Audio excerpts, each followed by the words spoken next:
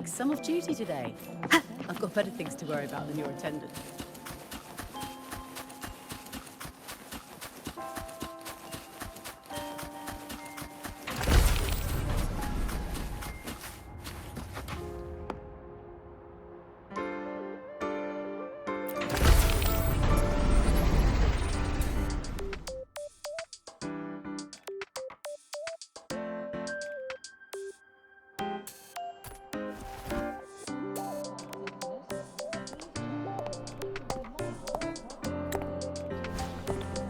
Now we reach the second epoch of the Royan Trine myth, the sacred reactor epoch.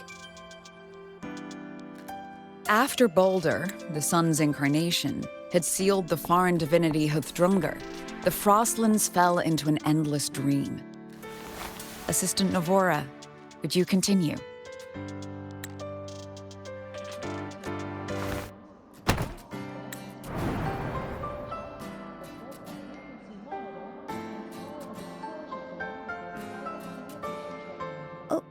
Okay.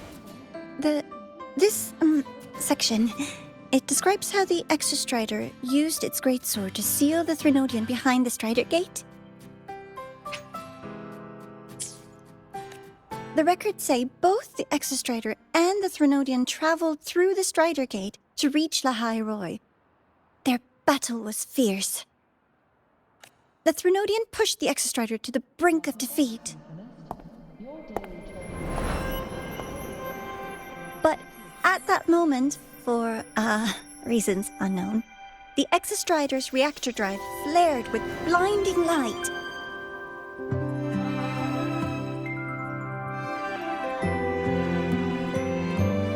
And it found the strength to raise its sword and seal the Threnodian away. Lahai Roy was saved. What a relief.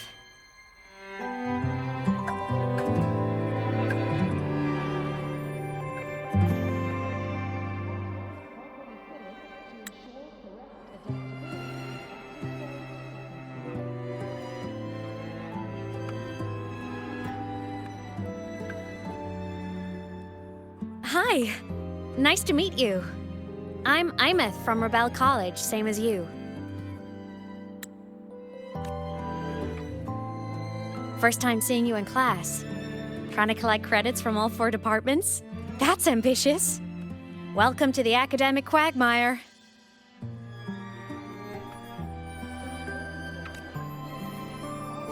Aemeath, I've been looking for you.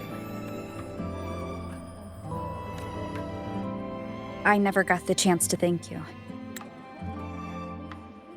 Thank me?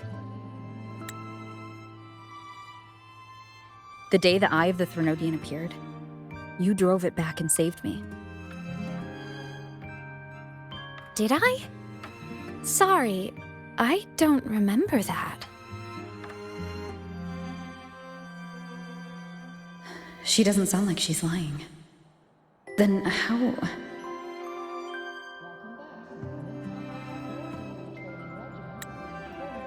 A synchronist.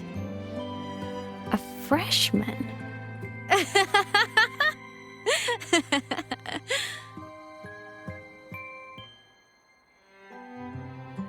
What's so funny? Oh, don't mind me. I'm just not used to seeing you like this. I mean, look at you. Something's missing, though. Oh, I know! A uniform! The Academy still hasn't issued you one? They're painfully slow sometimes.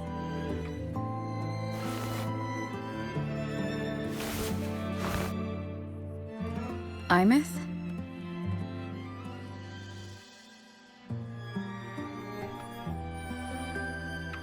I have to go.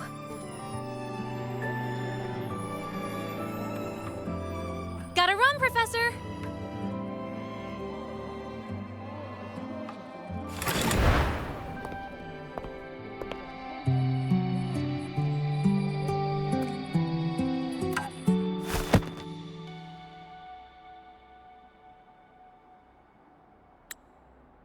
Rover, let's try to channel that enthusiasm into listening. do come see me in my office after class, okay?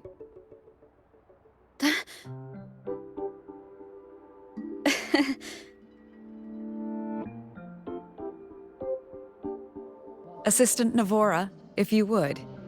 Pick up from the Twilight Epoch's Unending Winter, please.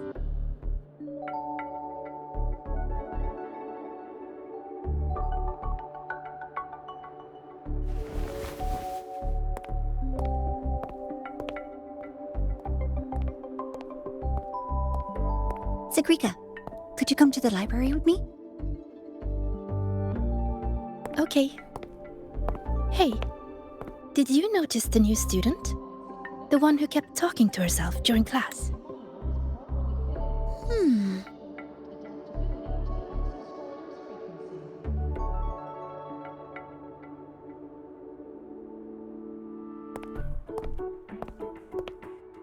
Rover, something happened during class, didn't it?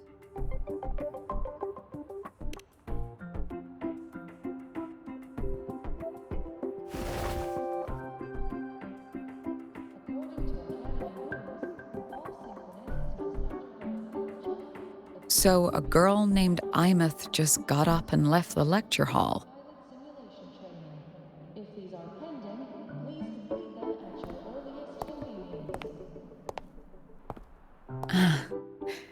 I never expected to hear that name again.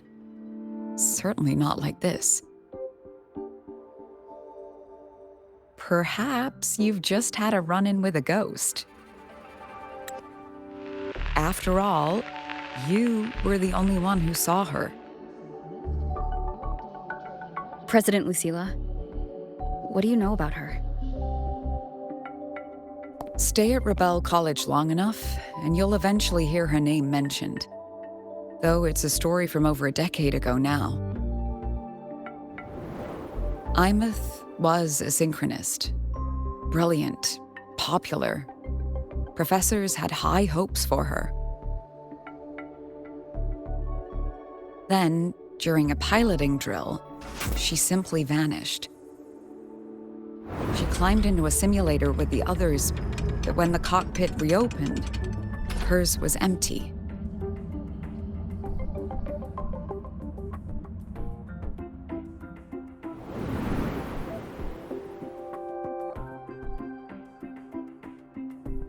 Intrigued? Want to go find her?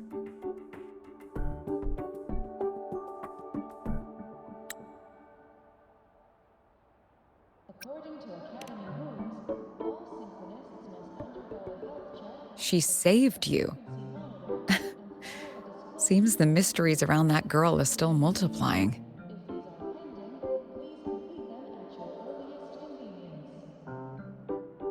To see someone who vanished years ago, presumed dead, lingering around the academy, a figment of your imagination, or is there more to it? I'm very curious to find out.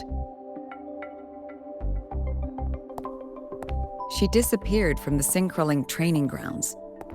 The very cockpit she vanished from is still there. The Academy turned it inside out at the time and found nothing. But if you're interested, go take a look.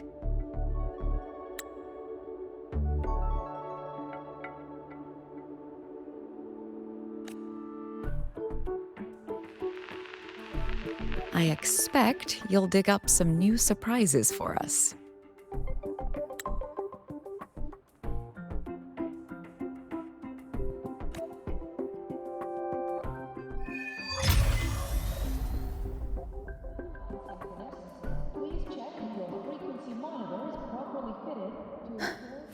Solaskin?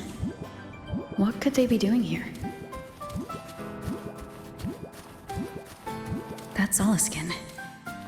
It's headed straight for the Synchrolink training grounds.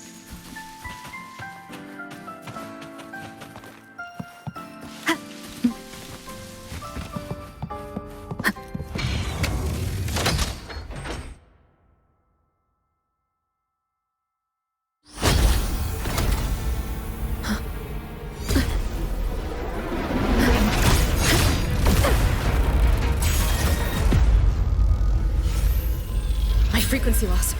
It's getting worse.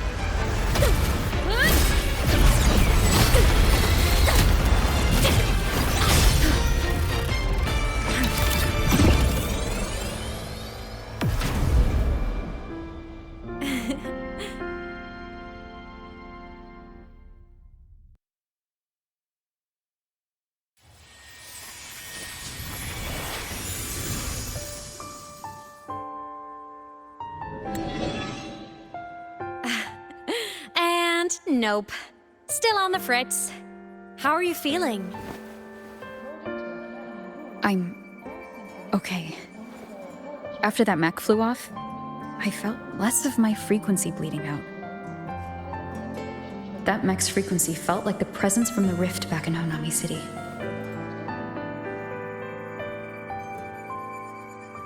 Aemeath, that mech only left after it saw you. After you clashed with it. That's twice you've saved me. Each time I'm left with more questions than answers. They say you're the exostrider synchronist who's been missing for over 10 years. And your hand back there.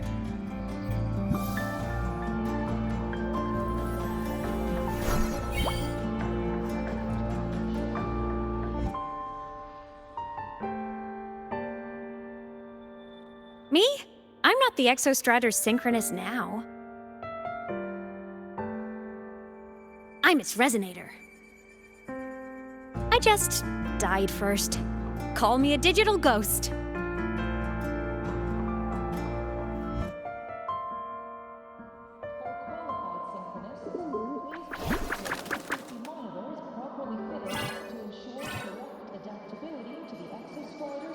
+10 years back, the underground seal broke. The Threnodian on the other side of the Strider Gate was about to swallow Lehigh Roy. I was still a student. My sync with the exostrider hadn't hit 100% yet. But there was no other choice. The exostrider was still sleeping. So I had to do something unorthodox. So you overclocked yourself to try to resonate with it? Yup. Impressive, right? I woke the big guy up. If only for a second. The seal held. The crisis averted. Everyone I cared about, they made it out okay. But it was too much for me. My body couldn't take it and got totally torn apart. So yeah, I died. But I'm still here, just floating around. I've been a little invisible. Well, a lot invisible. To everyone until you.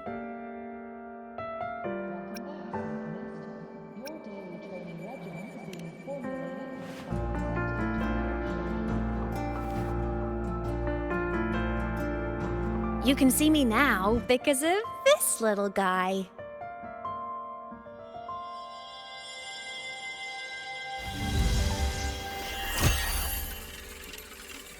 The exostrider's reactor core. My existence is kinda tethered to it now. Think of it as my heart. Even as a digital ghost, I never stopped trying to pull myself back together, to get back to reality. There's something I gotta do, and I gotta be the exostrider's true resonator to see it through. But our resonance started with an overclock. The power I got was unstable from the get-go.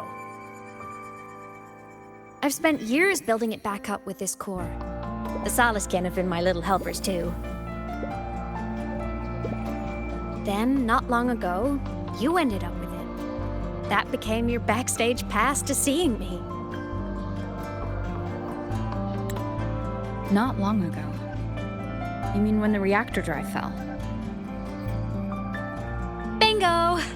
Since then, the core has become energy stored inside you.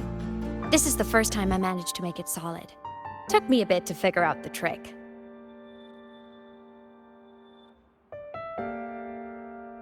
Then it was you. You're the one who saved Mornye when she was dying. You and that junior of yours were always close. We even crossed paths a few times back when I was still, well, around. Of course I'd help. A junior of mine. So I really did know Mornye in the past.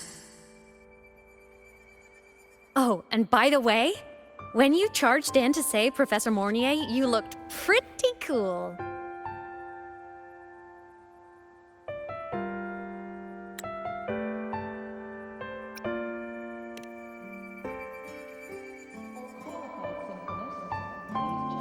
All right, no more teasing. But I mean it. No matter what, you always choose to save. And to me, that's the coolest thing in the world. The most beautiful. Anyway, back to business. The reactor core is tied to Sigilum. That's the mech that attacked you. It's like those void worms you fought. Made mostly of exostrider parts, but corrupted. Contaminated by Threnodian void matter. Sigilum stole a chunk of my power. That threw a wrench in my whole reassembling myself project. Now it's after the core too. Since Sigilum holds this piece of the exostrider's power, it can't be killed completely as long as the exostrider and I exist. Now, it can only be me who stops it. And since just touching the thing makes your frequency drain, taking it down should plug your leak too. Plus, I get my power back. Win-win. But see what it's doing to me? Even with you holding the core, I keep flickering in and out. 1 second I can touch you, the next I'm fading right through. So annoying. So will you help? You've got the core, and the reactor drive is wrecked. I can't do this alone.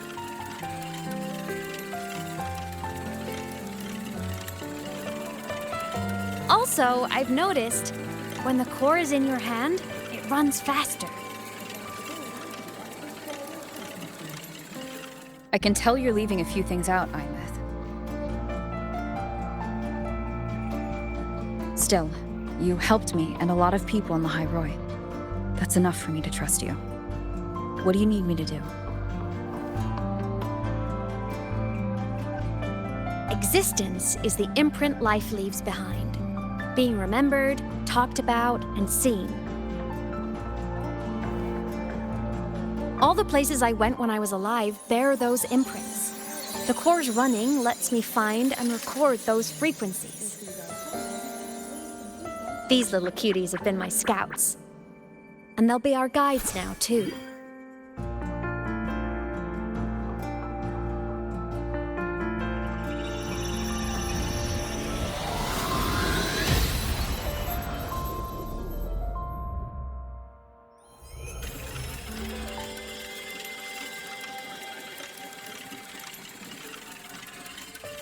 Pretty easy, huh? All you gotta do is carry the core and follow our lead.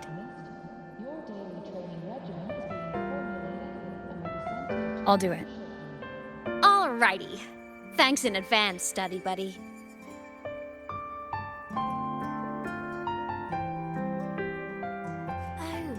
The Soliskin went down the lift. Let's follow. Before we go, I need to contact Mornye. The reactor drive was Lahai Roy's son. If I'm using the core, the Academy will want to know. Go for it. No problem.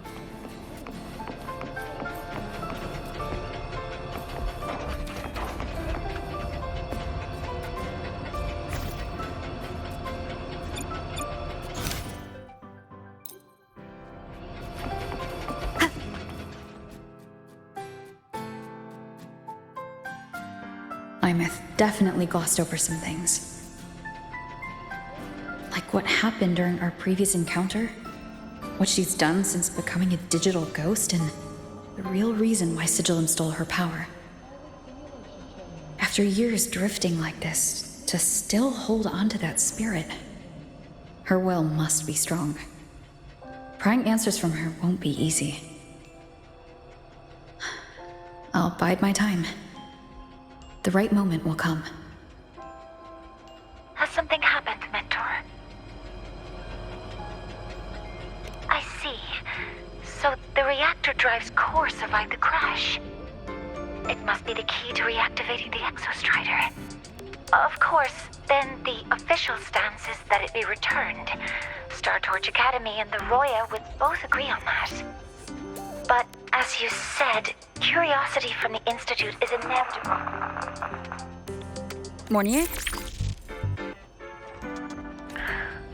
My. Already caused a stir in the training grounds. Color me impressed. I'll have people clean up the aftermath. You can carry on as you see fit. You were monitoring my comms with Mornye? You're a person of special interest. Of course we keep an eye on your movements. We? Yes, we. The Space Trek Collective. Think of us as the annoying adults on campus. I'll handle the debate between the Institute and the Academy about the core. This is a matter of priority. They'll listen to me. But when you're done with your business, I'll need you to return the core to the exostrider. You didn't mention it to Mornye, but I suspect your possession of it traces back to Aemeath, doesn't it? President Lucilla, I don't appreciate being interrogated over a tapped line. My apologies. As the one responsible for this academy, matters related to the exostrider tend to cloud my judgment. After the incident with Warren, we upgraded safety protocols on public lines. No more overstepping. Here is a peace offering. I've granted you full clearance. Passes for the Starboard Riseway, archive access, and use of Academy weaponry and equipment. I'll also personally apologize to Professor Mornye for interrupting your comms and ensure her next research grant is substantially approved. How's that, Rover? More to your liking? Why is the Space Trek Collective pushing this so hard? You should know. You have a past in Lahairoi, and you have some kind of connection with the exostrider. The Twilight Epoch, the unending winter described in Royan legend, the threat of the Threnodian Aleth I is growing. We need the exostrider awakened. Returning that reactor core is the only way. We've always trusted you to stand with us in this matter, to stand on the side of humanity. You know where to find me if you need anything, Rover. And my door is always open if you just want to talk. The Solaris camp is leading us to the auditorium first.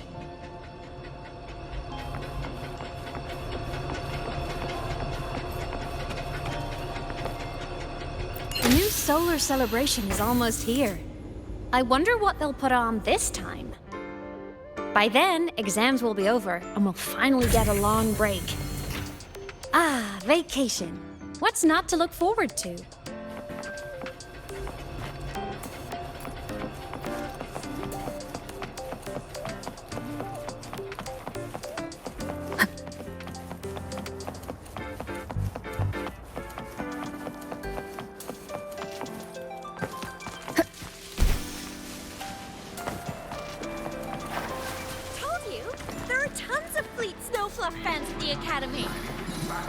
Just hope the fan meeting goes smoothly and everyone has fun.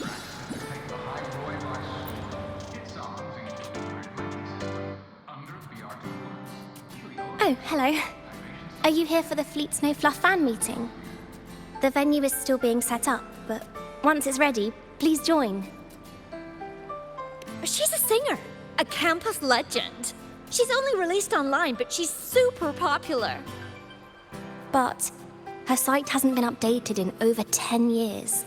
She posted one last demo and then nothing. Don't be such a downer. Maybe she just graduated and moved on to bigger things. Probably never showed her face to keep her life private. Doesn't matter. We still have her music. Here, even if you're not a fan, you should give her a listen.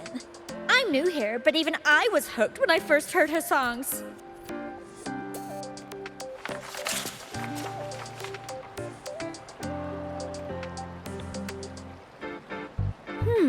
Nice print.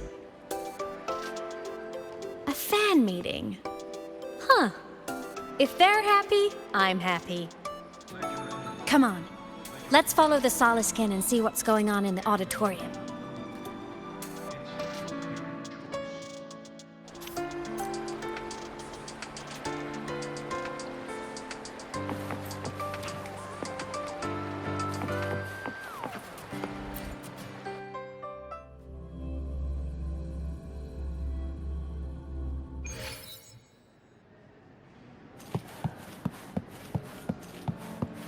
After scrapping so many drafts, I finally got The fan meeting merch made it on time.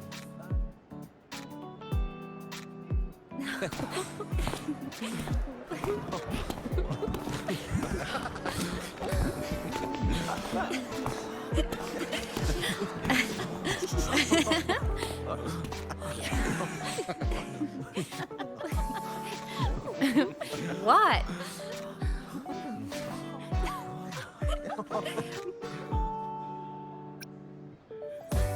Oh, just a habit of mine. Waving, chatting, going to class.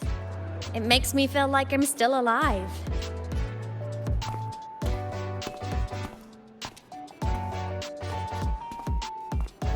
If I stop, I might forget what it felt like to be human. Call it a self-reminder.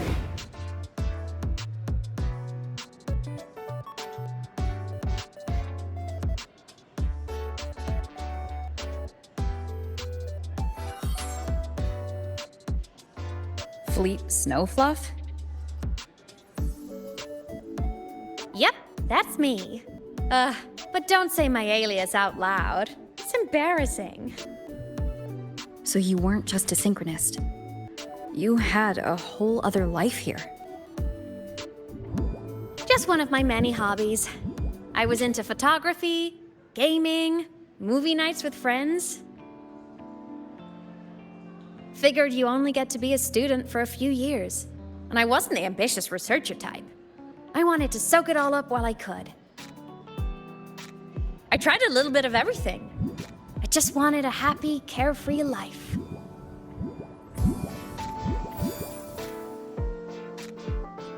Who knew I'd end up as a ghost, stuck as a student for 10 more years?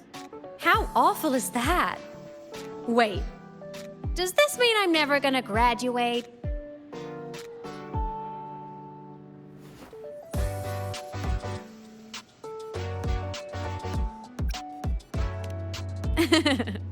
I get it.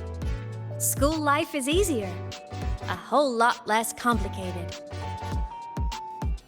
But I have to say, it's really moving to hear people talk about my songs after all this time. I wrote those for myself, you know? Never expected so many people to care. But if they made someone feel something, joy, pain, anything, that makes me really happy.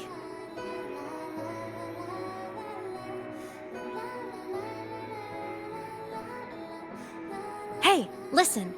Hear that song playing in the auditorium? That's the unfinished demo I left on my site. What a shame. I really should have finished that before the training run. Now it's my little musical epitaph.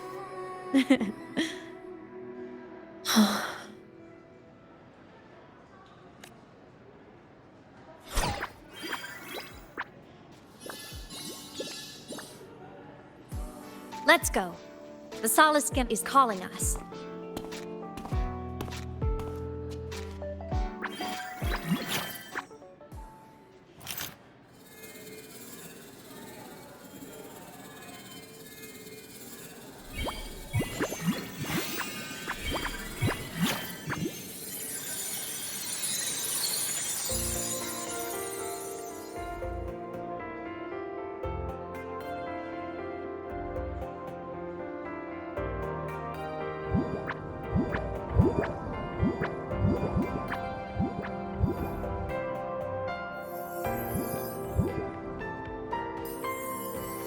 Is that the student rep from Rebel College?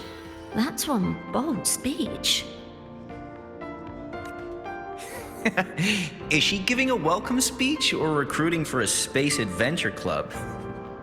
Uh-oh, the professors look upset. But she made a good point, didn't she? Isn't that passion the entire reason we're here? To explore whatever's out there again.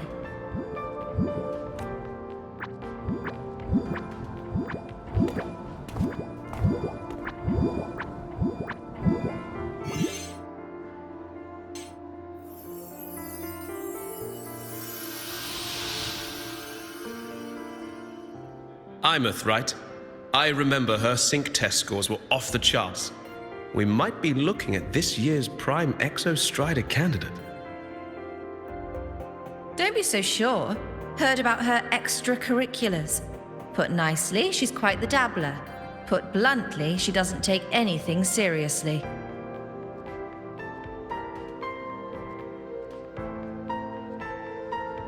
Potential is still potential. She's brilliant, she just needs guidance.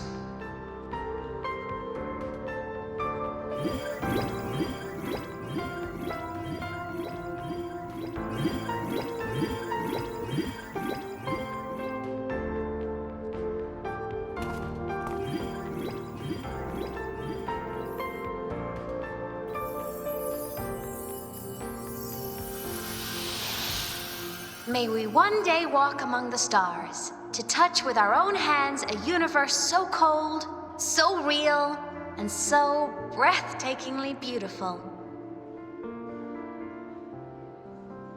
That's all from me.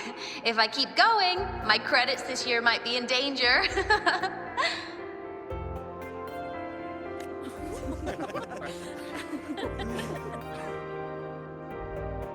It's an amazing feeling to be here at Star Torch Academy, and to know I'll be sharing this journey into the great unknown with all of you.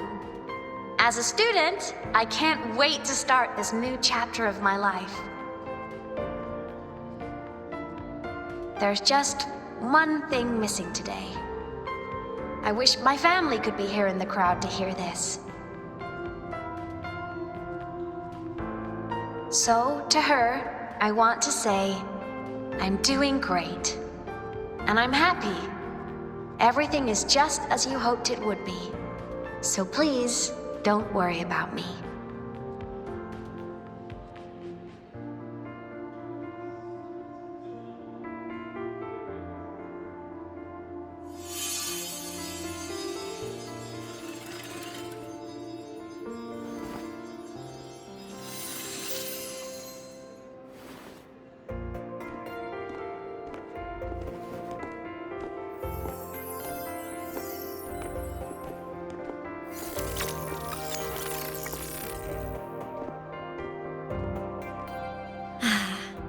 Looking back, I really do miss those days. Star Torch Academy is a nice place. I mean, I caused my fair share of trouble, but the professors never turned me away from lectures. You saved the Hyroi, Aemeath. But you paid for it with your future. And no one even knows.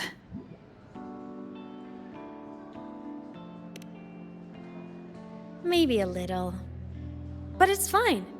Loneliness doesn't kill. Besides, I still have plenty to keep myself busy with. I wish I could have been there. At graduation. To hug my friends and wish them all the happiness in the world.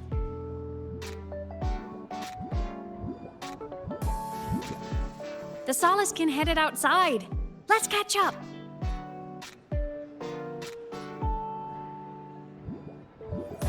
If it's leaving the campus, it's probably going to the frostlands. Right, we'll need to take the Starward Riseway.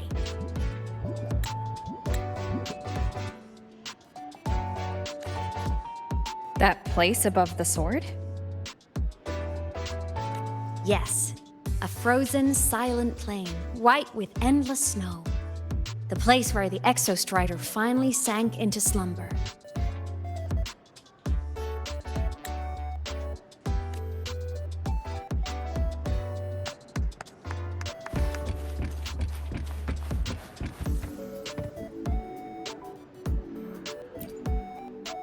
Our next stop is the Starward Riseway. Are you ready?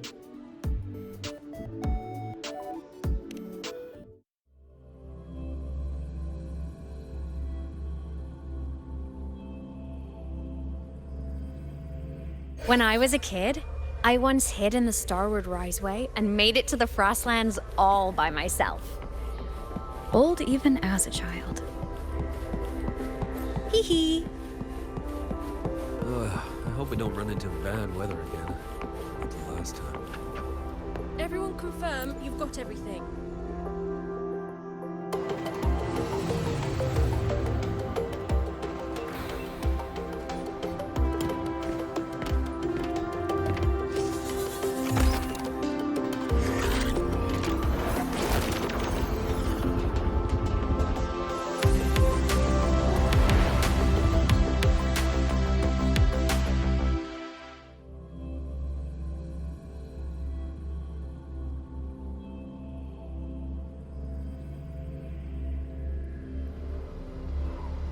Have you got your thermal jacket on?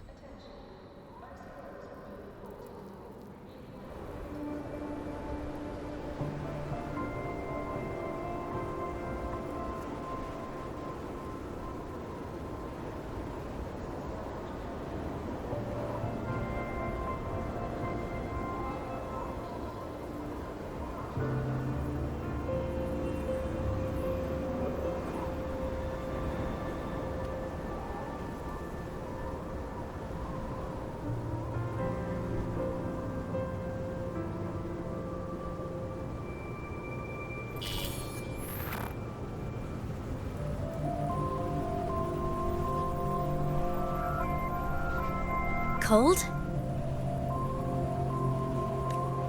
I'm fine. What about you? Between you and me, ghosts can't feel the cold.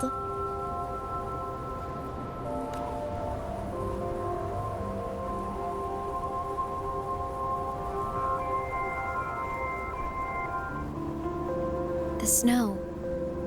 It's so beautiful. What a coincidence to run into you here. This is a pleasant surprise. Oh, it's Dr. Luuk. When he's around, just pretend I'm not here. Otherwise, you look like a weirdo talking to thin air. You should hide too, okay? This is our secret journey.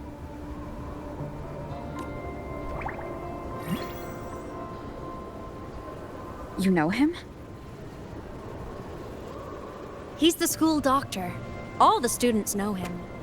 I didn't super well, but I do know that he's been in Lynae for a long time, and you can trust him. You came to the Frostlands for the exostrider?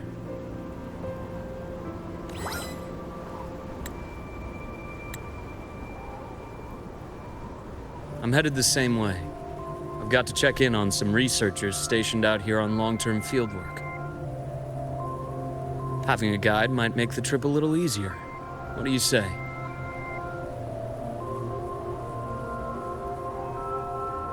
Let me help you modify your bike. There are quite a few waterways, and its current setup might not handle them well. You know how to modify bikes? You pick up a few things when you come here as often as I do. Oh, I used to love riding.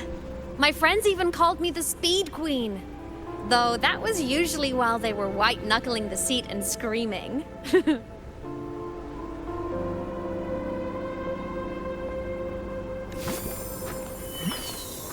Look at this place.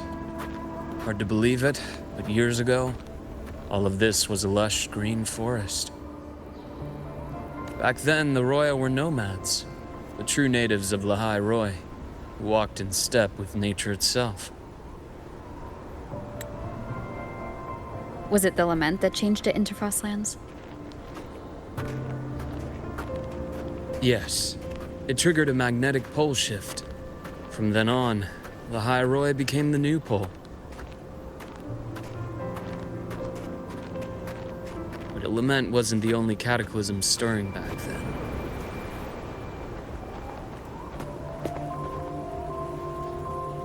In the past, we had already reached the stars, but at some point, the etheric sea spread to cover all of Solaris.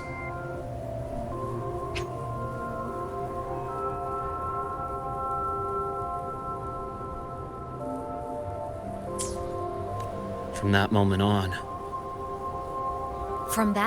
on, the universe locked its doors. We couldn't verify whether the sky above us was real or just a reflection.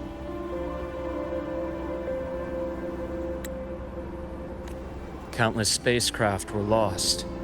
Our space exploration programs were abandoned, and space became out of reach. But times have changed. Since its founding, the goal of Star Torch Academy has been to use the exostrider to explore space, whether through the etheric sea or the Strider Gate.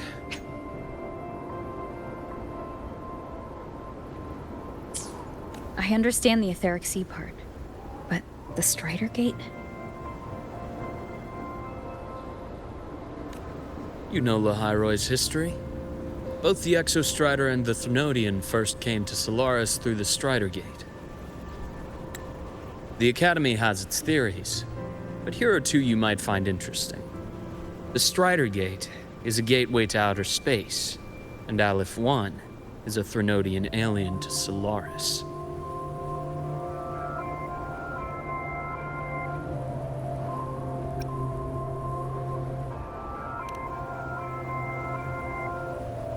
With a gateway like that, of course we want to open it. But to pass through, we must awaken the Exostrider and be prepared to face Aleph 1 head-on. I've long believed that Aleph 1 poses a far greater threat beyond void storms and void worms. With other Thrunodians, we can at least glean clues of their nature from their places of origin and the civilizations they emerge from. But Aleph 1... our knowledge remains blank.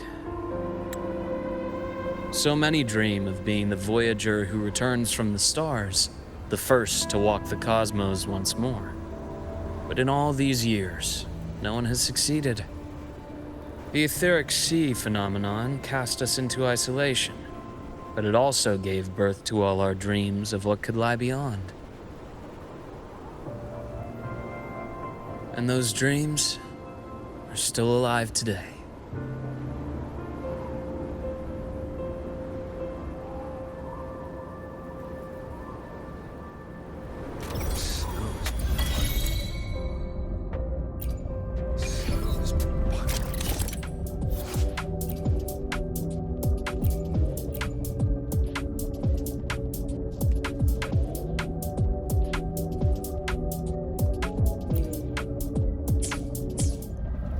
Dr. Herssen? Just call me Luuk. It has a nicer ring to it, no? Then, Luuk, you asked about my feelings on the Academy. What about yours? How long have you been here? About 20 years.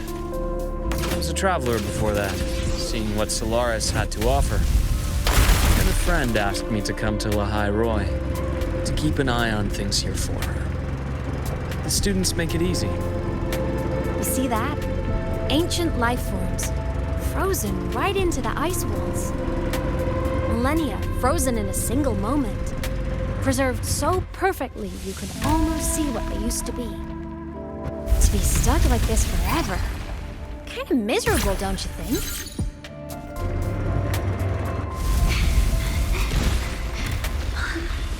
Must be around here. Someone's ahead.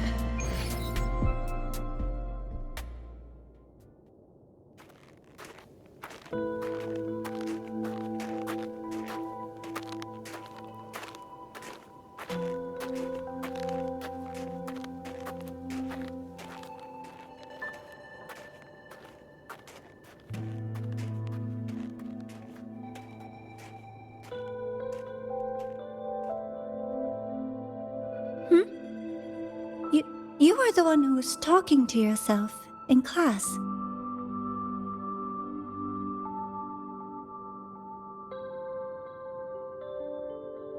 Whoopsies. Oh, and Dr. Herssen. You are traveling together? Did the Academy greenlight a new field trip? Just my routine checks on the field researchers. Rover here has their own business to attend to, but we're headed the same way.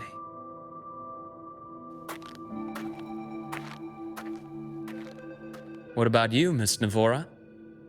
Chasing more fallen debris? Yes, exactly. I heard the frostlands have been experiencing changes since Helios was launched. I had a hypothesis that new debris fields might have been exposed.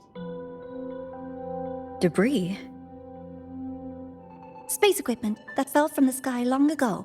Probes, satellites, and even space stations. Some previous digs unearthed wreckage containing records lost during the Lament. Oh, and images. Photos taken in orbit of other planets. They were absolutely breathtakingly beautiful.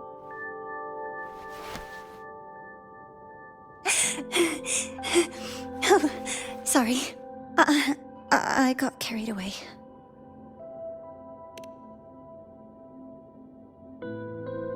Thank you.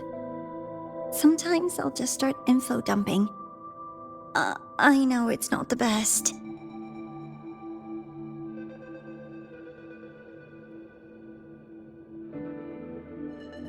The universe.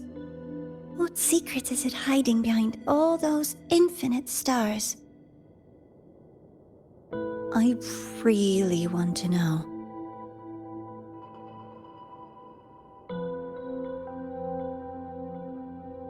Anyway, in short, I came here for the fallen debris.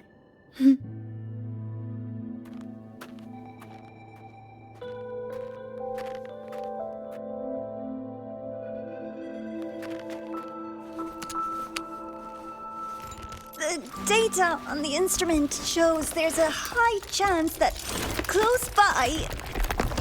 Huh?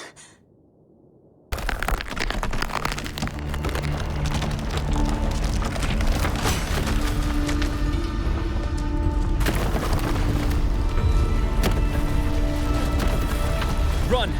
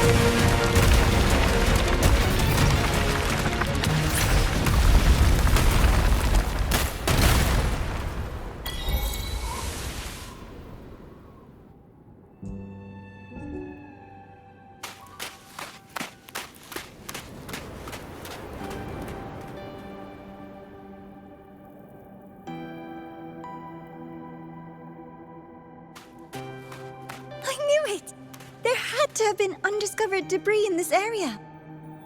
It must have been sealed in the ice wall all this time. Luuk, Navora, you all right?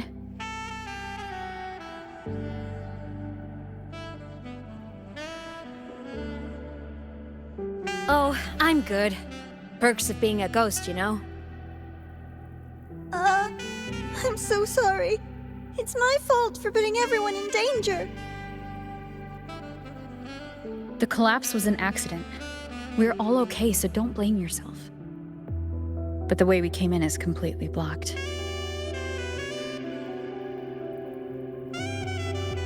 Scaling that ice wall? It's too high, too risky. I'd rather not have a student on that climb. I've contacted the Academy. They're sending a rescue team. Once Navora is safely returned, we'll set out again.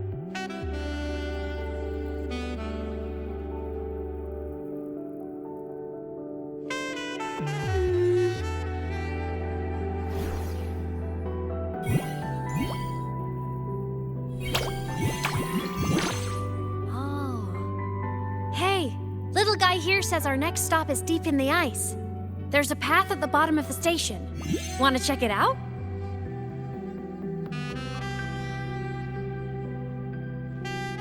What about waiting inside the station? It's freezing out here, and another collapse is possible. It's safer to wait for the rescue team indoors. I agree. I want to see what's inside too. With Rover on the team, a quick recon should be manageable. Up to you.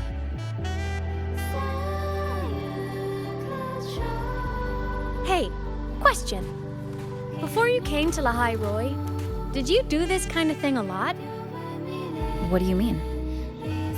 Like traveling with a crew, seeing the sights, stumbling into trouble, then going your separate ways. Like a classic road trip movie, you know?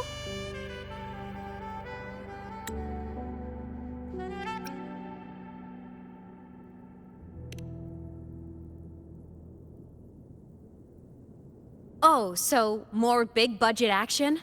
I can see that. Solaris is crazy. Looks like this time I get a co-starring role. Amazing. Let's keep going, study buddy.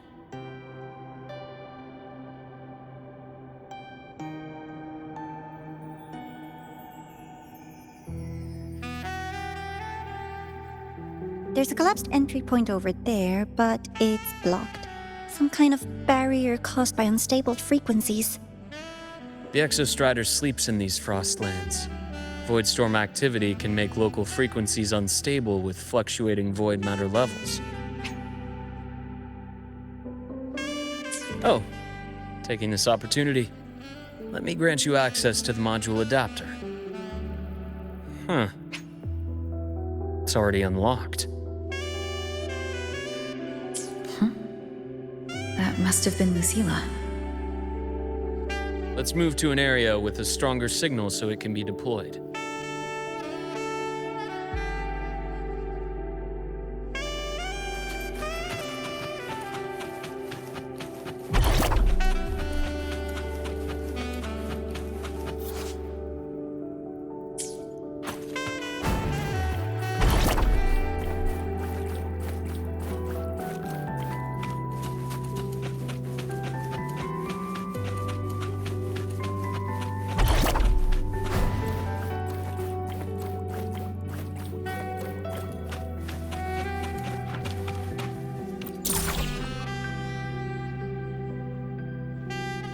This module adapter was developed by Star Torch Academy for Frostland expeditions. It lets you interact with frequencies disrupted by void matter. Give it a try. You'll need it here.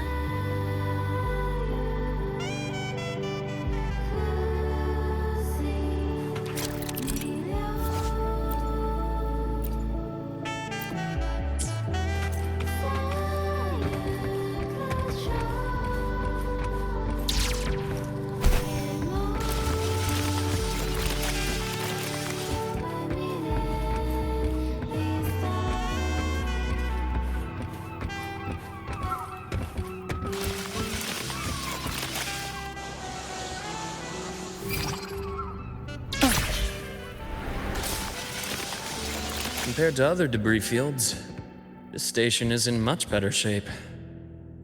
It's amazing.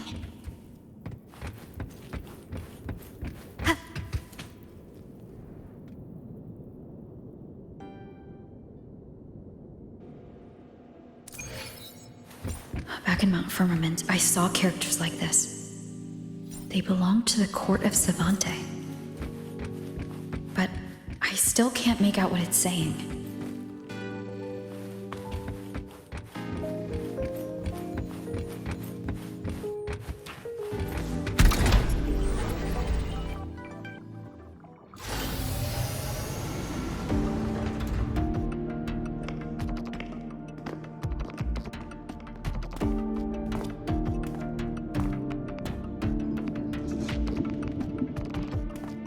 This is...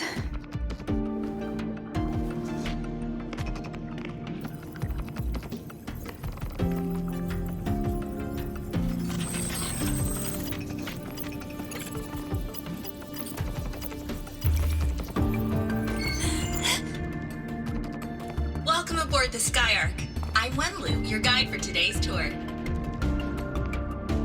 Teachers, please stay with your assigned groups and ensure this one-day tour goes smoothly.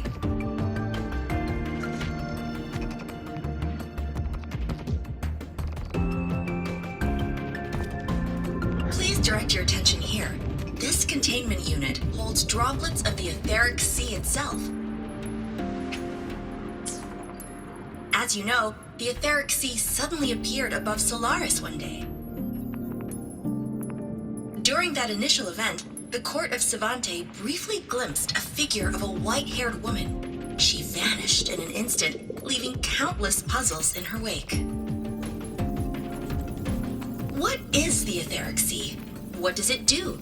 And why does it appear? The court of Savante conducts research here at Sky Ark to seek answers to these questions.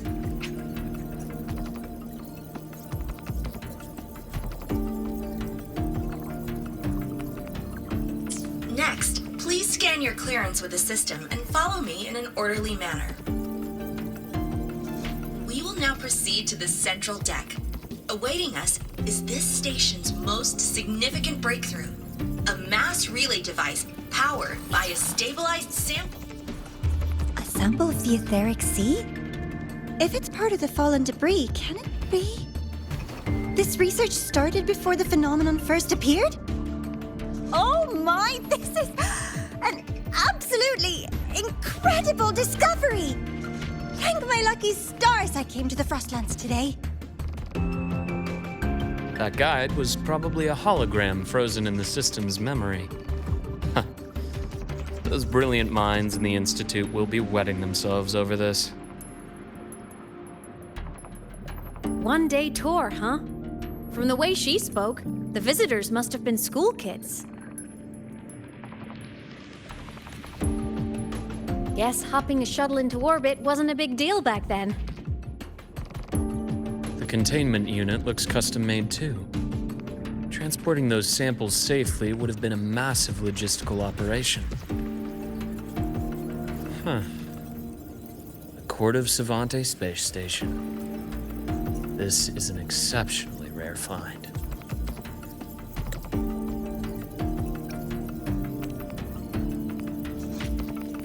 The Academy has recovered other debris from this era. The systems have enough common architecture for me to manage a basic reboot. As for the Court of Savante's characters, let's just say I developed an interest in it, under unique circumstances.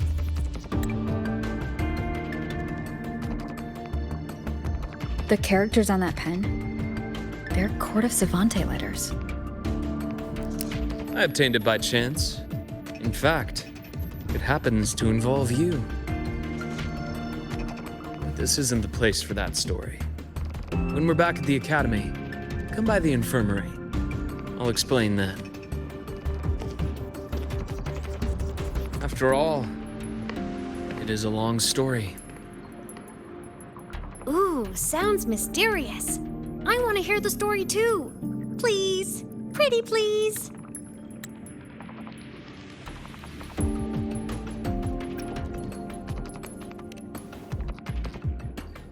Fair point. Don't forget I can even sneak into your terminal. Everyone, this way please. The visitor registration system is here.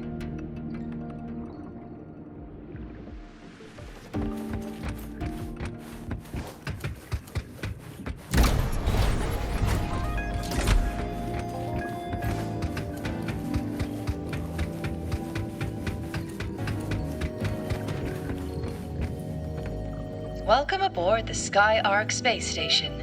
It's an honor to share this vessel of knowledge with you as we journey across the stars.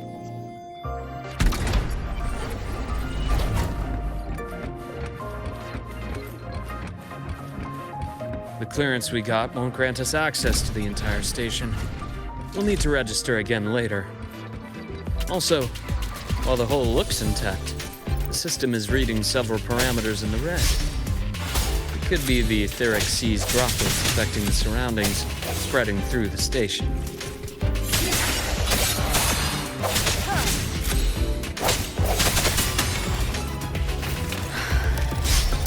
Hopefully this helps.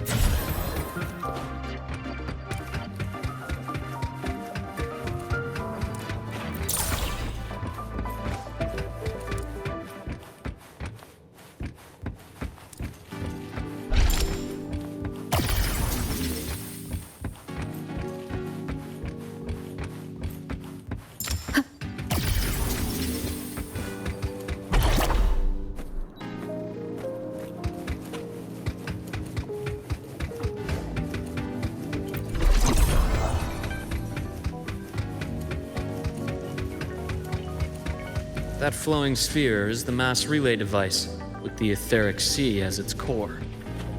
Let's check the console.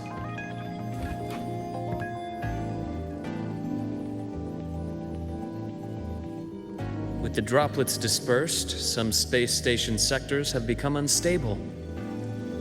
This mass relay device shares the same origin as the droplets.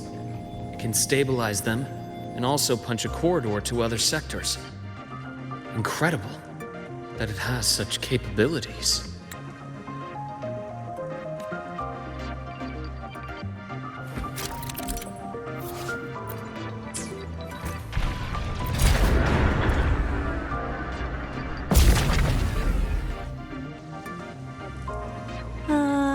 The hatch over there is back to normal.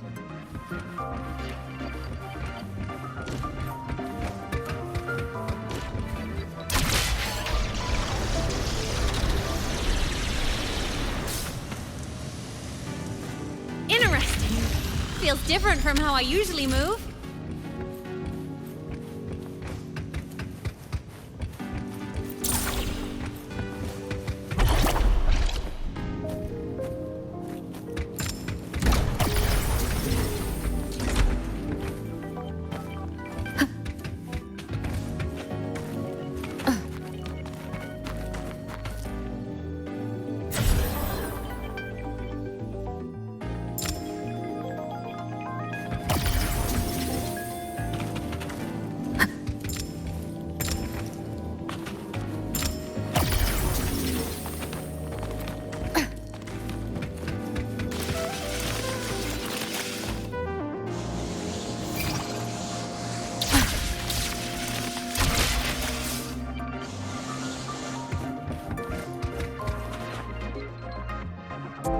Pathway's blocked.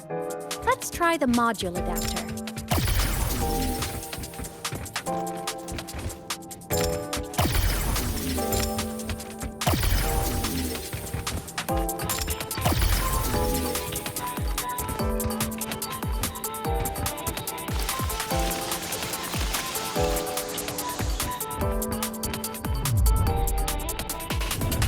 Look here! Hello? Digital ghost, remember? Hacking this is easy. Welcome to Aemeath.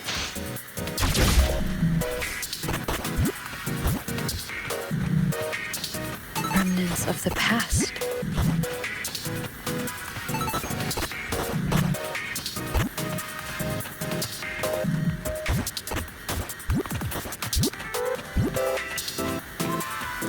An unexpected discovery.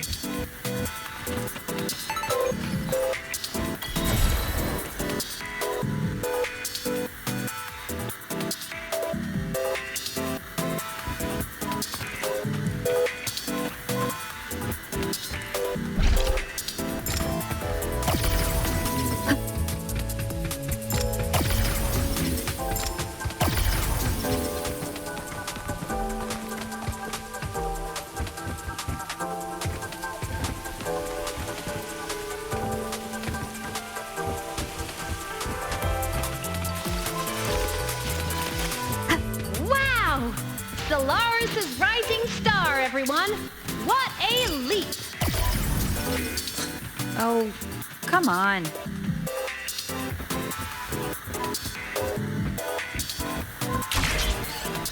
Track system activated. Done. This track was used to transport experimental samples from space. The storage facility should be just ahead.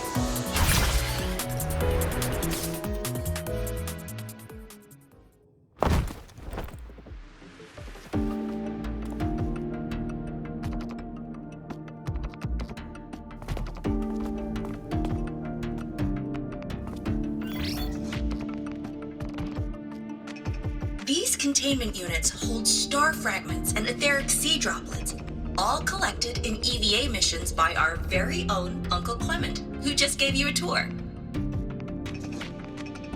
It's exhausting work. After each mission, he requires a full cycle in a recovery pod. Let's thank Uncle Clement, and then gather here.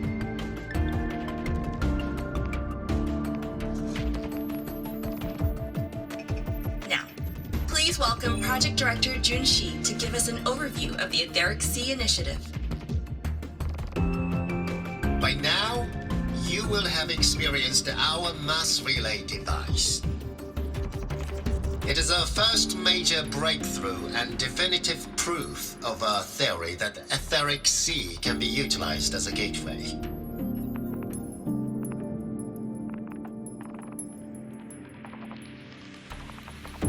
The droplets exhibit unique quantum properties. Used as a medium, they could help us reach places no one on Solaris has ever set foot. We haven't found the way yet, but I believe these obstacles will be solved soon.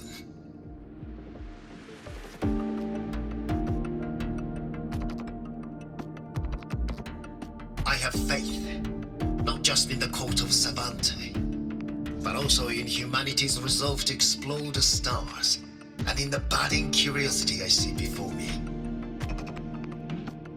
A mind that feeds on the light of distant stars will never be content to simply look. It will find a way to make the journey. Recently, a brilliant new mind joined Sky Ark. Our work was instrumental in developing the mass relay device. Let's welcome Professor Wei Ying to share her vision.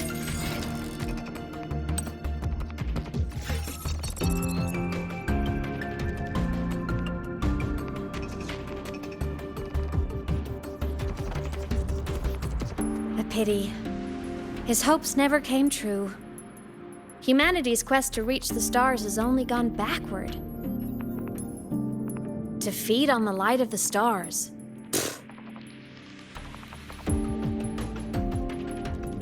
Venturing into the unknown beyond the Etheric Sea. Romantic idea. Though who says something ugly isn't waiting out there in the dark? Over here. I found something interesting in the system logs. The station fell long ago. But according to this, The Sky Ark system was briefly reactivated after years of silence. Could someone still be alive? Not likely. We'd have found signs of life long before now. The activation sequence was used only to seal hatches and lock equipment. After that, nothing. Can you see who activated it? Hold on. Yes. Clearance belonged to Clement. The one who gathered the droplets. That's all I can pull for now. But the Academy will run a full investigation later. I'll keep you in the loop. Good. Keep me posted. Shame the director's speech got cut off.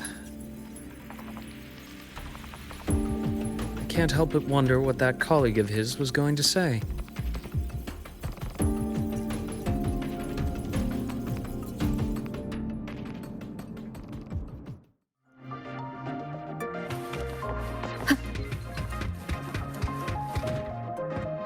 Welcome aboard the Sky Ark.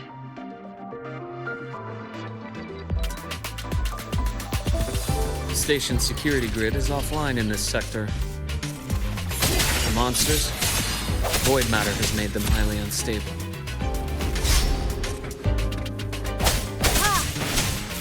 Keep it together.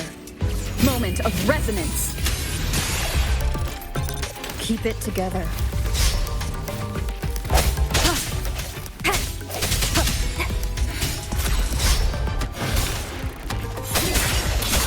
Keep it together.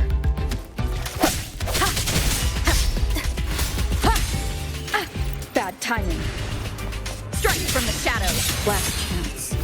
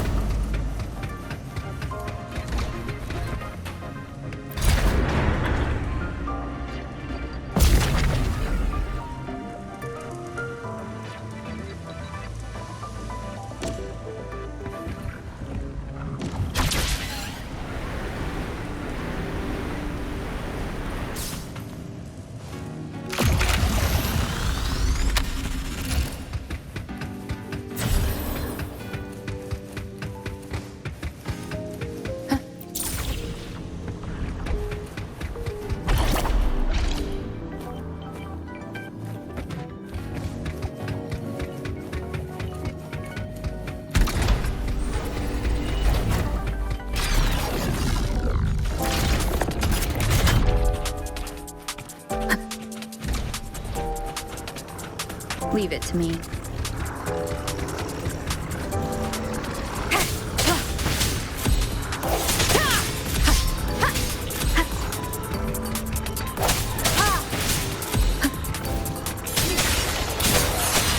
The hour is upon us. I sense your weakness. The frequency here is unstable too. Try using the module adapter to disrupt it.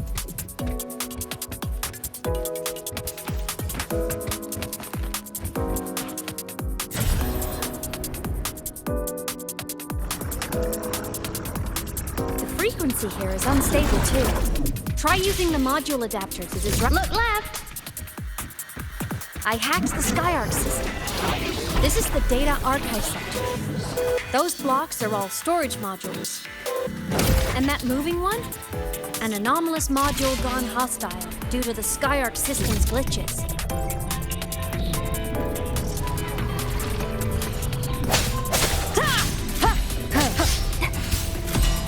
Void matter levels seem to have risen.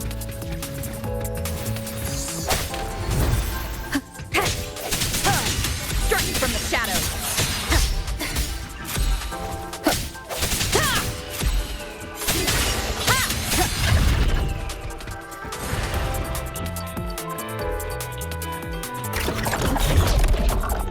It's moving deeper into the sector. I'm on it. Look! Lynae Blocks is complete. In the Space Fantasy Katia series, every copy included this minigame. I love it so much, and I'm really good at it.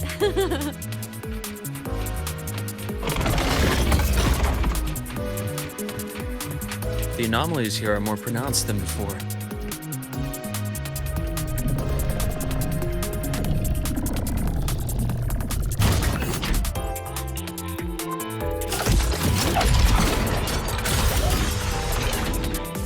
Hang in there! I'm working on something in the Sky Ark system. Use the adapter to disrupt these error modules.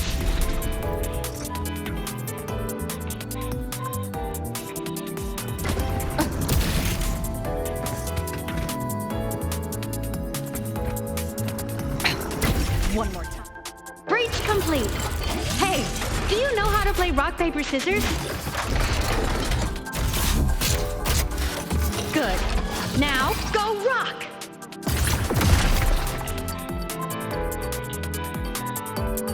Yeah, we won! Amazing play! Wish we could play another round of Lynae Blocks again.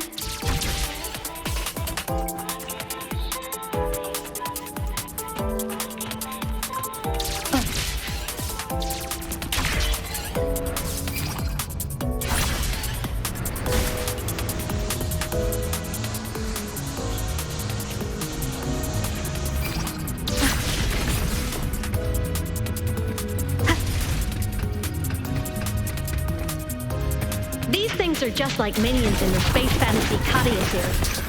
I'll clear them out for you.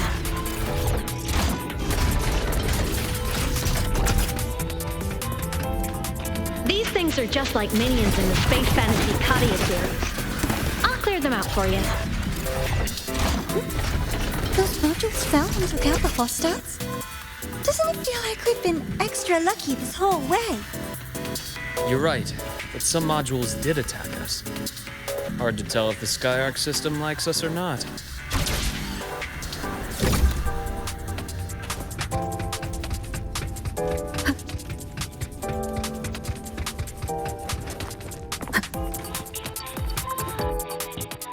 Welcome aboard the Sky Ark space station. Your one-day tour has ended. Please follow your guide back to the central deck and log out of the visitor system in an orderly fashion. May we meet again among the stars.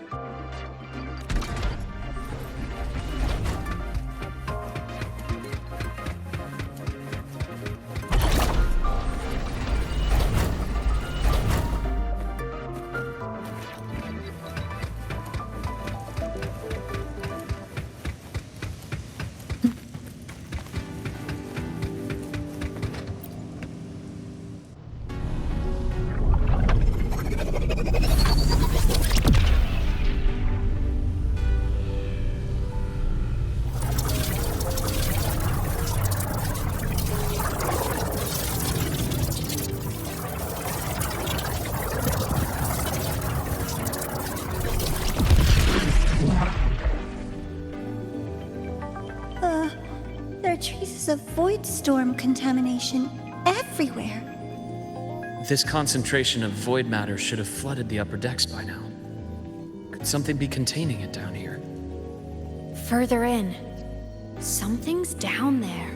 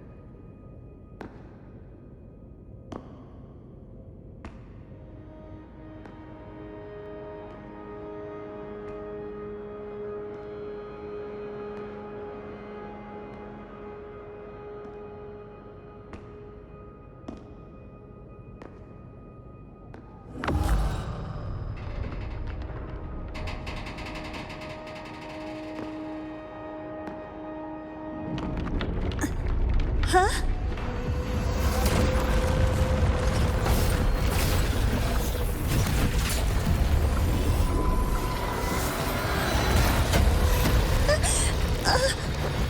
That hurts. Navora!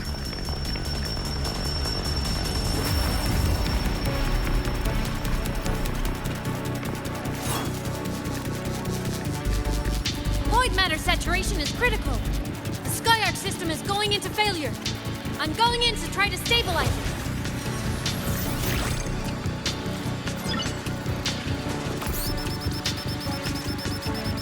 Everything here has already been contaminated, including that.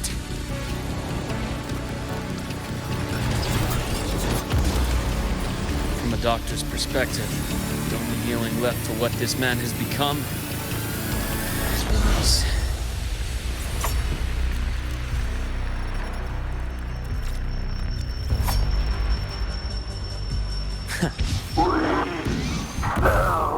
From the stars.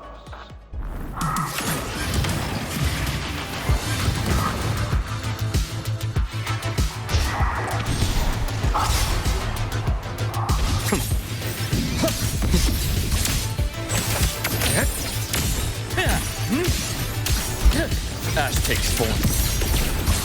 Charge. A deep incision. Time to incise. Game over. My scalpel etches your epitaph.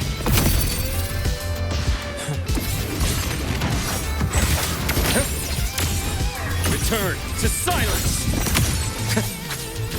A bearable price. Reaction. Charge. Imbalance ends here. Gotcha. Rot. Resected. Charge. Blink. And agony.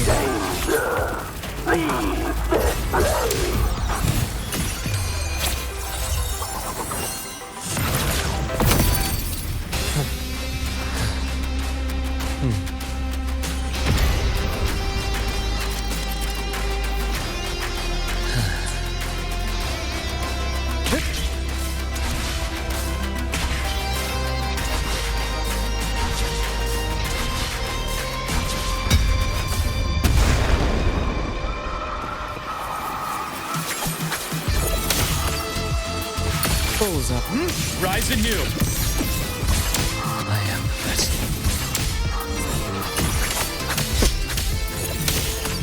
Shame. Just one misstep.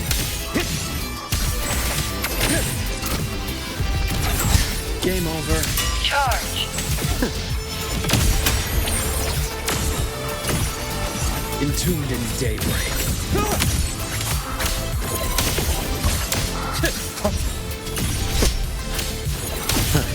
Gotcha. Imbalance ends here. I bestow eternal peace.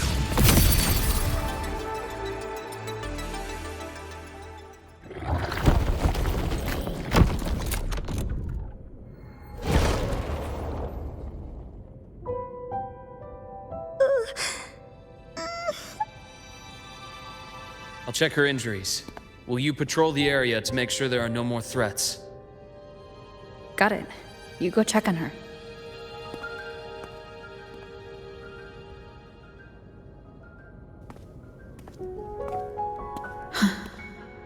What's that?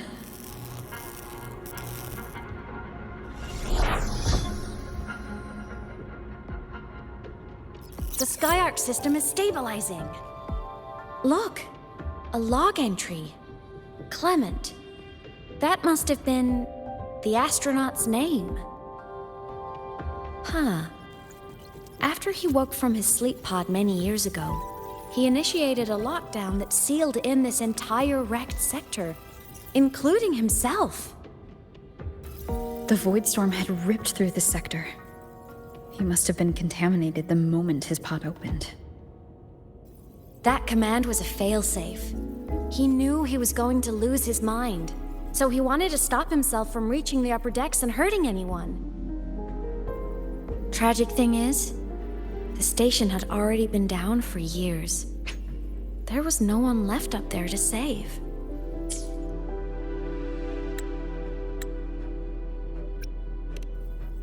There was nothing human left in him, but sealing himself away. That choice had to come from the man he once was.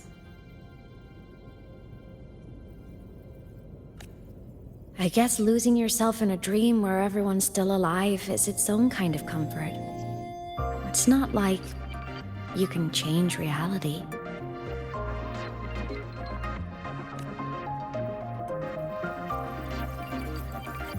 This file? It looks like a recording.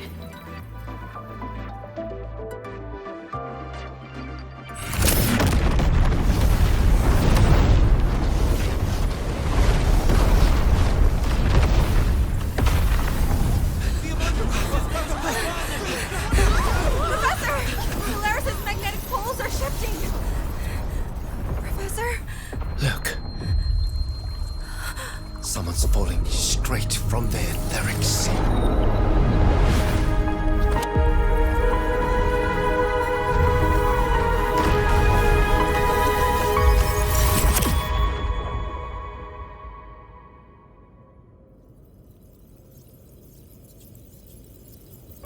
Was that me in that recording? That had to have been the station's final moments, when the etheric sea phenomenon suddenly spread and engulfed all of Solaris, like Luuk said. But those droplets in the sky, that was retroact rain. So that might have been an image of an event long ago, not part of the etheric sea phenomenon itself.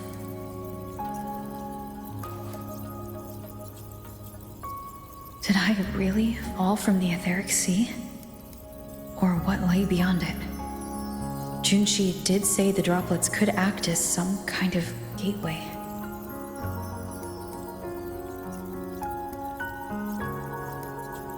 Back then, could I have? Aemeath? What's up?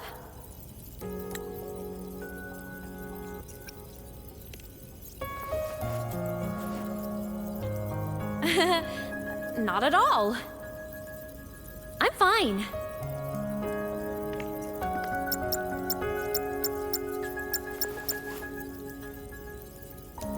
I'd recommend you keep this private. Don't leave the recording for the Academy's teams to find.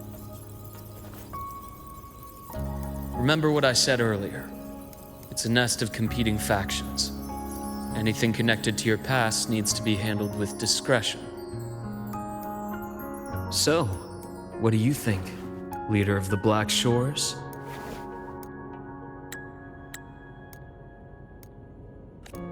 Very few people know about that. Be direct with me, Luuk. I know you knew me before, but I acted mostly as a bloom-bearer in the past.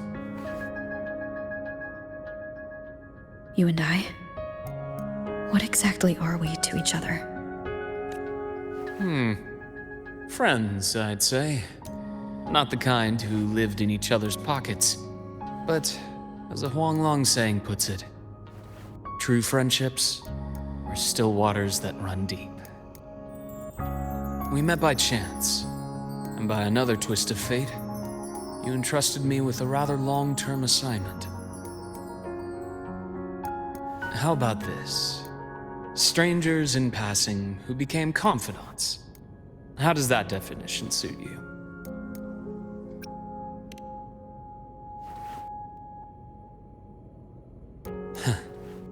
Sorry, but it's the truth.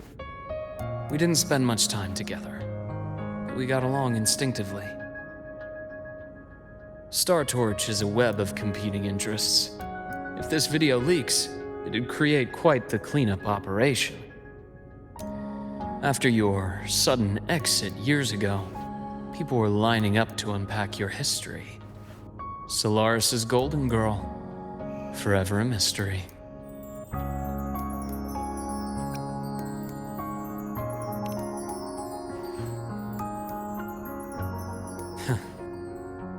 You're not the same as when we first met. But let's save the reminiscing for later. Navora's hurt. I've stabilized her, but as a doctor, I must stay to watch over her. From this point, you'll have to proceed alone. We'll wait here for the Academy's retrieval team. All right. I'll see you back at the infirmary.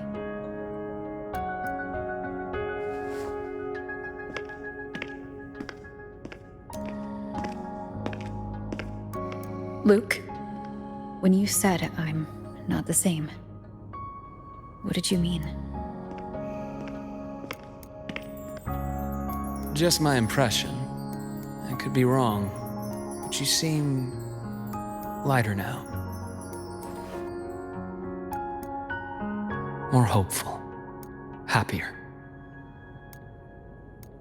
And that's not a bad thing.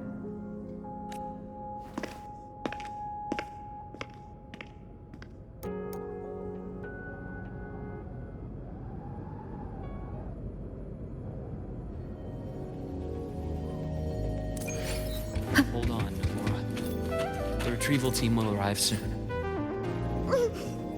Okay.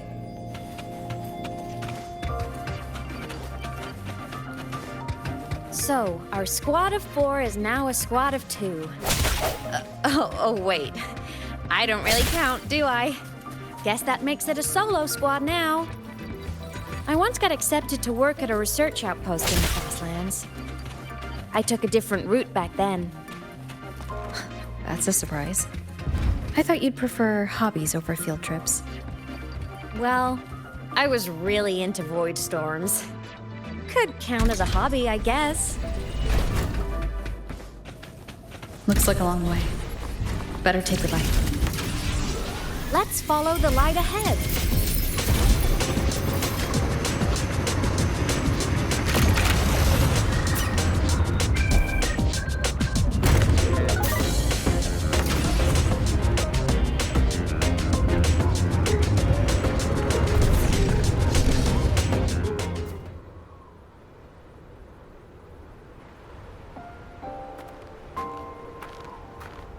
So it was here.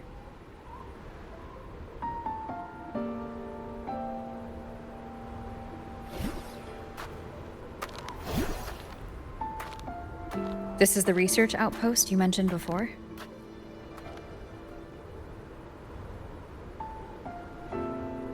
One of them. I worked at several outposts back then, but this one wasn't so lucky. The scan shows it was hit by a sudden void storm surge. No survivors. So that's why I never saw them again back at the Academy.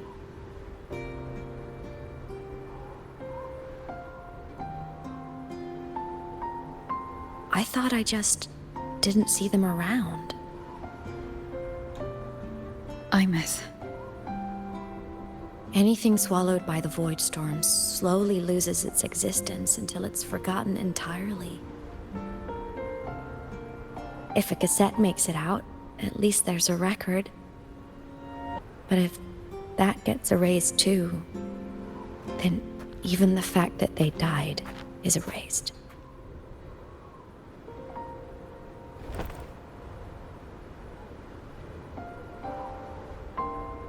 Use the core.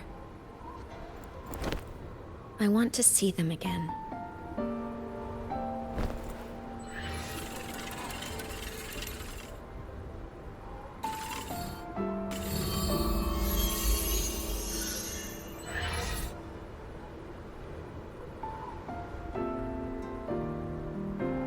Aemeath, you were amazing. If not for you, that Glomoth would have crushed us to a bloody pulp. I'm still shaking, but you're already cool as ice. Are all synchronists from Rebel College as composed as you? if you want to thank her, share your Voidstorm research. To the Frostlands came our little Aemeath for this curiosity. You should show her that thesis you've been writing for years.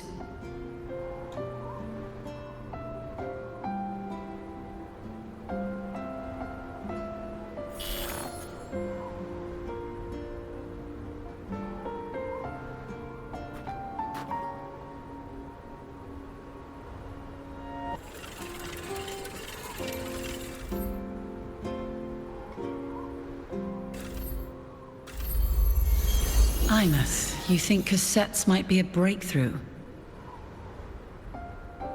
I'm not sure.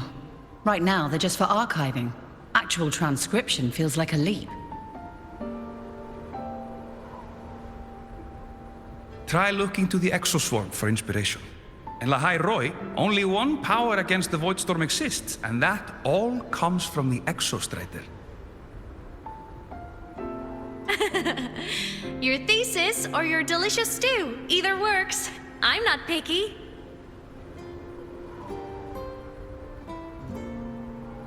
As for the Voidstorm, I'll try all your ideas. The problem is, we don't understand the Voidstorm deeply enough.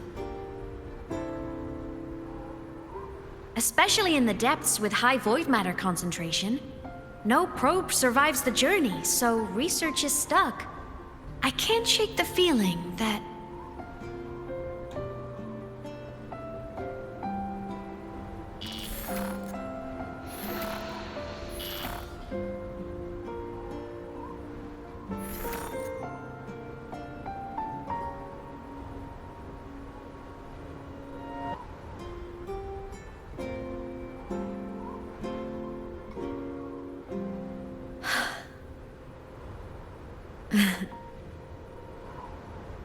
When I was a child, my parents were lost to a void storm.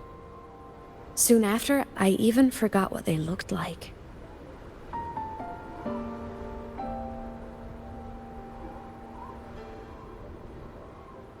So you see, death hasn't been all bad.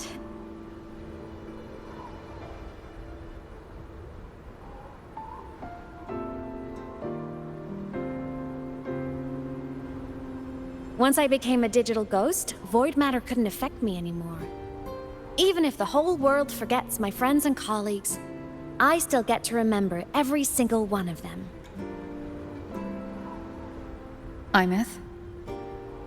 Yep. You don't always have to smile through everything. What's that supposed to mean? I'm happy. Really. It's the way I choose to live. You're too serious, always overthinking, hence the long face.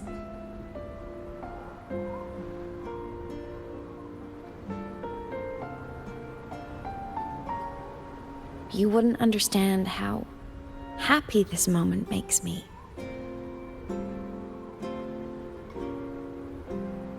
Come on, I'll show you the Frostlands slumbering giant. Lahai Roi's exostrider.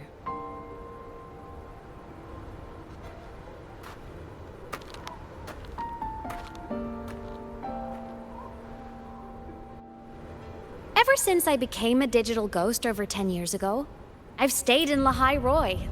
Can't get too far from the exostrider. You've been to many places, right? Care to share some stories? Let me think.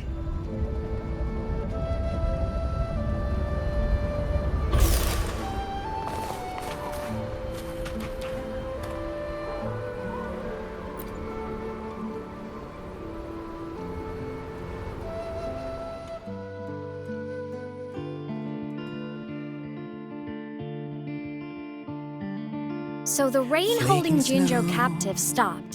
Time began to flow again, and everyone got to celebrate a new beginning with the moon chasing festival.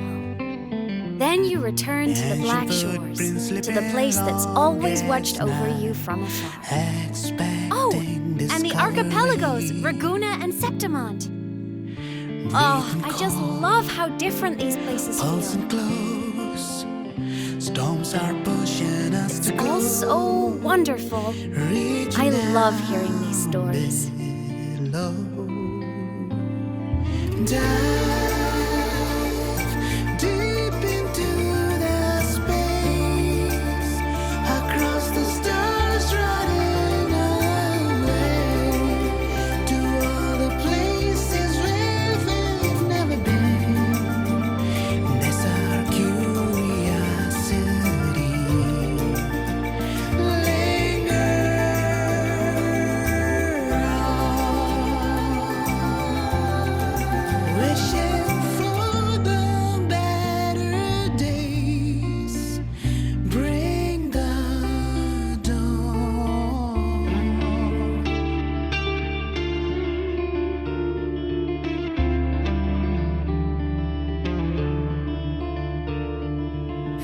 Satellites, quiet core, resonance is hard to find. Meteors crash towards frozen crust that can't crush, crave for the unknown. Engine falls. It wasn't all smooth sailing. Plenty of emergencies along the way. Hearts won't give it up. Still, it all sounds amazing. And I know you must care for some of the people you meet. Tell me, this journey you've been on since losing your memories, have you been happy? This must be...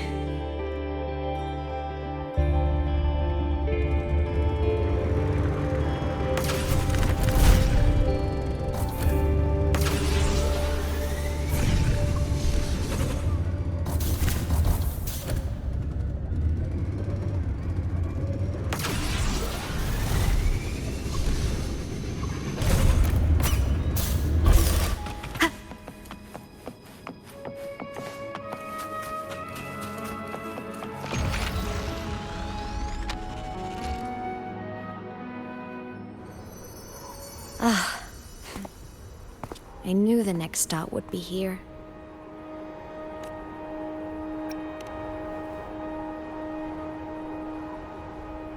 The cabin up ahead. It's where I used to live with my family.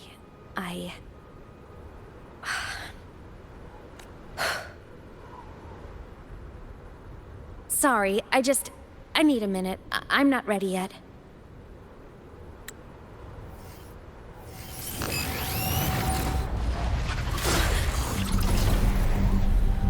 Just like before.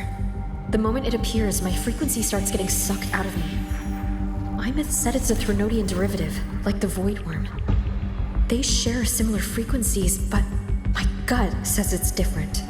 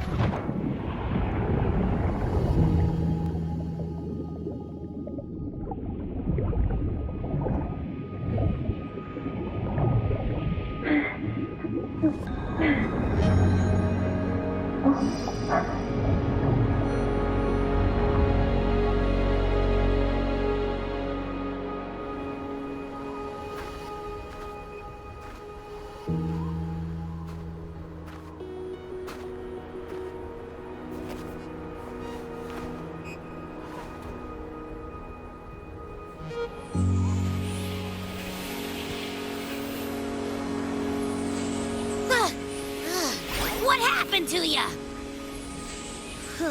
Your frequency's been leaking everywhere. I tried plugging it from the inside, but it didn't work. This is no good. How about this? It stopped. For now, I gotta rest. You did great, Abby. Go get some rest. Don't you ever jump in after me like that again. The void matter concentration down there is too high. If you fall into void space, even you could be consumed, erased from existence.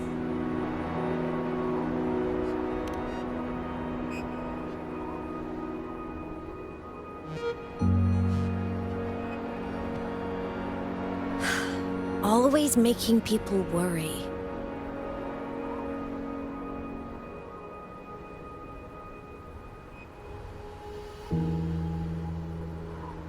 There's a theory in Lahai Roy.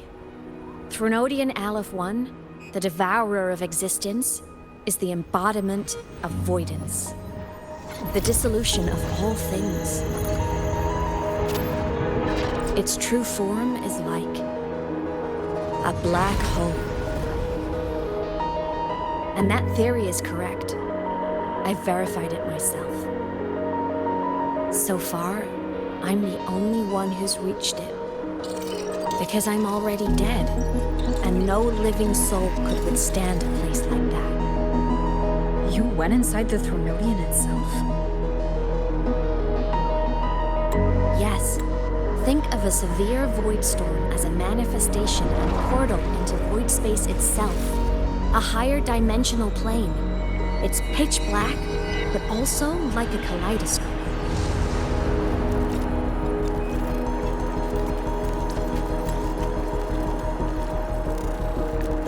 Inside, time and space aren't linear. Everything is warped.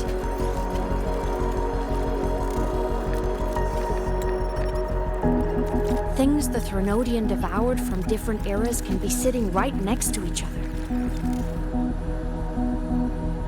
I know you fought many Threnodians, but Aleph 1 is different.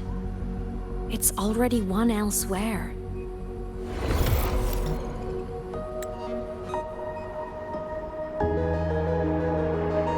Wandering through the void space, I saw the proof. The graveyard of civilizations is already ended.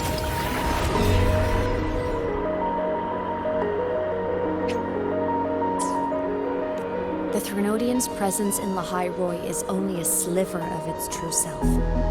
It's been trying to break through the seal on the Strider Gate to devour Solaris.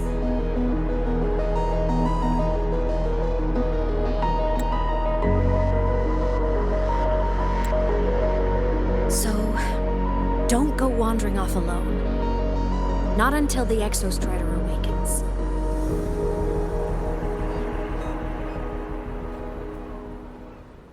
Come, let's rest at the cabin.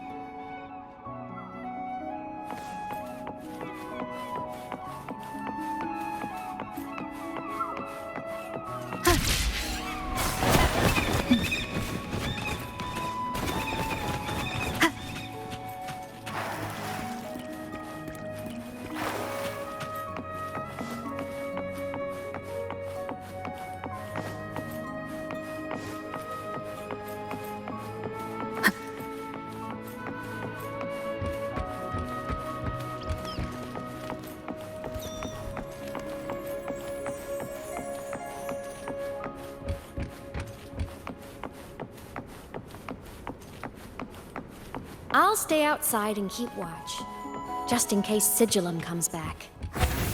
You rest. Don't go anywhere, okay?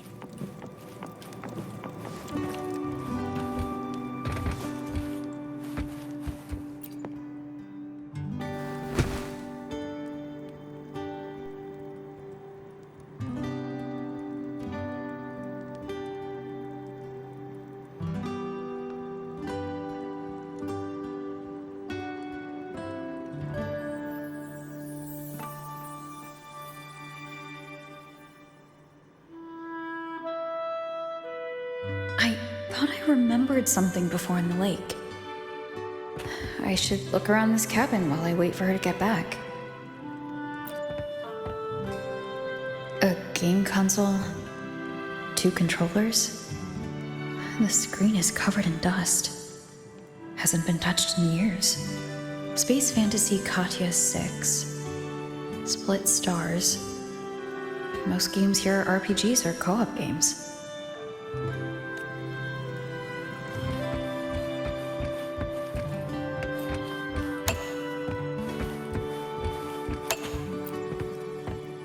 childhood doodles.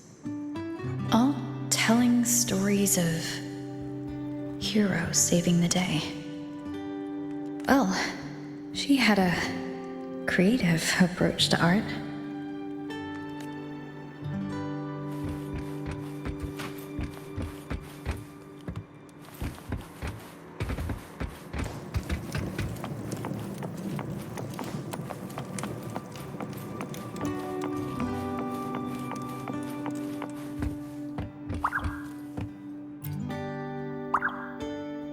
Stuffed toys. A big cat and a small cat. They look like they were well loved. So soft. You could probably hug these all night.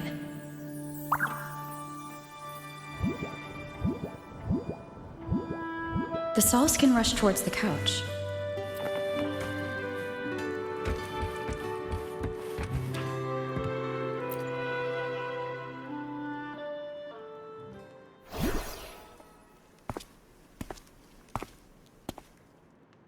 Aemeath still isn't back, but if my hunch is right.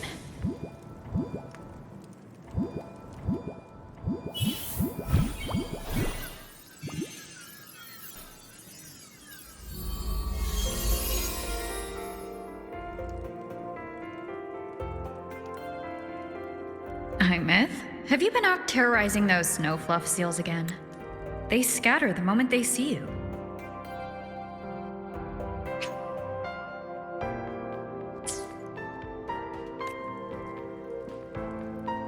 Keep this up, and it won't be long before there isn't anyone left in the frostlands to play with.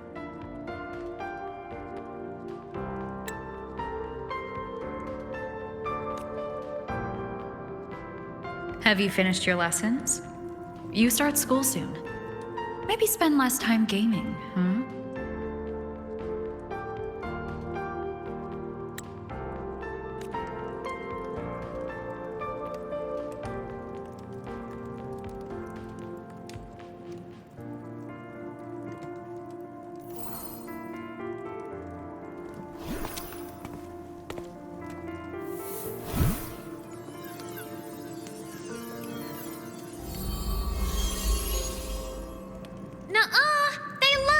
With me. Why else would they crawl over and play before running away?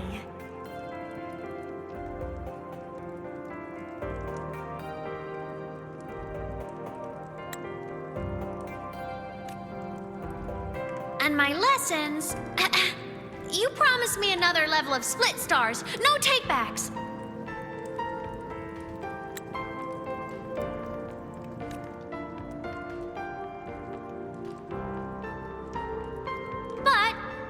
I want to learn how you folded that thing first. Can you show me? Pretty please?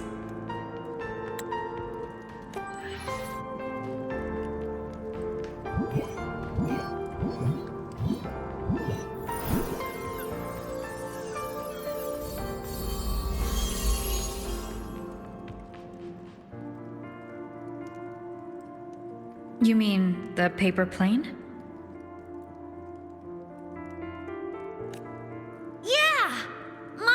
Nosedives right away, but yours flew so far.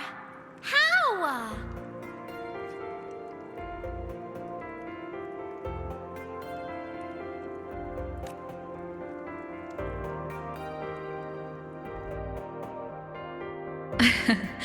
Well, of course, there's a trick to it.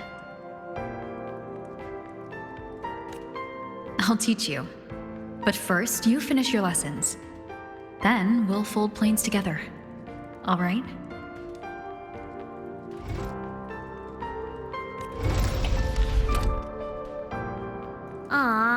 Okay. You promise? I promise. Cross my heart.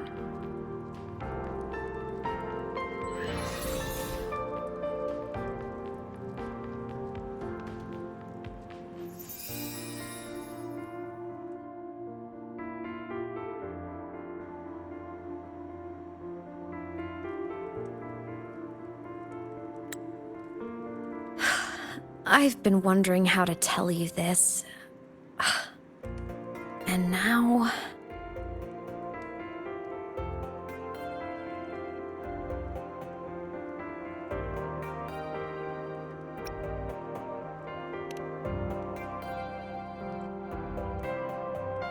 When I was little, I woke up one morning and realized I couldn't remember the sound of my parents' laughter anymore.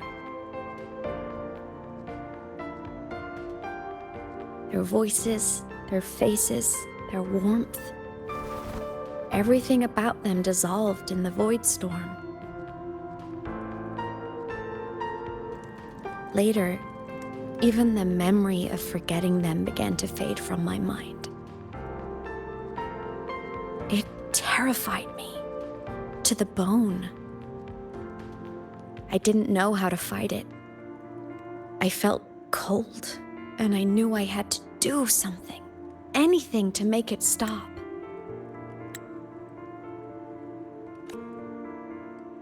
So I ran away from Bjarter Woods by myself. I hid in the Starwood Riseway and made my way to the Frostlands.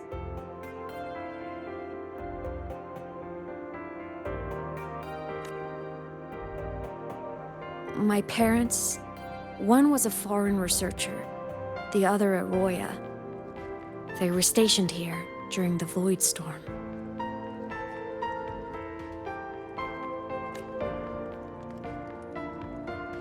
I wanted to return to where we once lived, but I couldn't remember the way. I stumbled around for so long, until I finally reached this lake.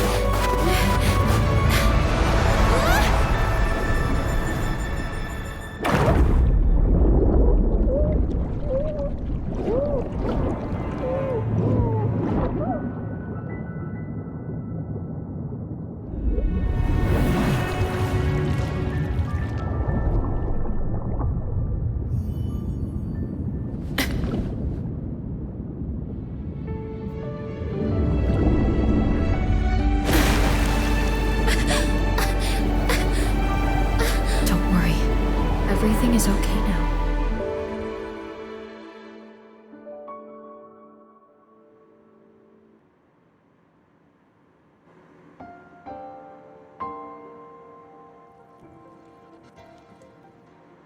My past self saved you.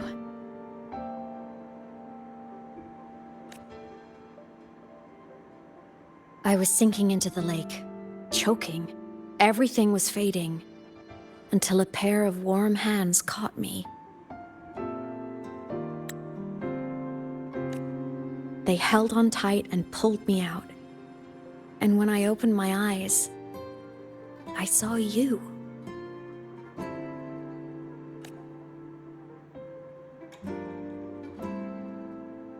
But then I realized the talisman my parents had left me was gone, probably lost to the deep. The thought alone broke my heart.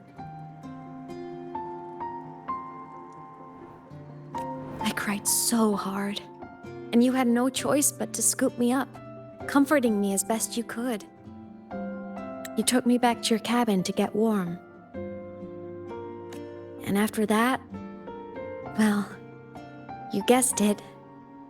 I stayed with you there, under your care, until the day you left Lynae Roy.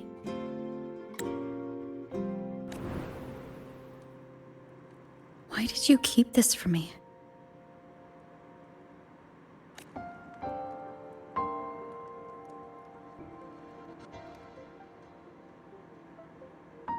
Because it would have been awkward. Imagine Imagine someone you don't remember runs up to you, all smiles, saying, "Long time no see. I'm the kid you used to look after."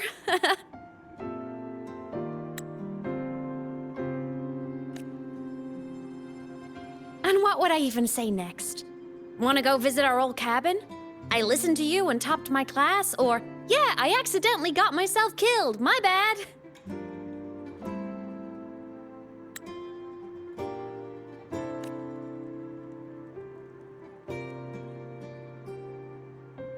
Saying any of that would only burden you. You never asked for any of it.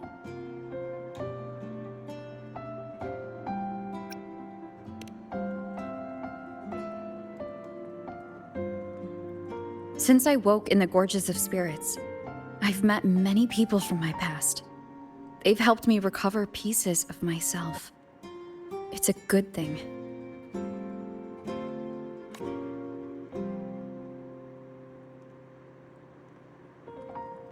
I can make my own choices. You should have a little more faith in me, Aemeath.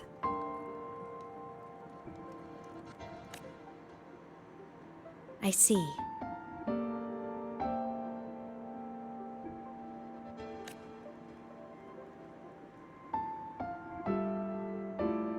Then I'll just shoot away. My freshman speech, my first song release, the time I hit a new sync rate record. You missed all the big moments.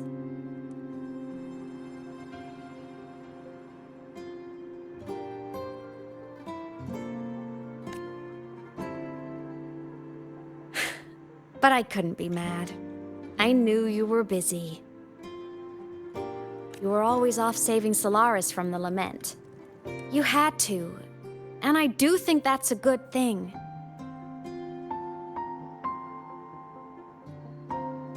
So I thought, why can't I do the same?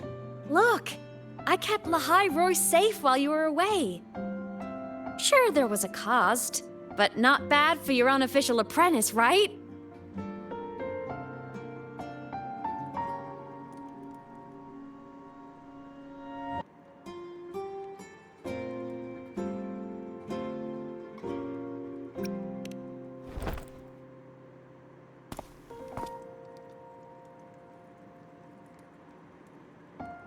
You think so?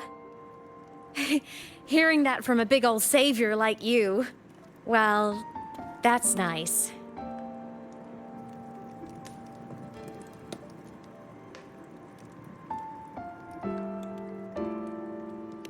You mean after you left? Well, pretty normal, I'd say. Went to school, enjoyed my days, just like you wanted me to. And then I became a ghost. Since then, it's been drifting between the Academy and void space.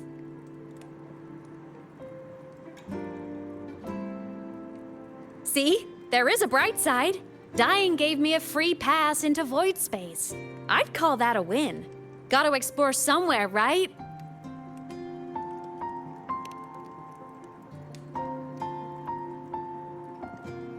Saw you? Oh, you mean that thing you brought up in class? About me helping you take down the Eye of the Threnodian? Honestly, I don't remember a thing. But if the Threnodian was involved, it must have been in void space. Anyway, no clues from me. Threnodians having weird powers is nothing new. Or maybe you were just seeing things?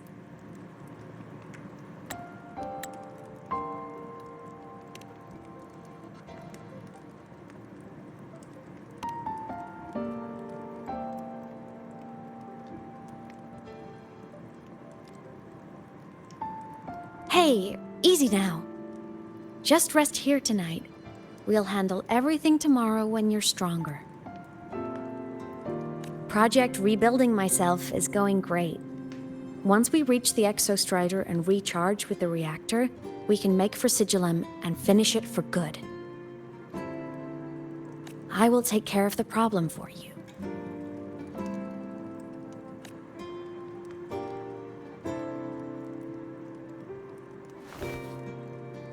We will face it together, Aemeath.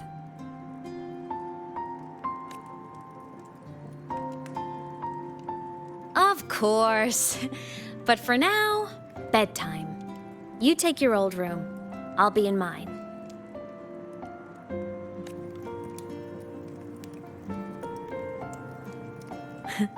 Kinda takes me back, saying goodnight like this. Just like old times.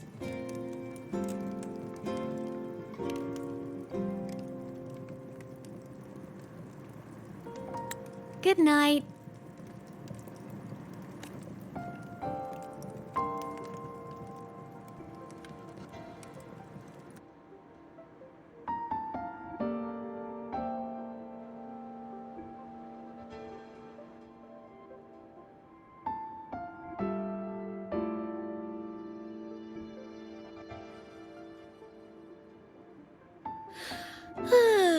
Huh?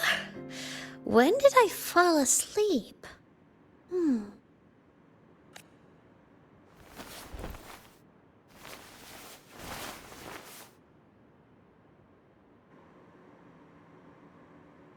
My paper plane. I have to show it to her.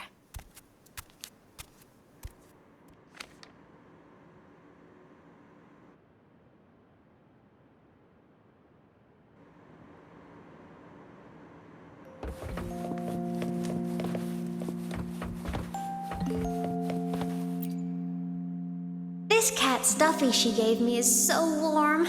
I love cuddling it when I sleep. Feels like she's right there with me.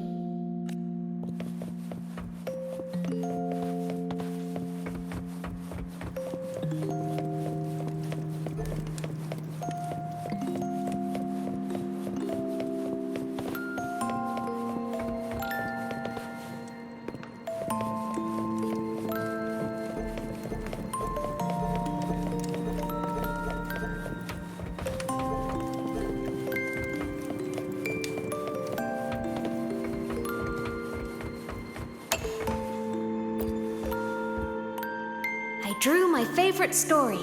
The Challenger fighting the dragon, and the lone hero battling the evil Galactic Empire. But I can't get the colors of their clothes right. Oh well, I'll just ask her to help me later.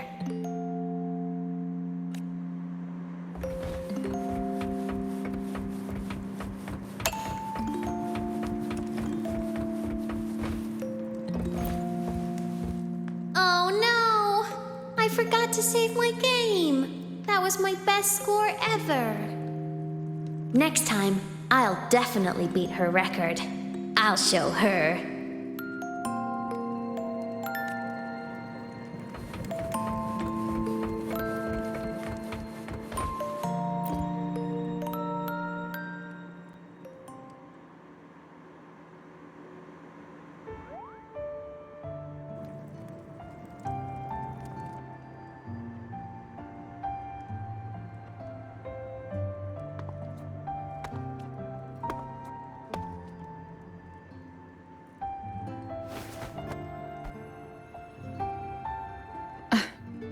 Aemeath.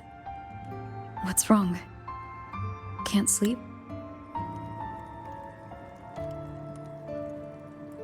Are you sad right now? No. Just thinking about some things. You're lying. You are sad. You see right through me, huh? I'm not sad. I just... Well, to put it in your words, I guess I'm thinking about my homeland. Then, do you want to go back for a visit?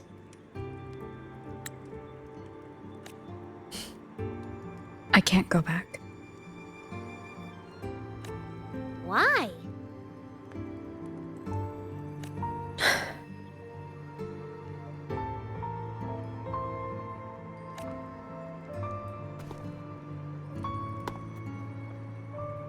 Can I tell you a secret?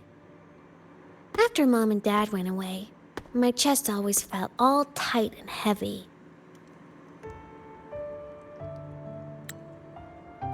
When people in the tribe talked to me, their voices always sounded really far away. But that day at the lake, after I cried in front of you, the feeling got a little smaller. I didn't feel so bad. I know you can't say this stuff to other people, 'cause they all think you're super strong. But I'm just a kid, and I don't think you're that strong. So, if you need to cry, you can cry with me. I'm really good at keeping secrets. So, you don't have to be sad by yourself. Okay?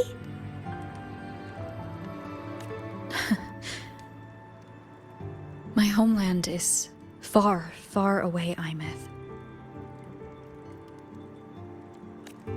The people there gave me a mission. That's why I came here. What kind of mission? It must be really important to come so far. It's complicated. Too complicated for you right now. Then just pick a simpler way to say it. I'll listen really carefully. A simpler way. Put in terms of your space fantasy Katya games, I came here to save the world. To do whatever needs to be done to fulfill the mission, for as long as it takes.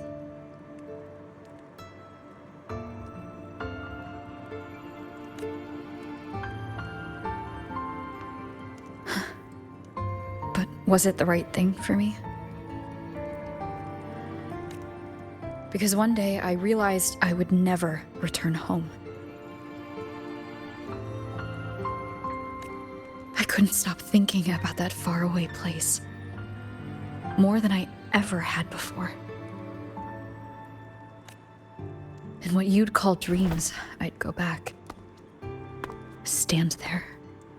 Just stare at what I once called my homeland.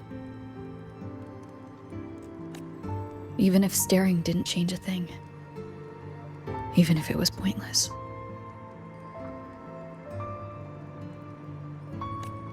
Oh, I see.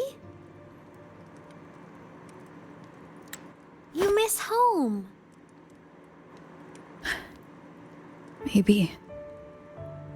But talking with you makes it not so bad. There's still a lot I have to do in this world. This won't stop me. Don't worry about me, Aemeath.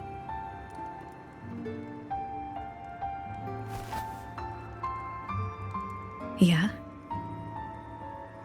I'm your family too. Until you find your real family and can go back to your homeland, I'll be right here with you. Sounds good. Thank you, Aemeath.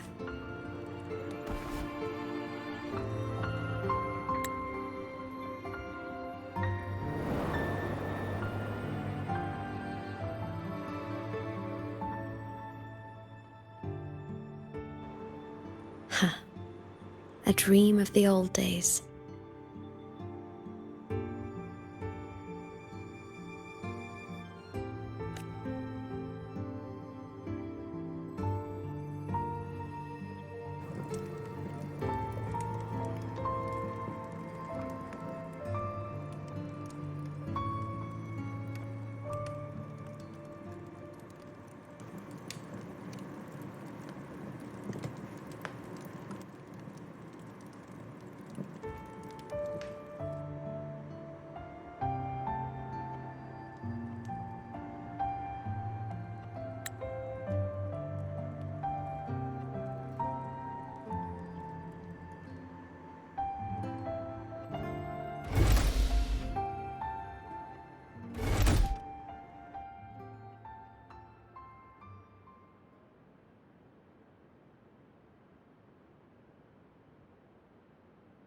homeland.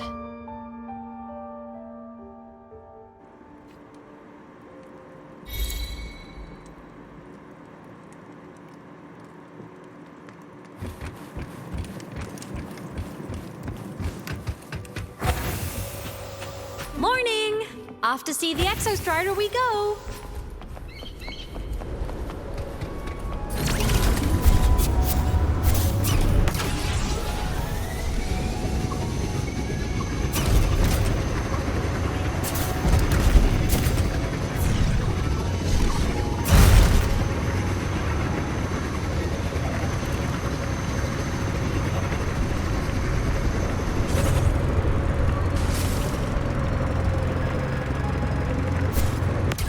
The exostrider is surrounded by water.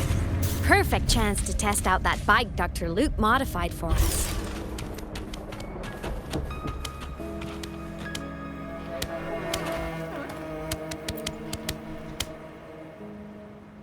Are you ready for the end?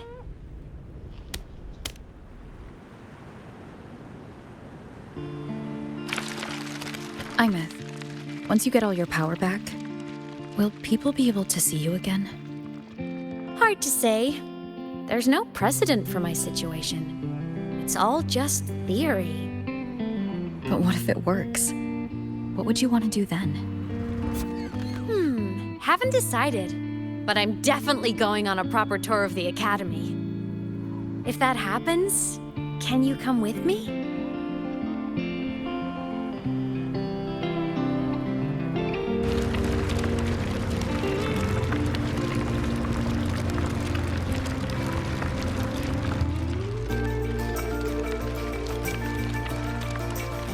Look! It's sleeping.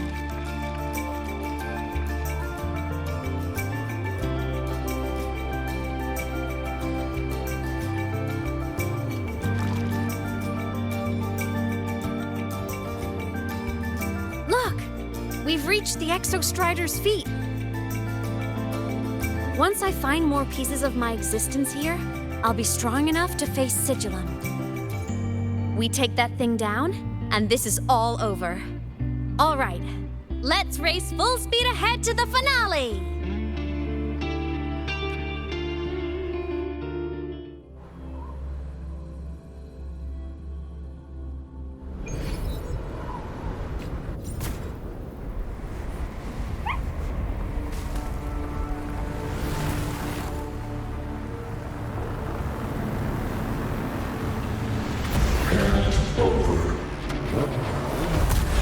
Control.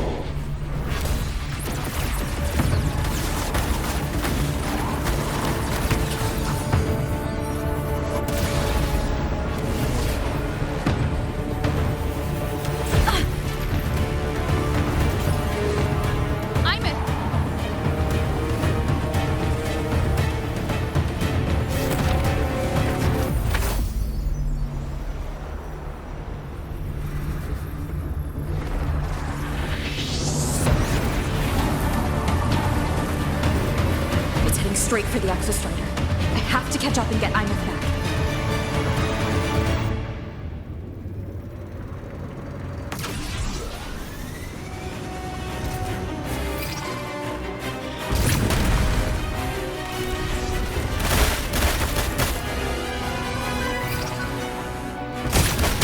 Complete.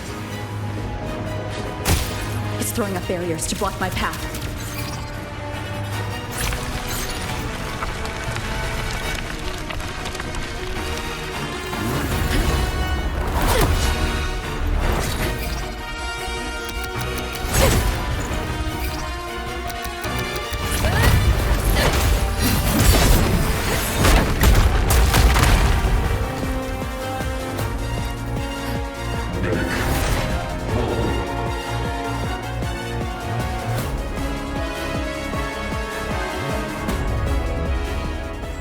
Need to find a way out of here first.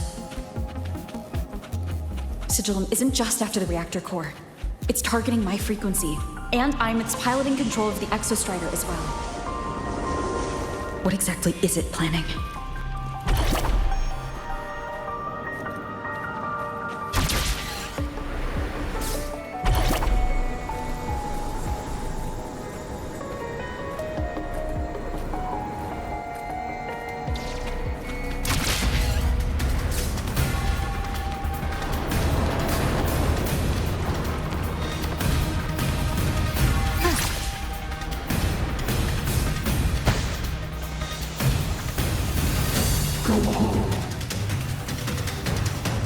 No! No more of this stupid idea, Sigilum.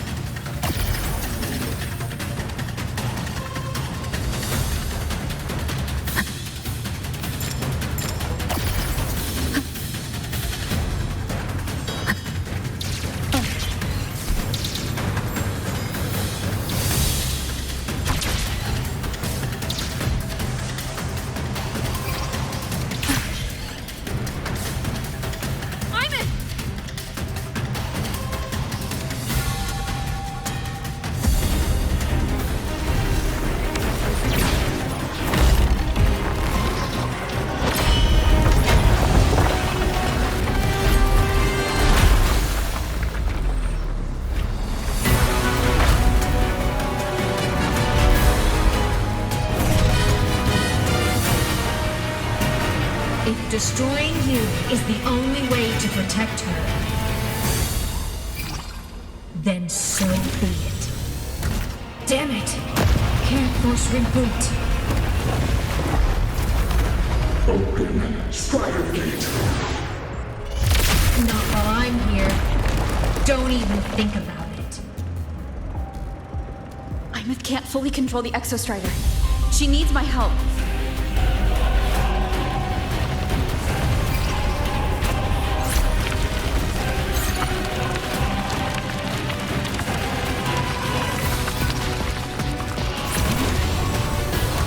Aemeath is doing everything she can to keep Sigilum away from me. And then there's the Strider Gate. There must be a connection.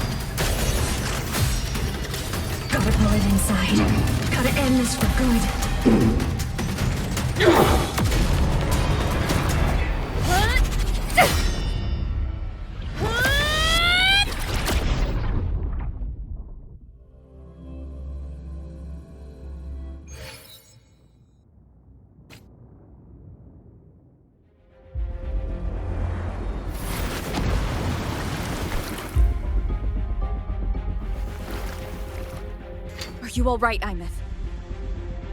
All good. Inside the exostrider, I'm the one in control. Go home.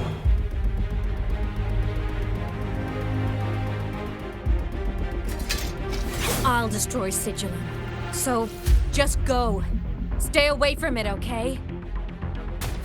Please. I'm begging you. Aemeath?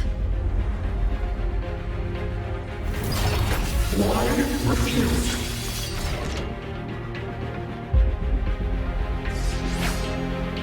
So lonely.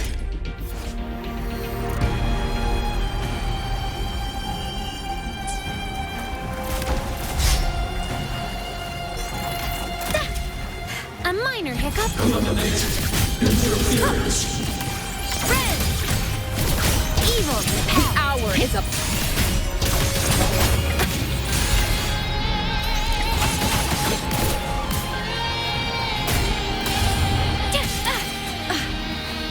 Strike from the steps. Ghosts don't feel pain. No. Hey. Feather drones. Swift and resolute. The show begins.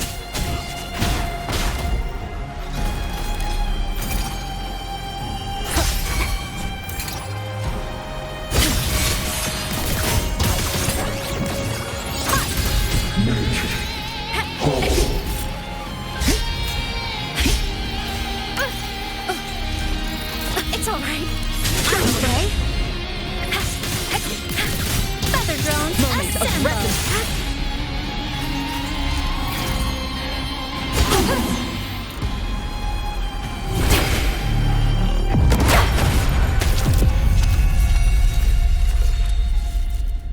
Open the strider gate.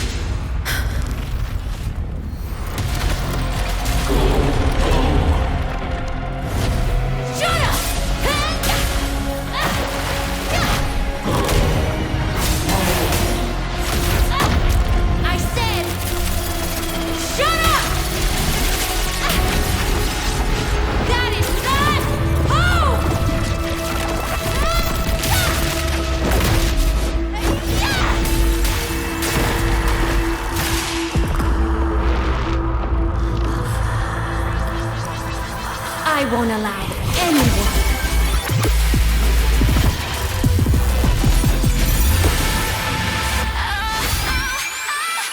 To harm Rover.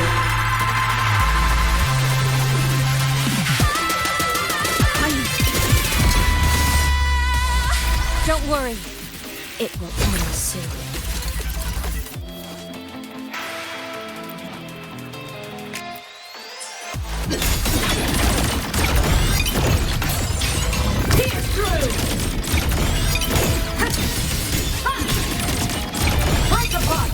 Heroes on! Lights up! Lynae checked.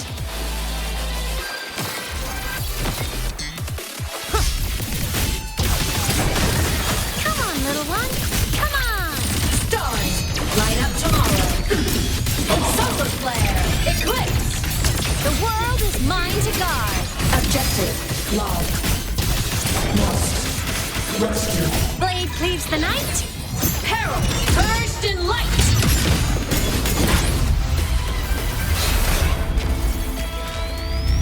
This fabricated dome shall melt away. Lasers, charge. Body limit unlocked. The savior rises.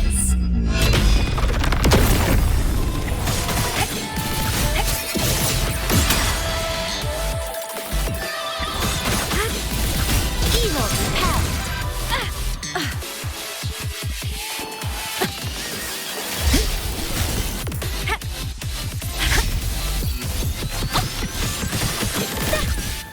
A minor hiccup.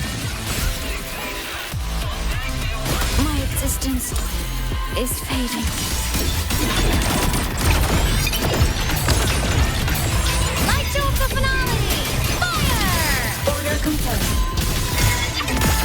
Projection. System integration complete. Recalibrating. A target. Pistol. Warning. Right on target! Feather drones! Souls sing in harmony? To the Savior's victory!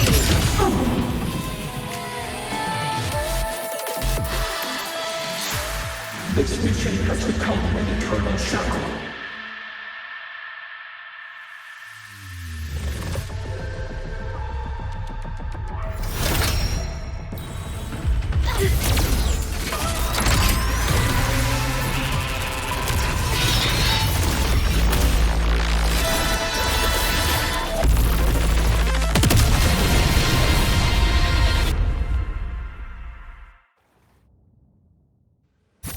What exactly are you hiding from me? You don't need to know. I will protect you. Aemeath, haven't you noticed you're not yourself right now?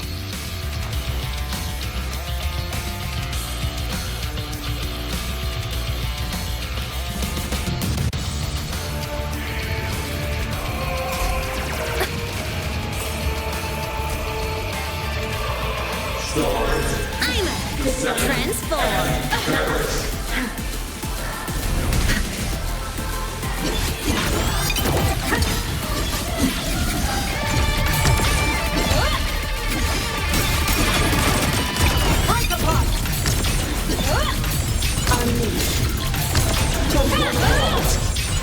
Crash now!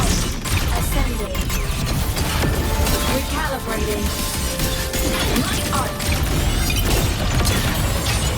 Meltdown!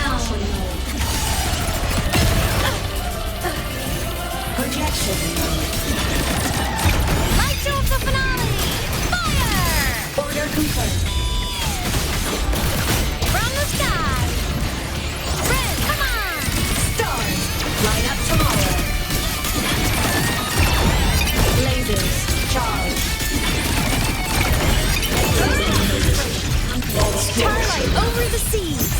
Scorch through the void! Pierce through! Lasers charged.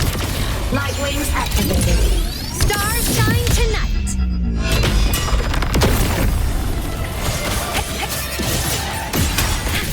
Feather drones assemble! Thunder! Swift and resolute. Checkmate. Nowhere to hide.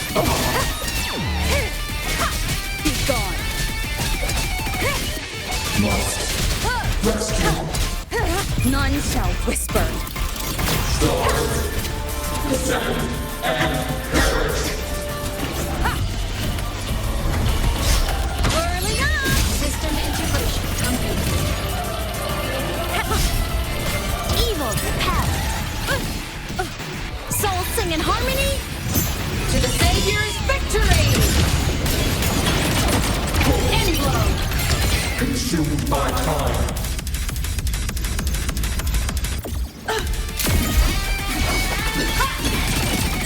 Hyperpop! Starfall! Heroes on! Lights up! Lynae, check.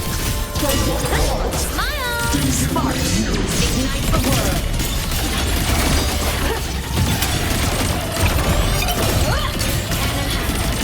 Charge, body limit unlocked.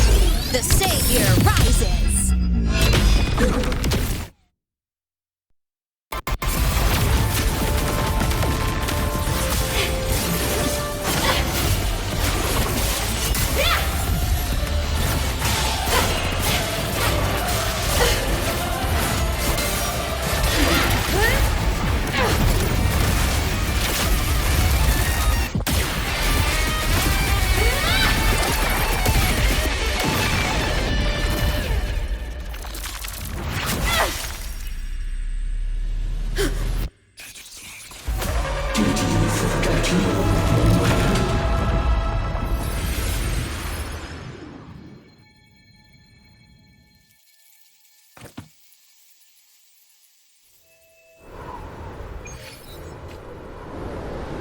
Aemeath and Sigilum are gone.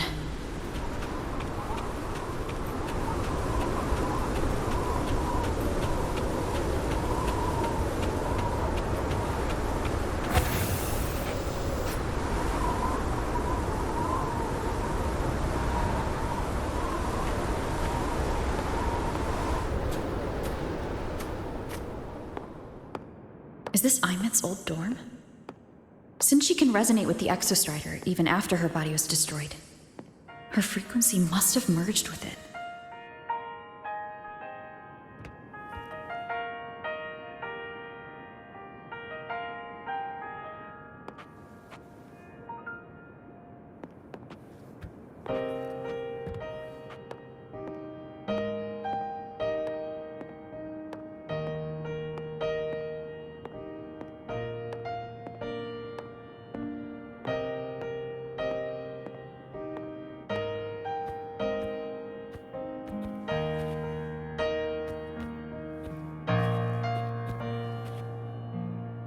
Isn't it so incredible? We're here sharing the same time and space. In your eyes, the stars look like thousands of bright stars. I've gazed at for thousands of times.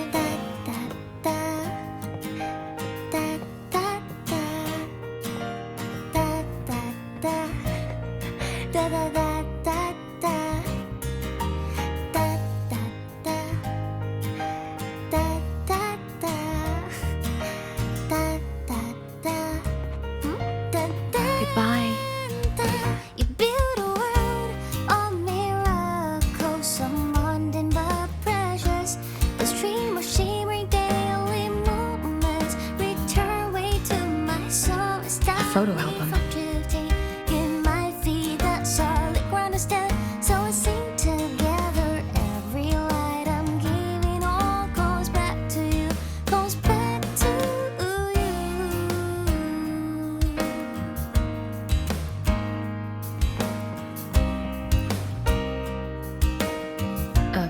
poster of Fleet Snowfluff's fan meeting.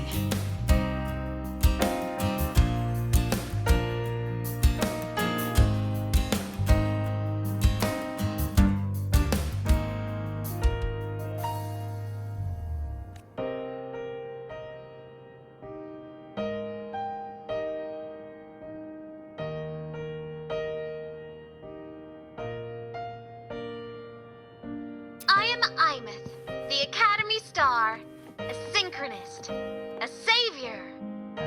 Please Don't look at me. Isn't it so incredible? We're here sharing This looks like a projector. the same time as space. In your eyes, the stars look like thousands of bright stars.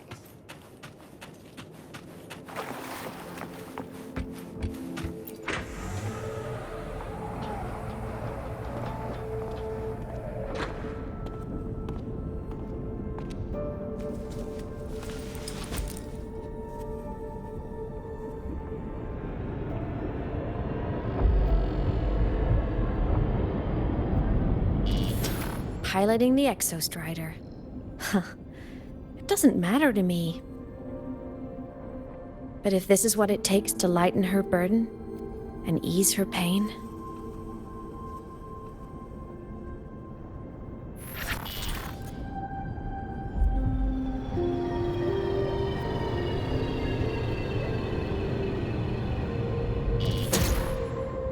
saving the world.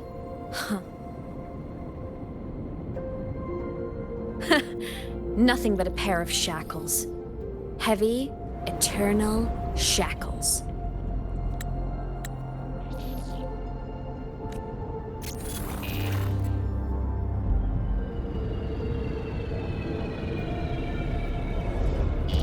No, she can't ever know this.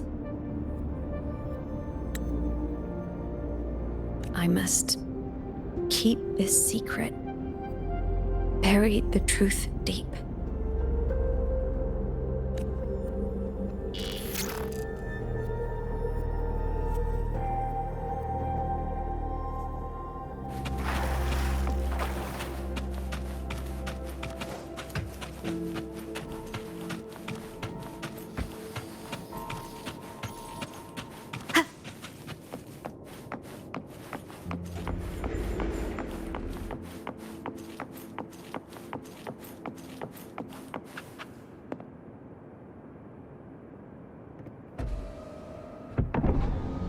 Why?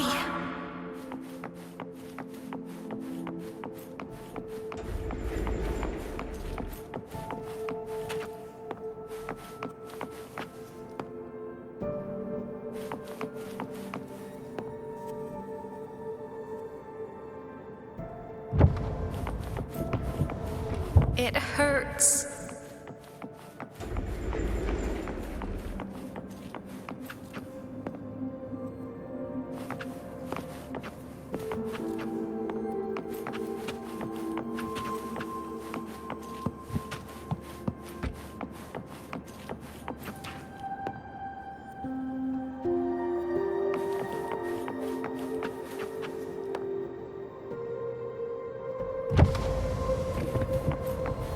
What should I do?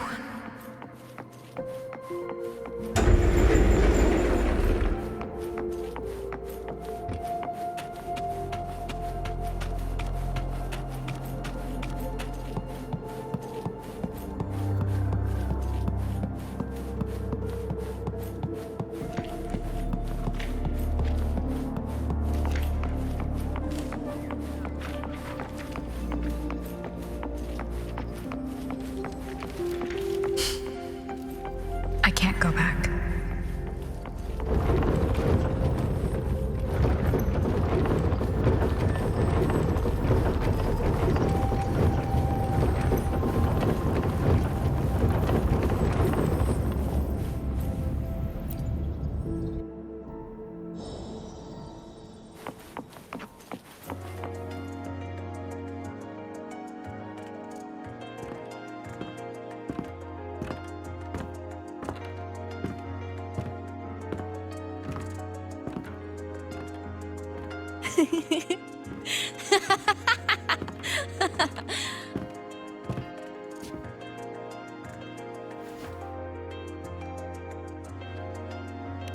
Oh, are you talking to me?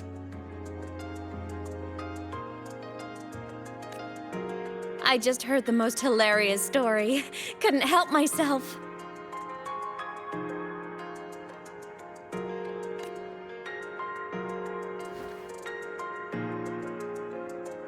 Since you asked, how about I tell you?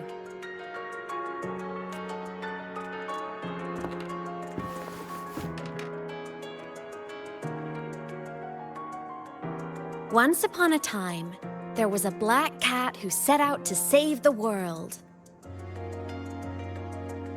Why? Because everyone told the cat it was a savior. The cat didn't get it. When it opened its big golden eyes, it was just stuck in this tiny cardboard box. And inside that tiny box, it was crammed full of even tinier little creatures. The cat was shocked. It had to tiptoe around, careful not to step on anyone.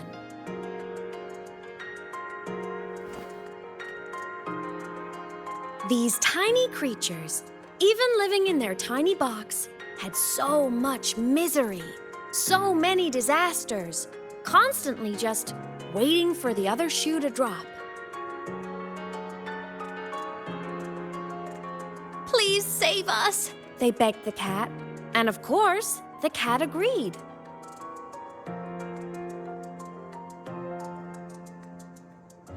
Even if they hadn't asked, the cat would have helped anyway, because that's who the cat believed it was, a savior. And so the cat took up its sword, always fighting, always talking, always roving. Saving the world over and over. Until one day, it realized the cardboard box had been sealed shut.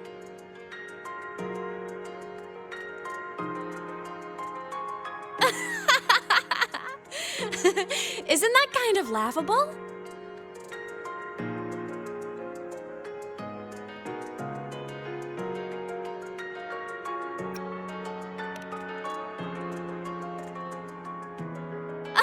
Where's your sense of humor? Isn't it absurd? The sheer ridiculousness of everyone ignoring the fact that it's just a cat. But in such a laughable story, somehow everyone else gets to be happy.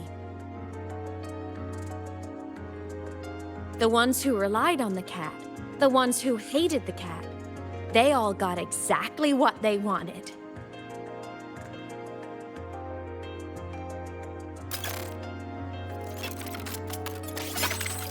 But what about the cat?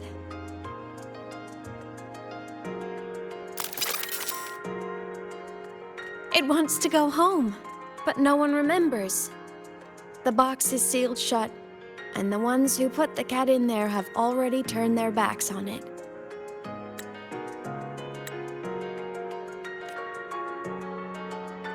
Even the cat itself has forgotten.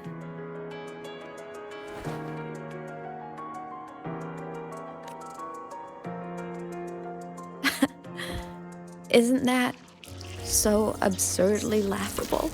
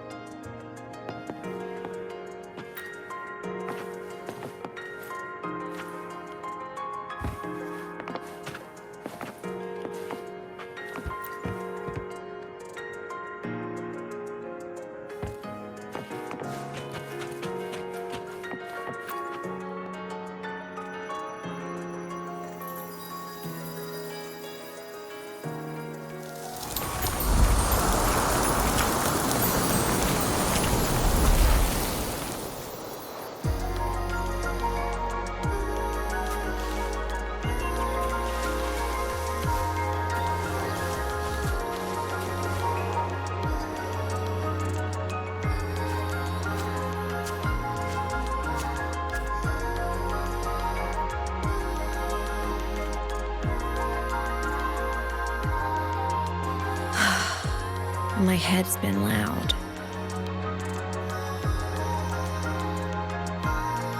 There's this question that just spins and spins up. I still don't have the answer.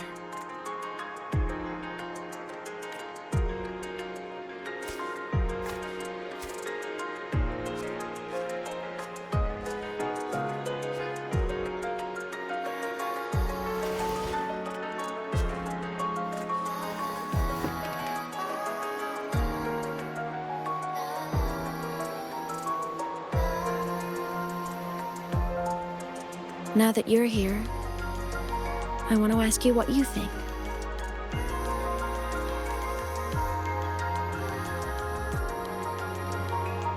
That person is my family.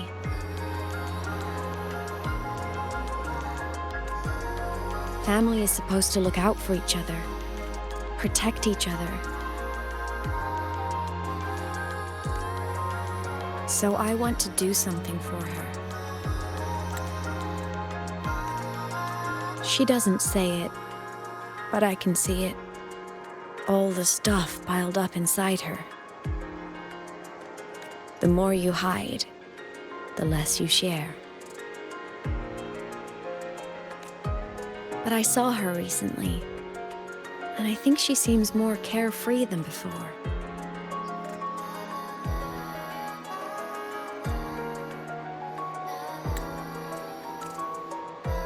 The sunlight in Jinzhou, the flowers in the Black Shores, the winds of Renacida. She told me all about this new journey. It made me happy, truly happy for her. I guess forgetting can be a blessing. If you don't remember something, it can't hurt you.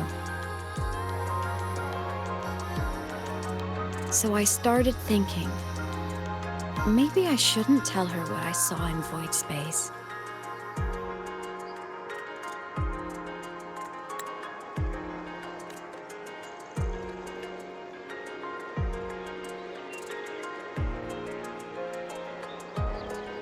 All that pain she carried about her home, it's gone now. Why bring it back?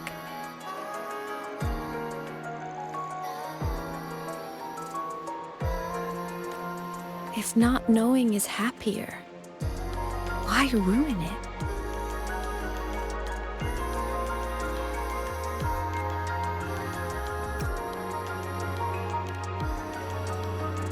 Right.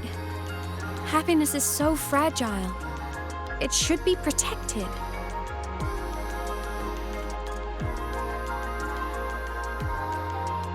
I want to protect her.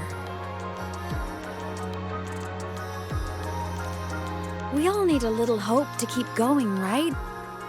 I want her to hold on to that hope.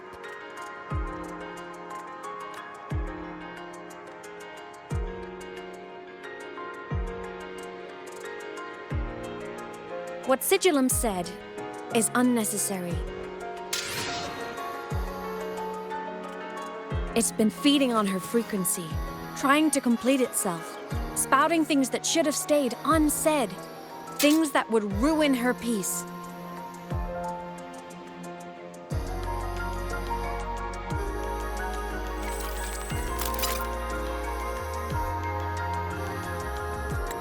I must destroy it before it spills the truth.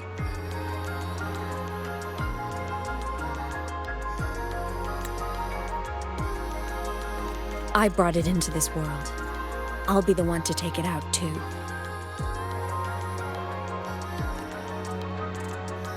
Nothing truly matters. Not even saving the world.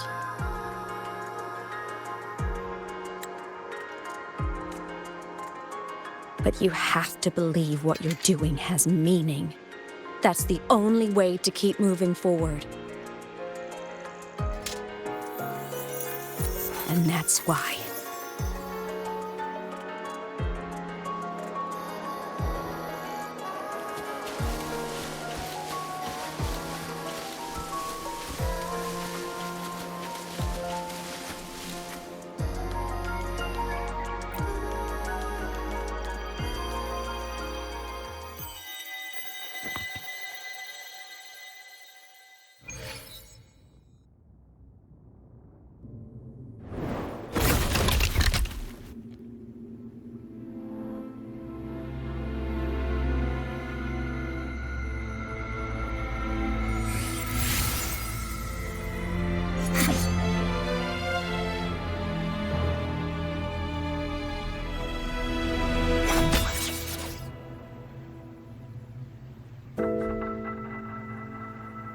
Stop, Aemeath.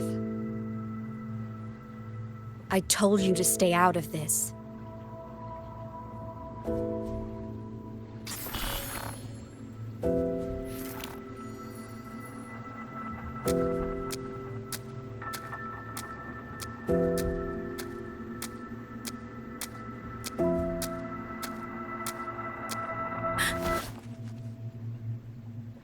I know you did this for me, to protect my happiness, and I'm grateful. But it's over now.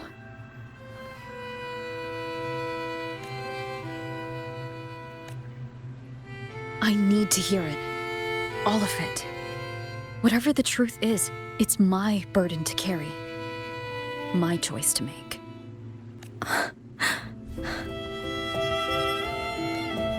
Carrying this on your own hasn't been easy, has it?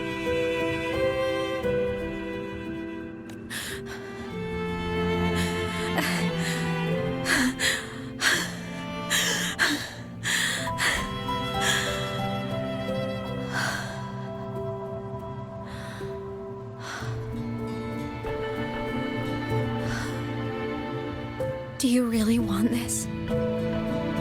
Even if it changes nothing? Even if it only weighs you down? Things only weigh on us because they matter.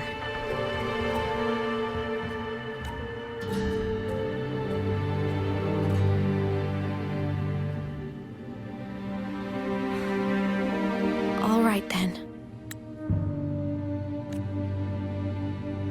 Back when we lived together, you once told me you'd come from a faraway place, that you were on Solaris to carry out a mission. Current research suggests the exostriders and sentinels were made with technology from the same civilization. I think that civilization is the faraway homeland you spoke of. You never spoke of it to me or anyone else again, so I kept it to myself. Until I died and slipped into void space as a digital ghost.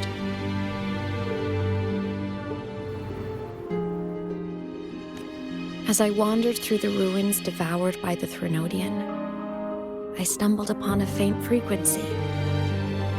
Your frequency. Time is chaotic inside void space.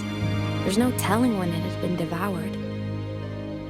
But I could feel your warmth in it. After so long without you, I couldn't let it go. I kept it with me. Guided by its strange connection to other frequencies, I traced my way through countless overlapping spaces until I found the remains of an exostrider. That was when I realized that exostriders were built to transport sentinels.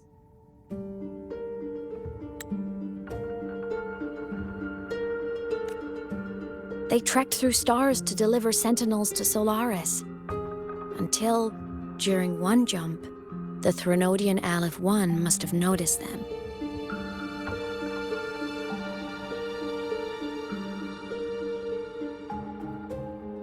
Its hunger had festered for so long that not even devouring the entire universe could sate it now.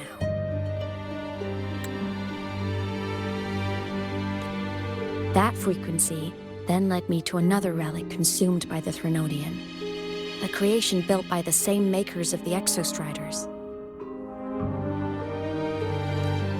It was beyond my understanding. I could only guess its purpose.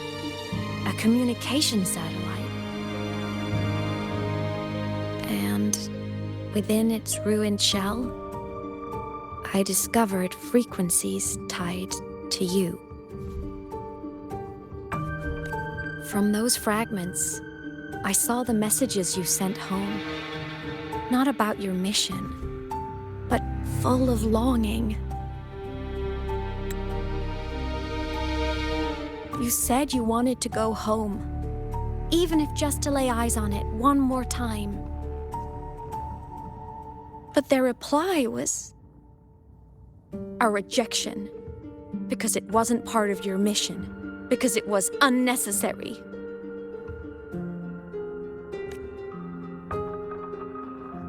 They were the ones who cut communications.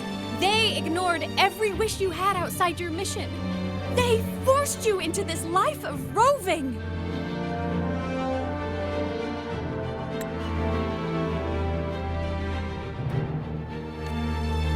And still, you crossed the stars to fulfill their wish. How could they? How dare they treat you like that?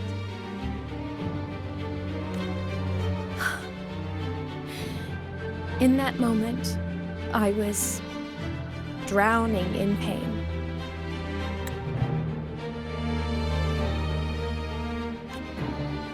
I didn't know how to help you. I didn't know if I should tell you. I didn't know what future you'd even want. That's when your frequency I'd been carrying with me, it was corrupted by the void matter. It tore through my power, and Sigilum was born. It was born from my mind, from all my worries, my fears, everything I imagined you'd suffered. At first, it acted on nothing but the instinct to go home.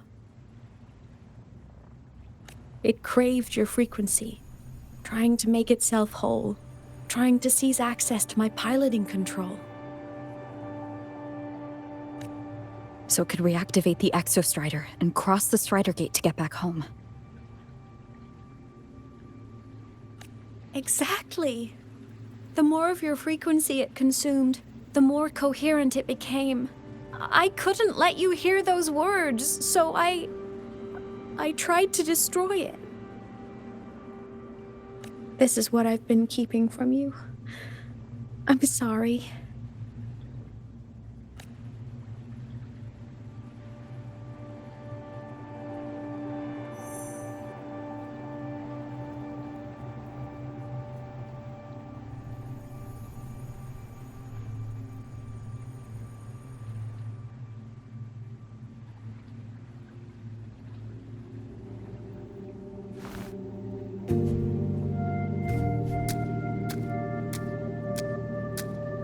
I'm glad you chose to tell me this, Aemeath.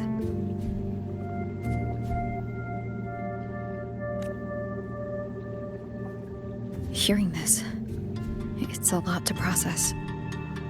I'd be lying if I said it wasn't. I just need time to figure out my next move. This homeland of mine. Even saying it feels strange to me. But don't worry. The journey I've had since losing my memories, the hope I found, that's mine to keep. No one can take that. Saving the world, I never saw it that way. The people and civilizations I met, they saved themselves. I was just there to help.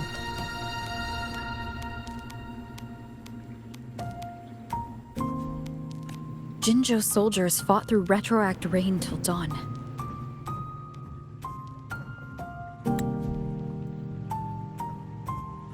The Black Shore's bloom bearers ran themselves ragged across distant lands. Renacita's factions all dared to defy the dark tide. Lahai-Roy's people never stopped reaching for the stars. I'm no savior who fell from the sky, and no one ever saved themselves by waiting for one. There's been plenty I couldn't do. Losses I couldn't prevent. Sacrifices I had to accept.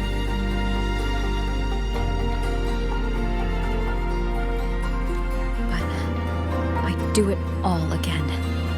Every bit of it.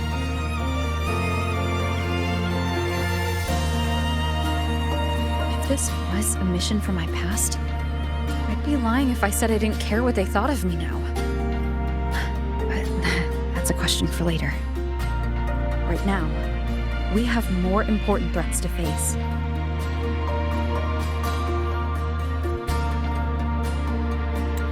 The fact that I'd choose this path even without my memories, that tells me this is who I am. I can't stand by while the lament brings suffering. I care about this world too much. But I'm afraid you'll feel alone. With everyone here? With you here? Not a chance. I will be there for everyone as we head toward our shared future, leaving the past behind.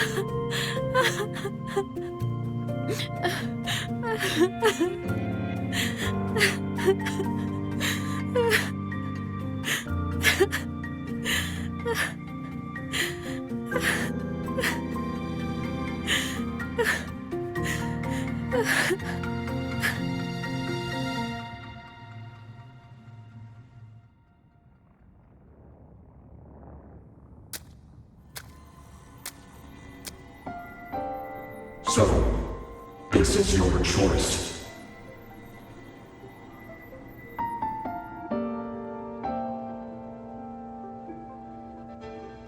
Is it worth it?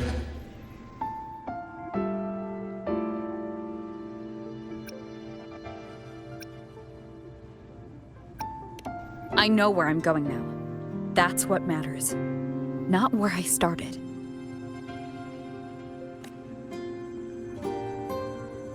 Then keep going.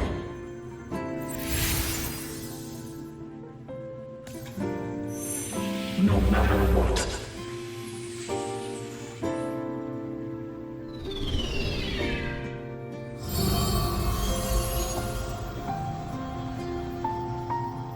The core! It's returned to the exostrider. It's one step closer to finally awakening! And you? Your powers should be restored now that Sigilum is gone. It's more than restored. The core's return has rebuilt my frequency from the ground up. I'm a full exostrider resonator now. My original body is still gone, of course. I'll always be a ghost in the machine. But my existence is now strong enough to be detected. It's like a faint current turning into a bright, flickering spark. So, will others be able to see you now? That's right! Guess our little road trip movie's come to an end. Time to head back to Star Torch Academy. Together!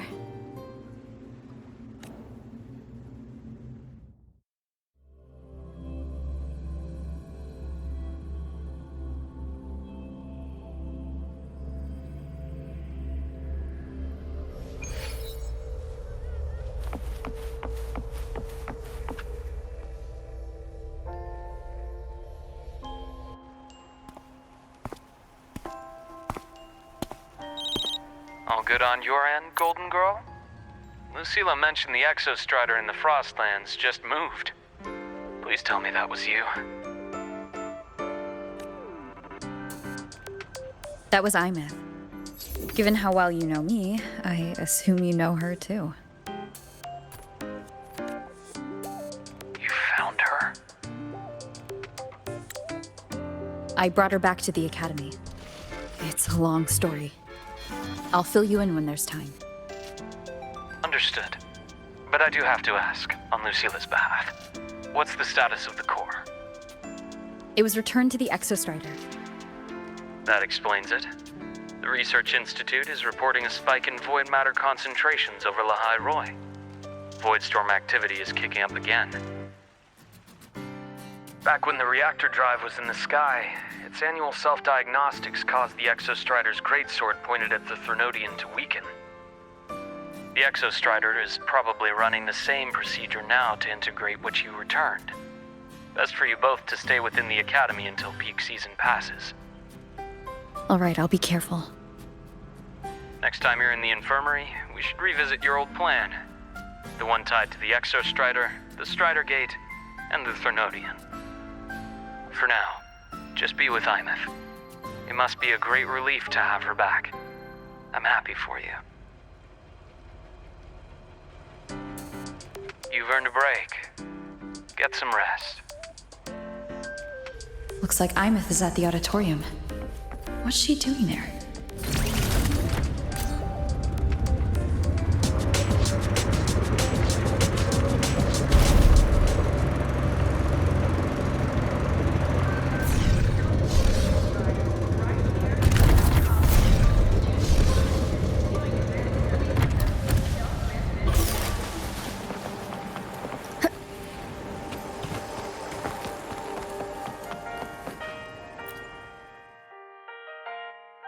You know what? I just had a brilliant idea. Why do I get the feeling someone's about to get in trouble when you talk like that? Hey, that's a totally unfair stereotype from when I was a kid playing with snowfluff seals.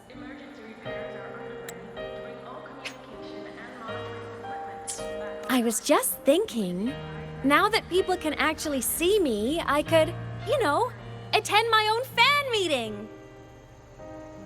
An unfinished song completed after all these years. Doesn't that sound amazing?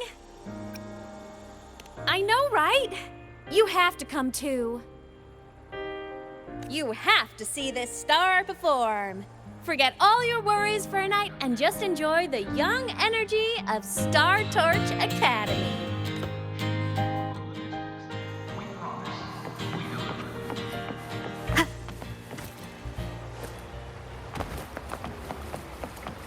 Entries open, everyone! The fan meeting will begin soon. Welcome! We're giving out souvenirs too, if you join.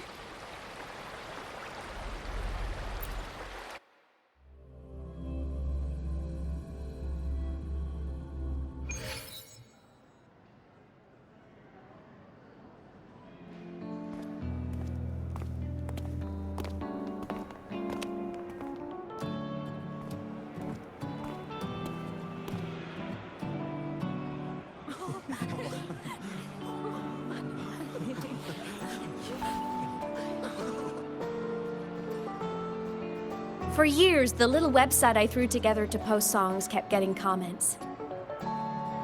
They'd talk about how much they loved a song, or share problems they were having in their lives, and then they started connecting with each other.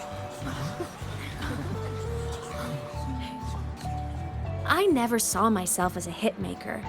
I was just an amateur, singing what was in my heart. But over time, they stopped being just my songs. They became a melody that connected people. If my listeners want a complete song, I'll finish it for them. Or maybe for me, too. You really do care about the people of Lahai Roy, don't you, Aemeath? I guess I do now. Wouldn't have said that at the start, though. To be honest, I never had some grand passion. Before I became a ghost, I just wanted to live an easy, happy life and try a little bit of everything.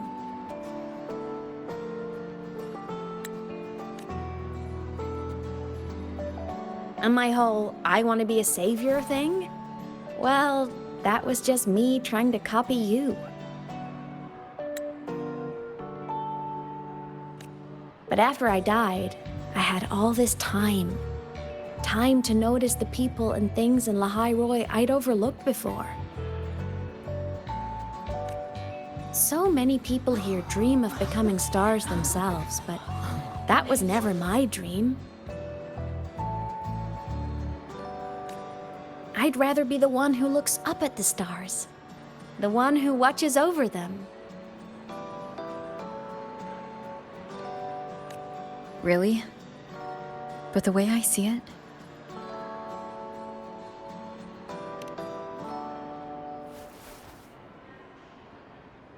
go on then, Aemeath. I want to hear you sing. You'd better, because you're my most important audience today. But first, you need a better look for the show.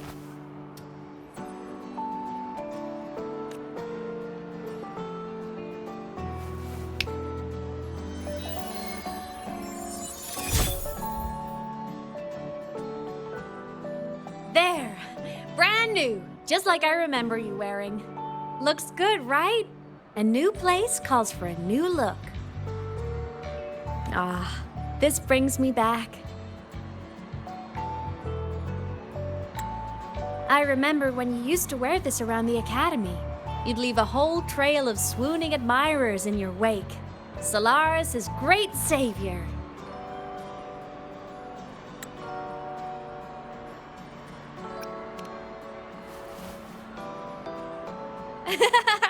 What? Are you blushing? Since when is having charm a bad thing? Now, go grab that seat over there. Best view in the house. I scouted it myself back when I used to nap through lectures. As for me, it's showtime.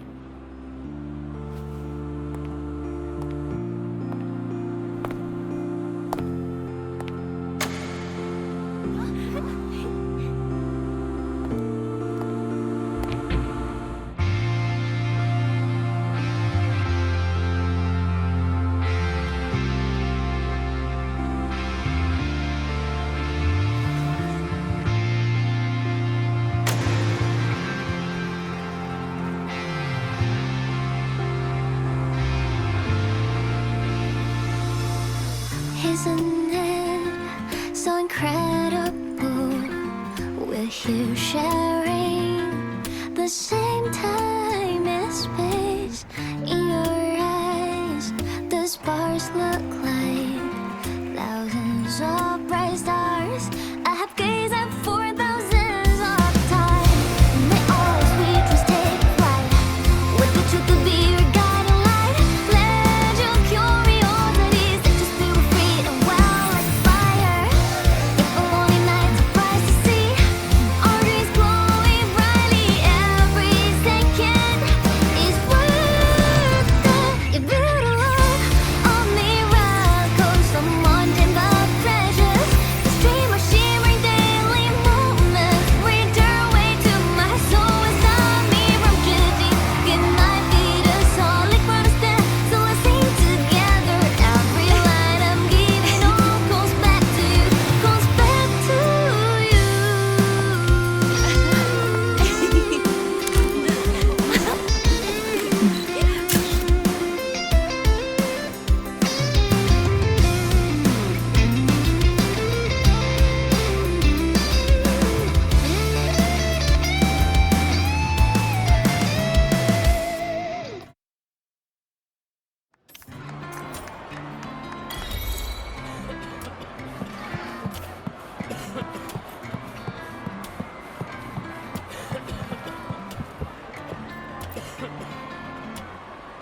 Aemeath. I heard that name from a senior in energy science, but I never imagined she was Fleet Snowfluff. No! No, I can't accept this! Why? Because she was the social butterfly of the academy, the professor's headache and their golden student all in one. I still don't see why that's upsetting. It all sounds great to me. Her song, Fallen Petals. After hearing it, I always pictured Fleet Snowfluff as a tender, gentle soul. But now... I mean, she never really seemed that way from her online replies. Maybe your impression of her was a little too personal.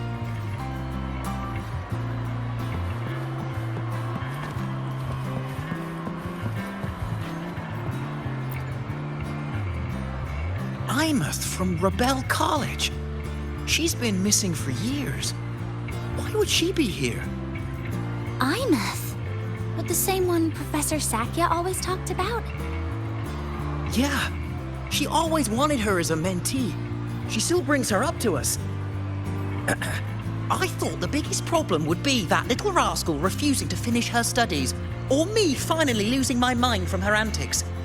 I never thought she'd just vanish. Professor Sakya is going to be over the moon to see her.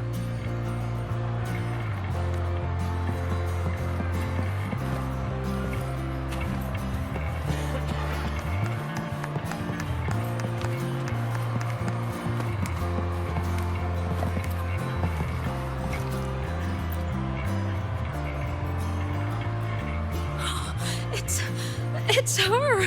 Fleet Snowfluff! That's definitely her voice. Oh, I can't believe she's actually here. See? Skipping class was totally worth it.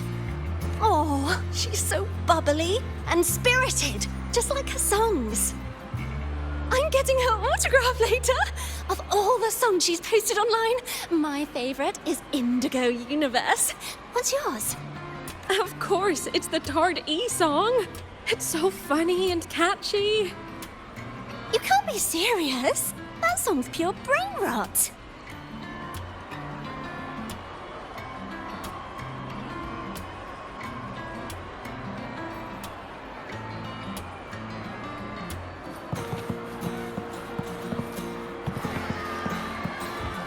Can't believe I've lived to hear the full version of this song. I'm gonna cry. Oh, you're so talented. Why did you stop posting new songs all these years? An autograph! Please, Fleet Snowfluff! All right. Dry your tears. Autograph coming right up. Why haven't I been writing? Oh, you know how inspiration goes.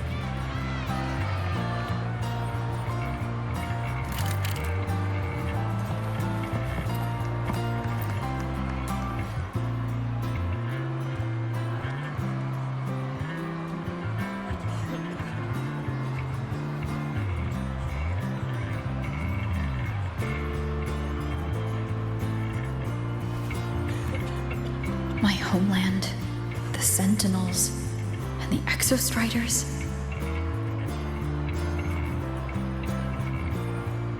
The exostriders were built to transport the Sentinels. The wreck Aemeath found in the void matter suggests not all of them made it through. The wreck's design matches the exostriders here in the High Roy, the one forced to go offline to stop the Threnodian. Their power should be comparable. So why was one destroyed and devoured, while the other managed to stop the Threnodian and seal the Strider Gate with its greatsword? Where did that strength come from? There's a piece that's missing.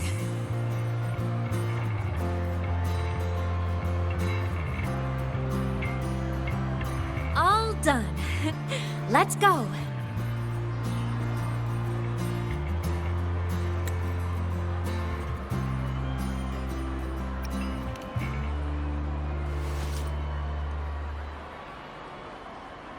Please, a little meet and greet? I used to host huge parties at the academy. So, where to next? A wander about the academy, just like we planned. No rush, just a quiet stroll.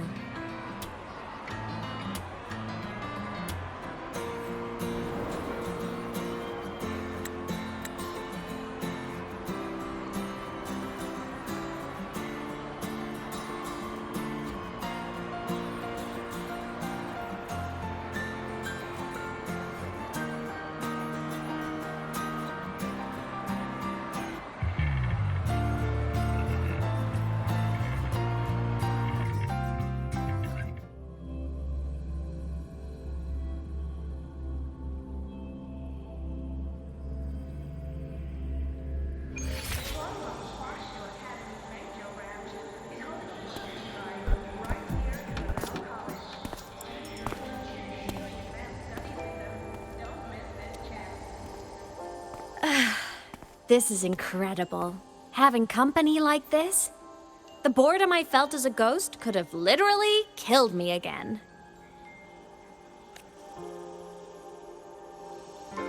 Want to go up top to feel the breeze?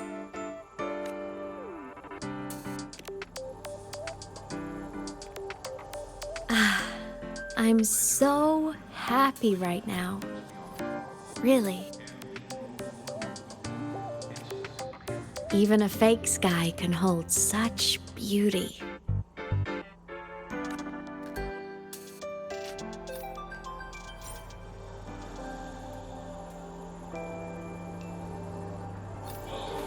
You might want to brace yourself.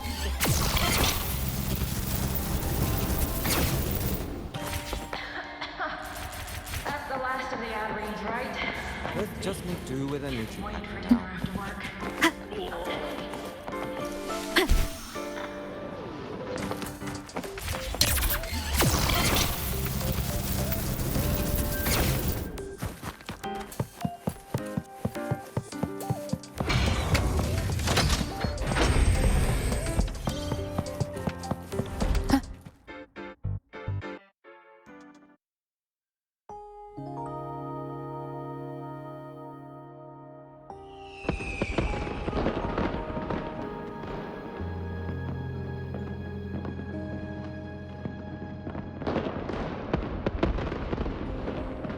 Now that your frequency is stable, what will you do next? Stay in lynae, maybe?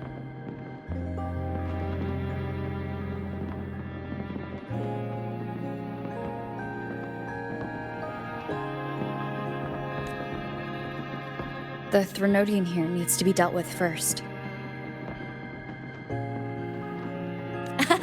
Of course. Typical workaholic. I knew you'd say that. LF1 won't be an easy fight, but I believe in you. You're the one who keeps making the impossible possible. And after that, will you keep traveling? Any destination in mind?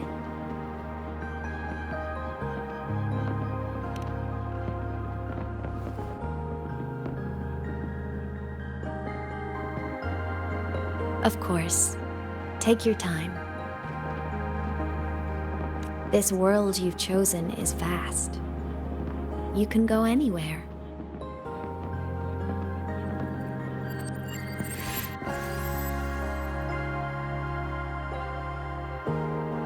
Are you leaving now?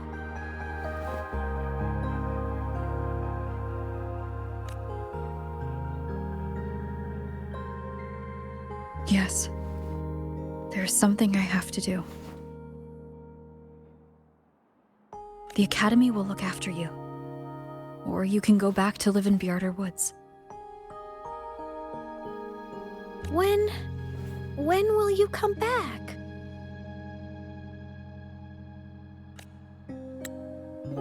I don't know, Aemeath. I'm sorry. But I'll come back to see you when I can. I promise. You promise? Promise. Then I'll wait for you here in lynae. Don't feel you have to. The world is vast.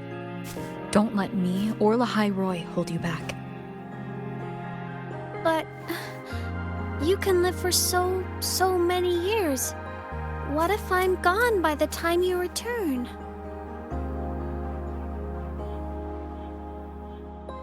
Sorry. I shouldn't have said that. You should go now. Aemeath. Just go! I know you're worried. It's not fair. Why does it have to be you saving the world? You're always so exhausted. Always getting hurt.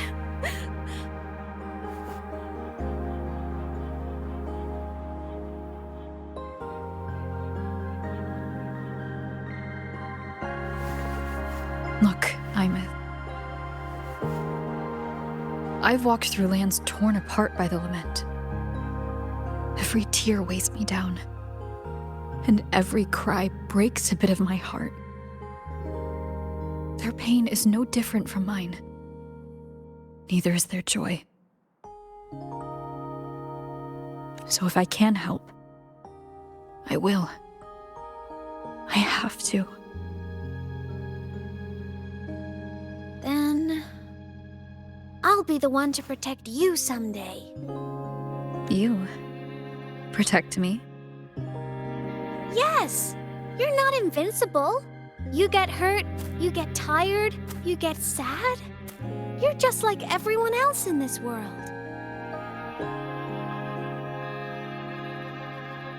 So I'll protect you. I'll chase off anyone who tries to hurt you, like Katia from Space Fantasy.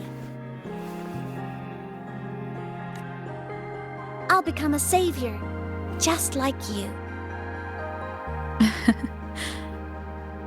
Don't laugh! I'm serious! All right.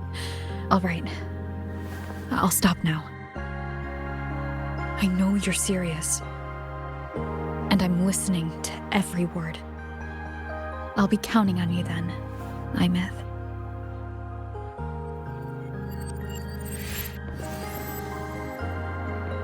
Tired? The frequency Sigilum took is coming back. It's not a great feeling. Abby's already helping me recover through the test mark. I'll be fine soon. Just close your eyes and take a nap. You deserve a little peace.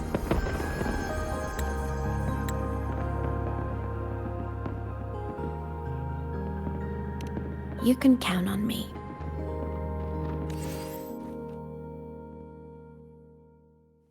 Sounds are fading.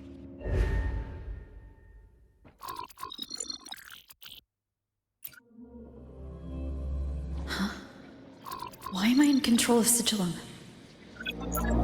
Is it because I absorbed its frequency?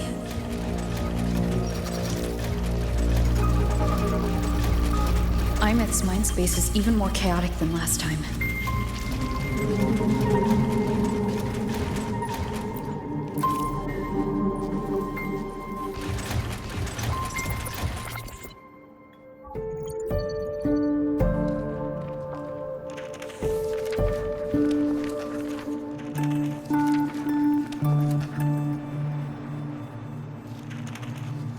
Sigilum. Back for more? Thought I made a mess of you last time.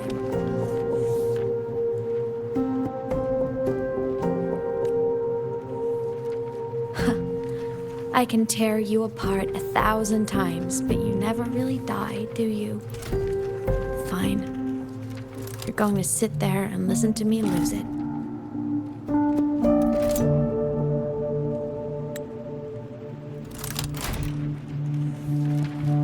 After all, there's no one else to hear this.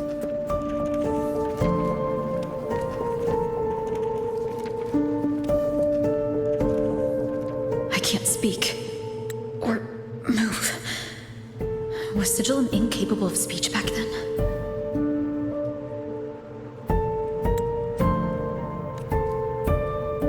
You know, I found something interesting in the exostrider's reactor drive. A message left by my future self. Years ago, while sailing the stars towards Solaris, an exostrider caught the attention of Aleph 1. Both of them tore through the strider gate, clashing in the caverns deep below. The exostrider has combat features, but it was still no match for Aleph 1. Its body was shattered, energy nearly depleted, and void matter kept pouring through the strider gate. Aleph 1 kept pushing, desperate to squeeze its whole disgusting bulk into this world. It was almost successful. It would have ended everything. But then a girl named Aemeath emerged from inside the Threnodian itself. The great savior, making her dramatic entrance at the final moment.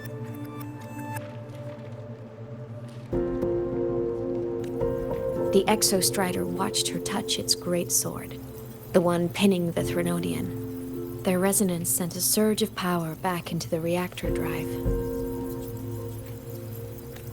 It turned the massive blade, forcing the Threnodian back through the Strider Gate and driving a seal over it.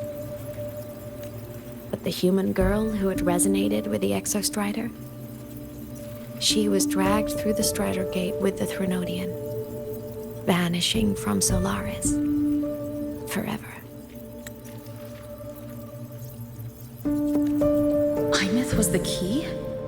She helped the exostrider seal the Threnodian? I was shocked at first, but the moment I stepped into void space, it all made sense. This distorted black hole of a realm where time and space are warped. It appeared when the Threnodian came to Solaris.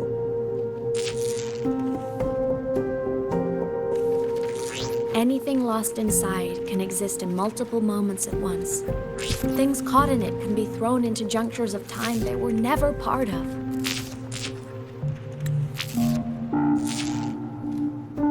And I can move through it all. The void matter can't touch me.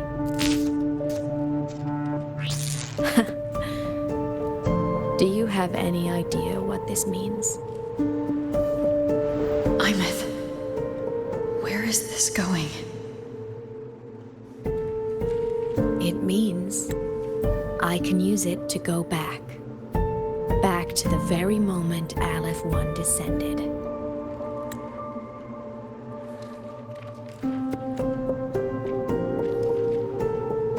Time, cause, effect. Perfect closed loop. But my meeting with her all those years ago, that wasn't the cause. It was the effect.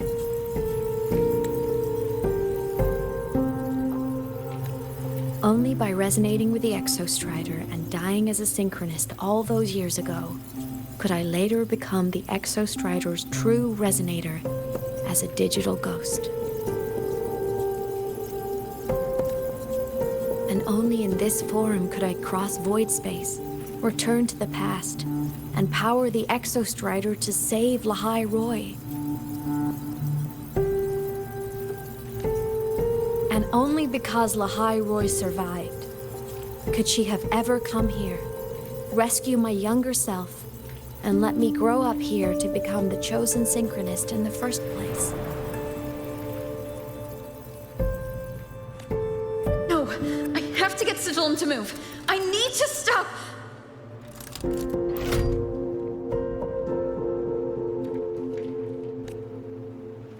Only I can do this. It has to be me.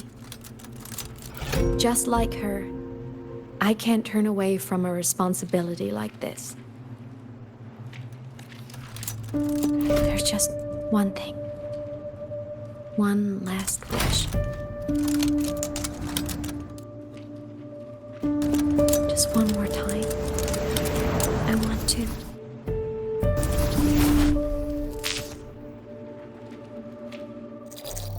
Aemeath.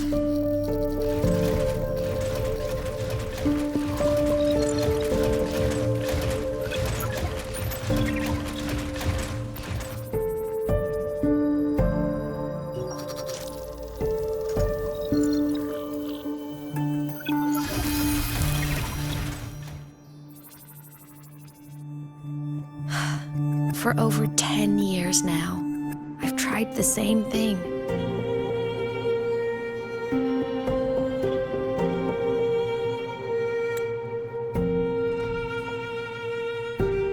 Every time the reactor drive ran its self-diagnostics during peak void storm season, I tried to reverse time. And every time, I failed. I just wasn't strong enough. But now, further along the timeline, the edges of void space are beginning to collapse. I don't know why the Threnodian is changing, but I know there won't be another chance. I have to make the jump now, during this peak season, while void space is still stable. I'm not that child who needed protecting anymore. I have a duty to fulfill. Lahai Roy is my responsibility. So if I can help, I will. I have to. But before I go, I want to see her again. That's my one selfish wish. I want to talk to her, to know how she's really been. I want to spend a little more time with my family.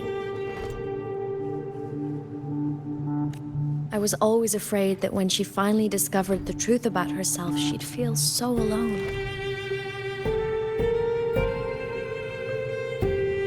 But it's all right now. She told me about her journey after losing her memories. It was meaningful. She met people who care for her, who miss her, people she formed connections with. So even knowing the truth about her homeland now, she won't be alone. She has a reason to keep living. That's enough for me. Now I can finally let go.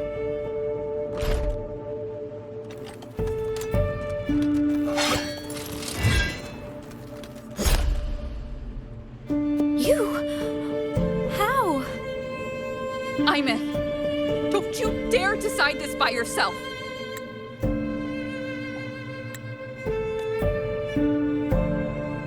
You're the one who taught me that my pain is no different from anyone else's. I can't turn my back on the responsibility I have.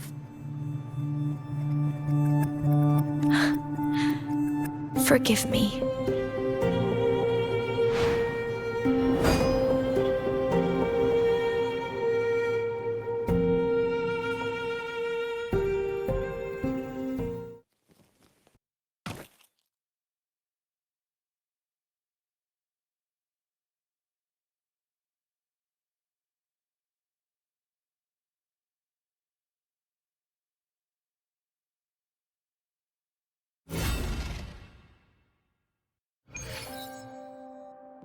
Aemeath!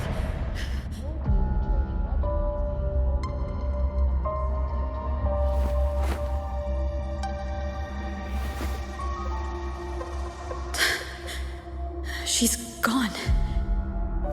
This is the piece I was missing. Luuk said that the core self-diagnostics would trigger peak Voidstorm season.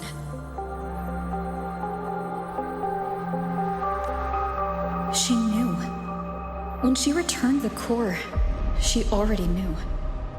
She's been waiting for this moment. Waiting to travel back in time.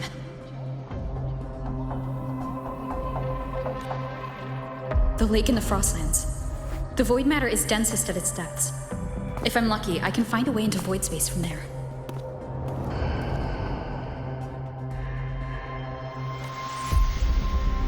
I can still catch up to her. I have to move, now.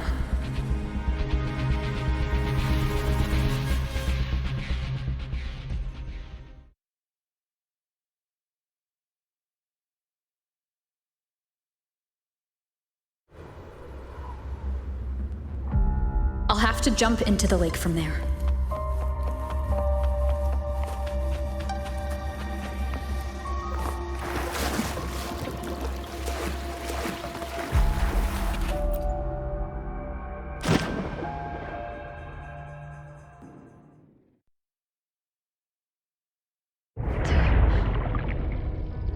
Don't go.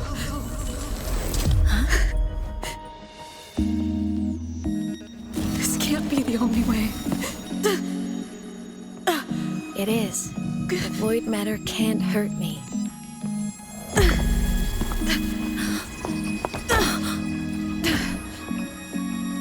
Don't try try to save everyone on your own. This time, you have to trust me.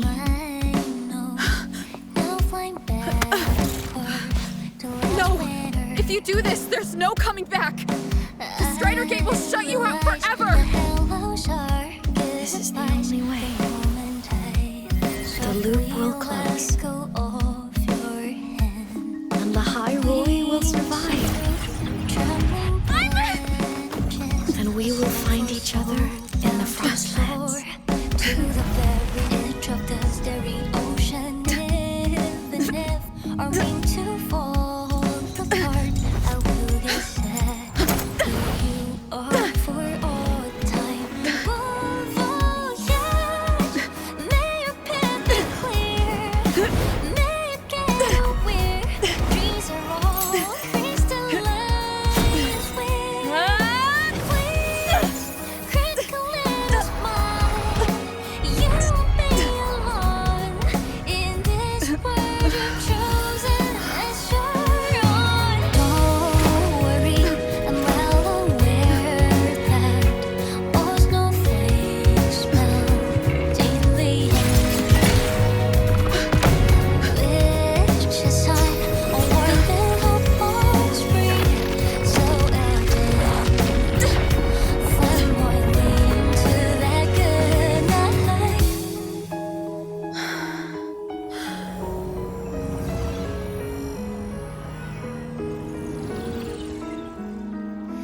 Voyage, may your path be clear. May you get aware. Dreams are all crystallized. Please, critical little smile. You won't be alone. I hope to make you proud. I hope I haven't let you down. Time is such a dazzling riddle. Guess I'll spend my whole life forever My body, it's breaking apart.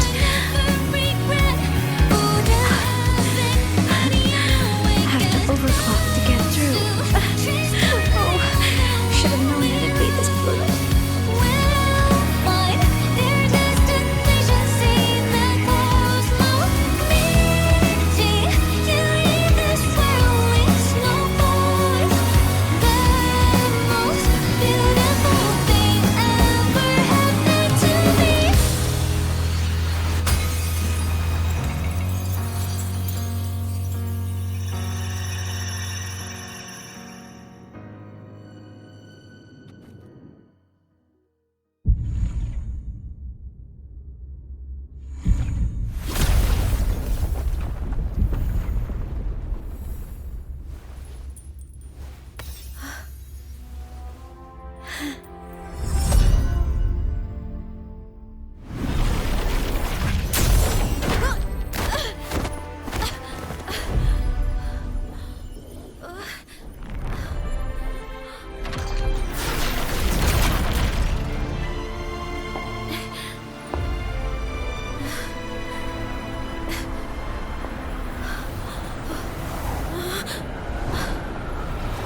We had our time, short as it was, but it mattered.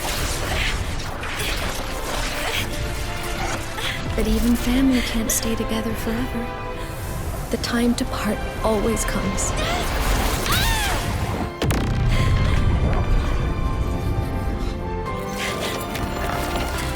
I've long come to terms with this responsibility.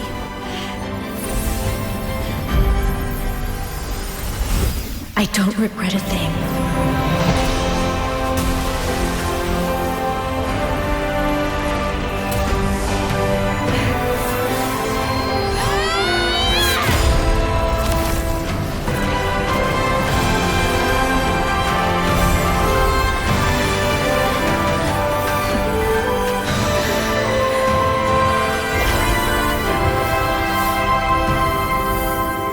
But still.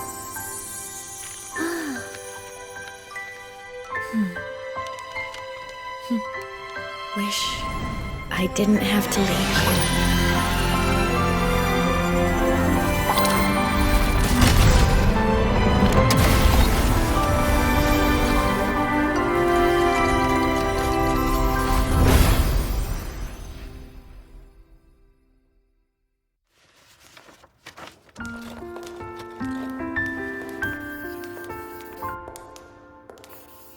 So, what kind of person do you want me to be when I grow up? A teacher? A scientist? A singer? Which should I choose? Maybe a model? Oh, a pastry chef?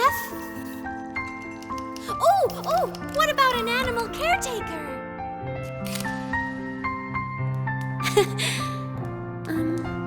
What would make you proud? Aemeath. My only wish for you is that you live a happy life. I see. And you? What's your wish for me? I wish that in your long, long life, you never forget how to feel the sorrow and the joy. Oh, getting to share this final journey with you makes me so happy.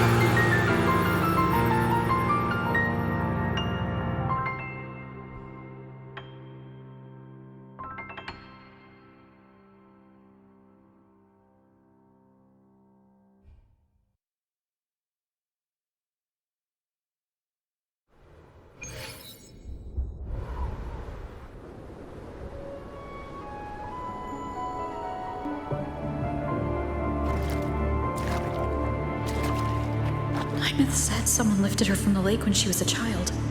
That's when she lost her talisman. It wasn't my past self who saved her. It was me. Right here. Right now. My failure to save Aemeath? Has it already become part of Lynae's chain of cause and effect?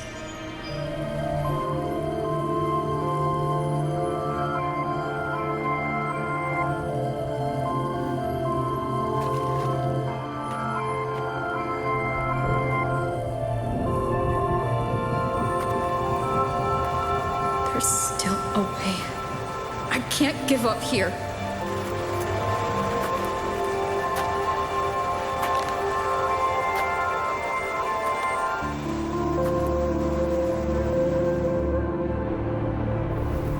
Aemeath is on the other side of the Strider Gate. I'll just go through it and bring her back. Someone has to pilot the exostrider, open the Strider Gate, and deal with the Threnodian anyway. I'll do it. The odds are slim. But they're not zero.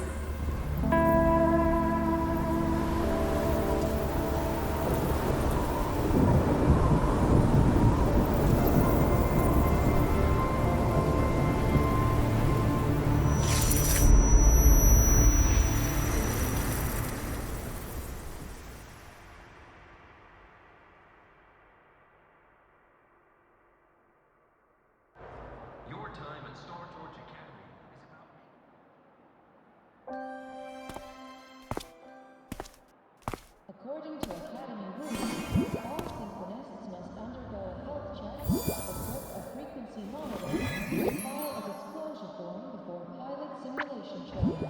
If these are pending, please complete them at your earliest convenience. It touched the talisman, then ran away.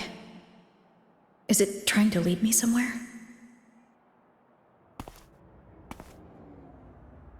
That direction. It's the Synchronlink training grounds. What's wrong? The simulation pod won't open? Seems so. It bugged out with an emergency error and just locked down. Maintenance is on the way. But it's showing it's occupied.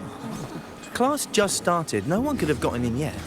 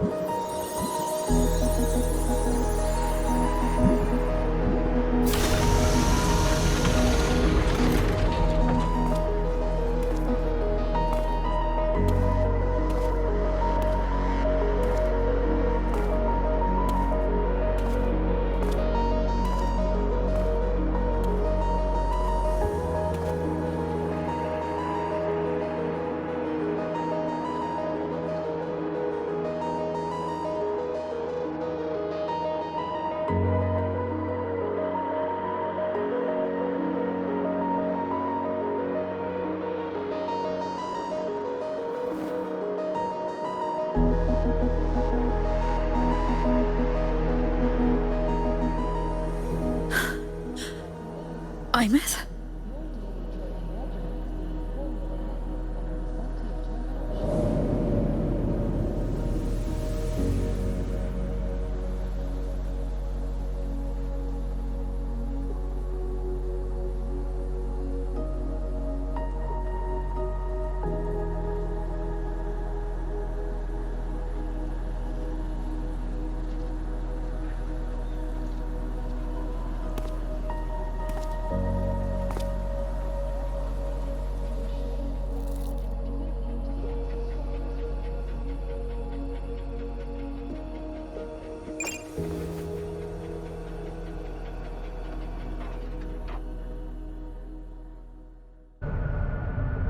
The train for Star Torch Academy and the Frostlands will be departing soon. Void storm hazard level at transit stop low.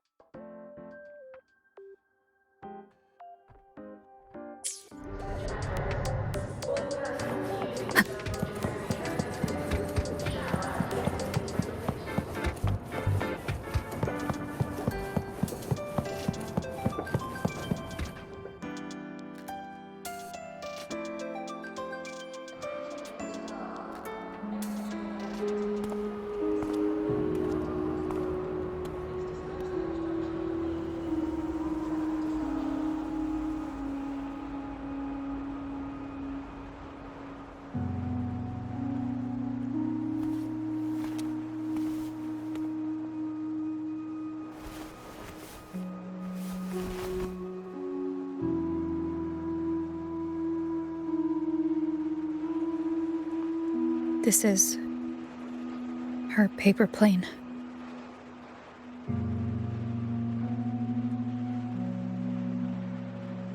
You can keep it if you'd like.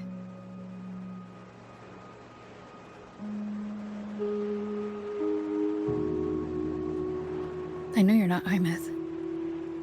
You're only a piece of what she left behind, kept alive by this talisman. But if you exist, it means she's still alive too, doesn't it? Otherwise, the Solaskin couldn't have brought you back.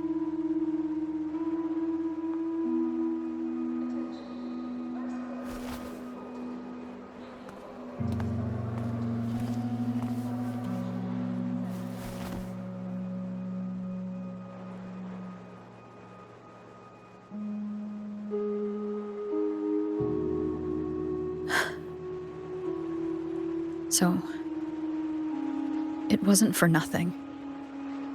If I hadn't gone looking for Aemeath, I never would have found this talisman.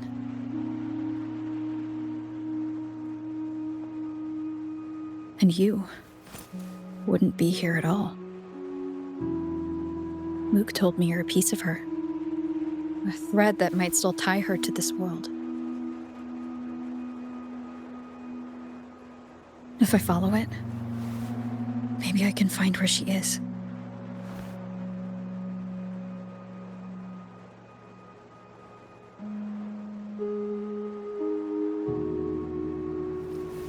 You might have only said that to comfort me.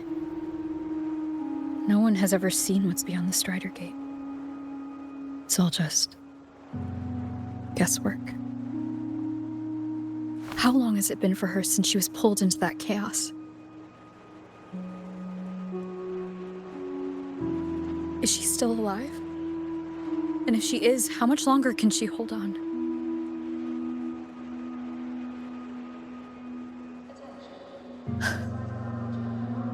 I don't know.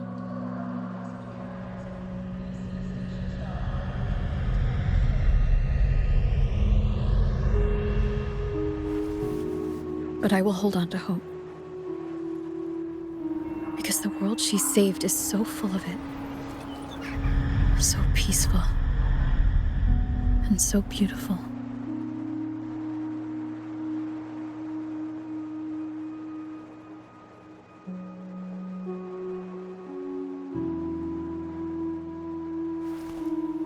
It's strange, seeing Aemeath so quiet like this.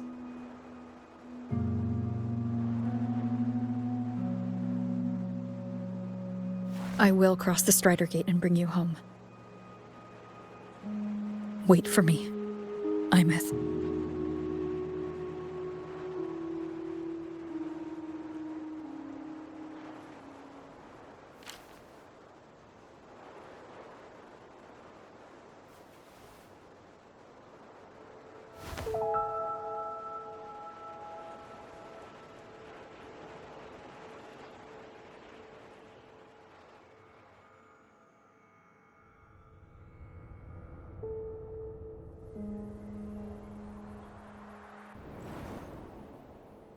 Don't be sad.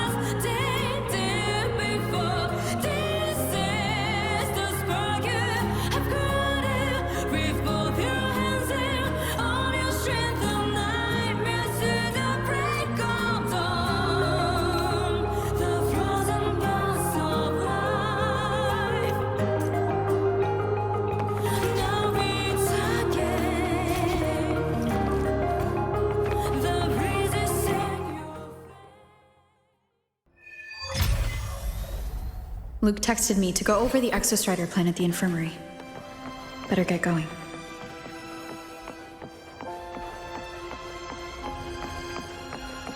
Stay behind me.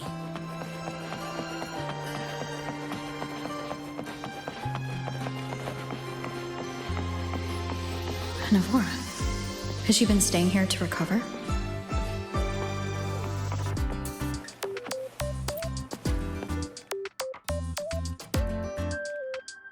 How are you recovering from your injuries, Navora? Oh, it's you, Rover. Yes. I'm feeling much better. Dr. Herssen took very good care of me. I just did what he said and rested for a few days here, and I barely feel any pain now. Are you here to visit him? Yes, we have something to discuss. Is he here? He's in the counseling room next door. My friend Sigrika is in there. It might take a while, huh? Thanks. Take care of yourself.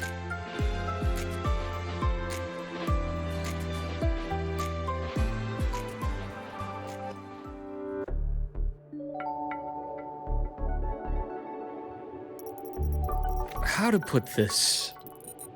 I think you can have more faith in yourself, Sigrika.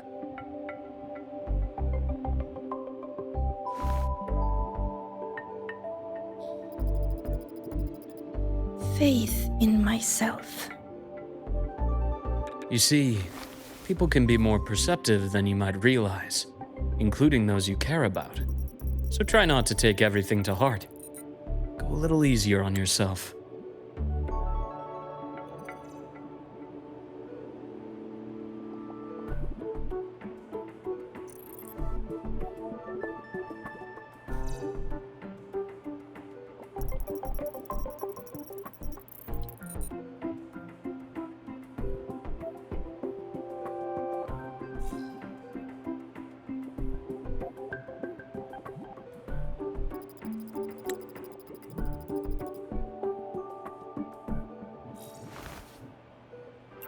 Good or bad, true or false, these things have a way of coming to light.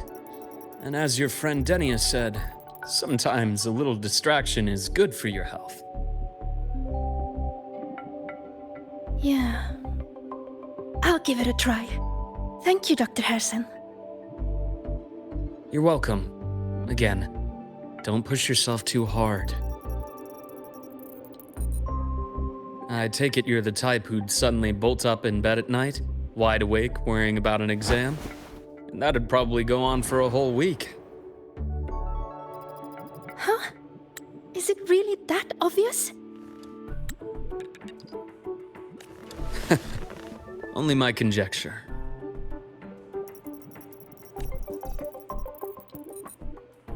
Would you like some candy? Sweets help keep a smile.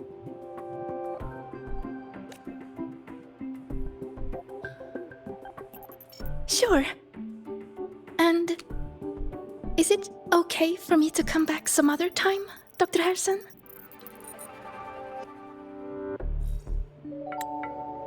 Why, of course. Feel free to visit my office anytime, Sigrika.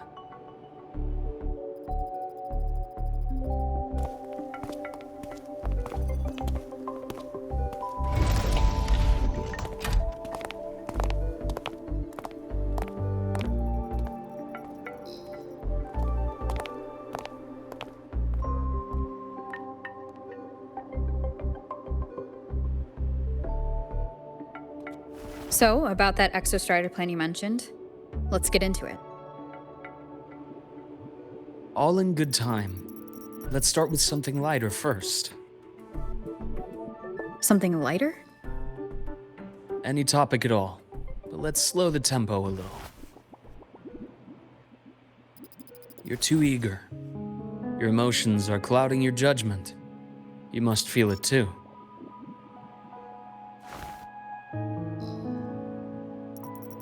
Here, a piece of candy. It'll help take the edge off and lighten the mood.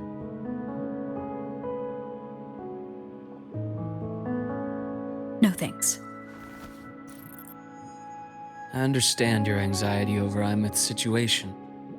You've always held her dear, but it's taken more out of you than you realize.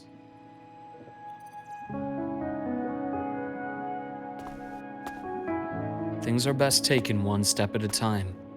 The exostrider hasn't awakened yet. The key is to pace ourselves. Slow and steady, right?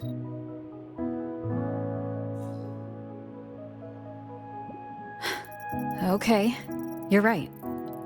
Let's table the exostrider for now. Let's talk about you, Luuk. I trust Aemeath. What we experienced together proved she was telling me the truth. And there's a connection there I can't ignore. But you and me? We might be strangers in passing who became confidants, as you put it. But it feels like every conversation we've had just skims the surface.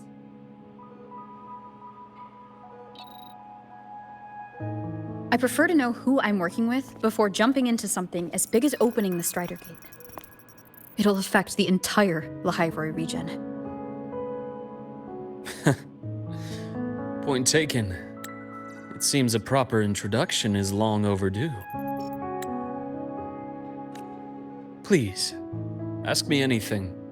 I'll answer as candidly as I can.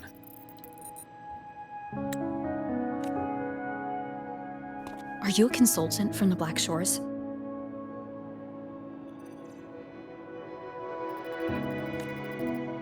That I am not. Work that leaves documented trails doesn't suit my style. But I am acquainted with quite a few bloom bearers. Aemeath said she didn't know you well, but that I could trust you. You also know about the bond between me and her. How? Aemeath is a sharp girl. Even though you never introduced me to her, she could read between the lines of your actions.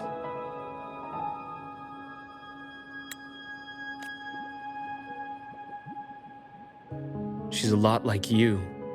Smart, driven, good at bearing burdens. But she's proven to be even more stubborn than you are. After you left Lahairoi, she came to see me a few times in the name of counseling, to learn about you.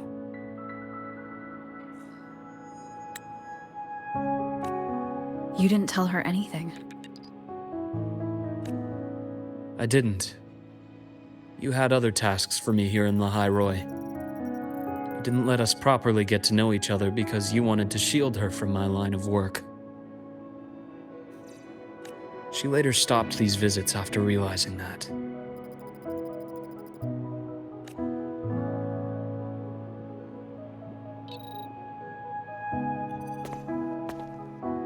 Still, I really hoped she would have opened up to me more. You both tend to keep things to yourselves, and that's never good for anyone.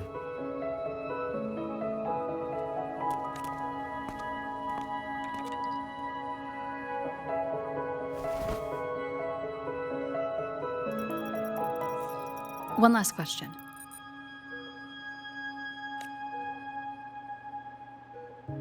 What did you mean I had other tasks for you?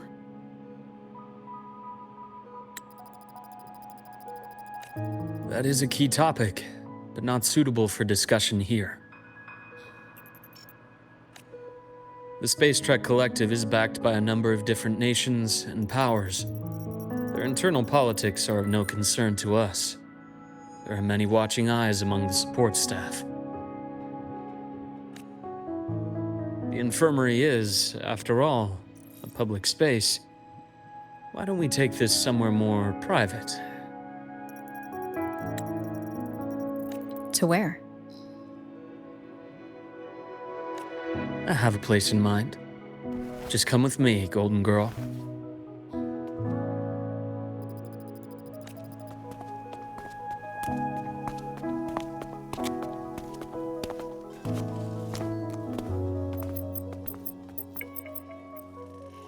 More personal business to attend to again, Dr. Herssen? Just a quick break, Nana. Mind holding down the fort? The next shift will be here soon. Take care, Doctor. Do try to return in one piece. Don't worry. I have her with me today.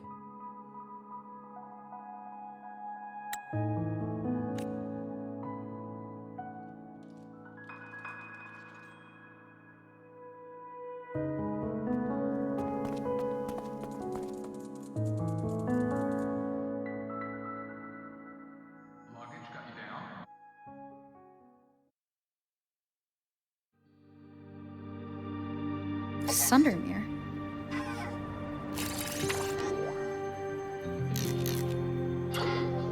Yes, I keep a small workspace of my own here.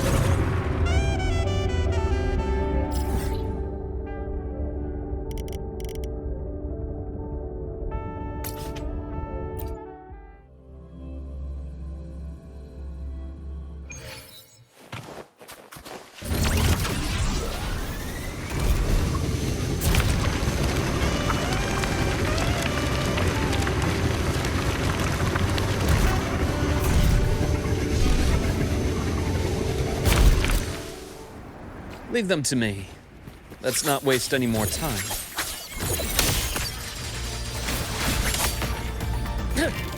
Imbalance ends here. Rot, resected! Blink, and agony ends. The exostrider's sword emits a unique frequency. It shields my workspace from most long-range detection methods. You picked a good spot.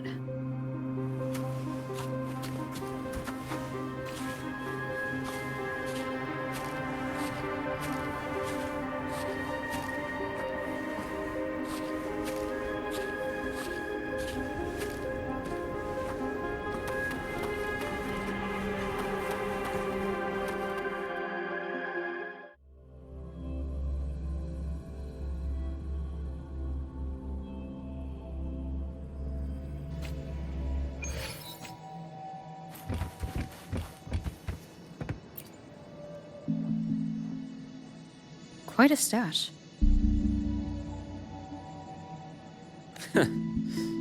This is what a secret room is about.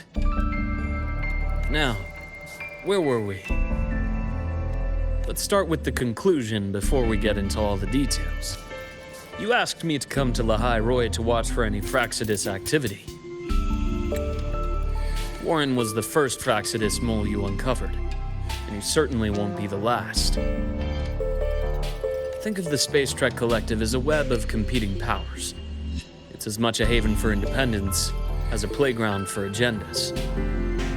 An isolated polar region, rich with exoswarm and the potential for technological breakthrough. Lahai Roy is a gold mine, even for the Fraxidus. You're saying the fall of Helios wasn't their real goal? It was one of several.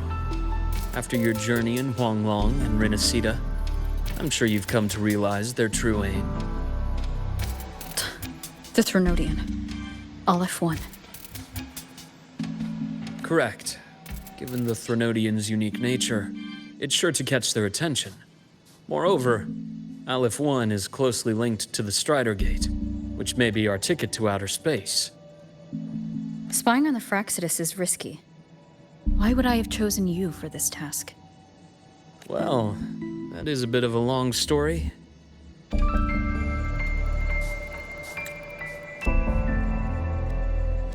You've always preferred to see things for yourself. Please, follow me to that table.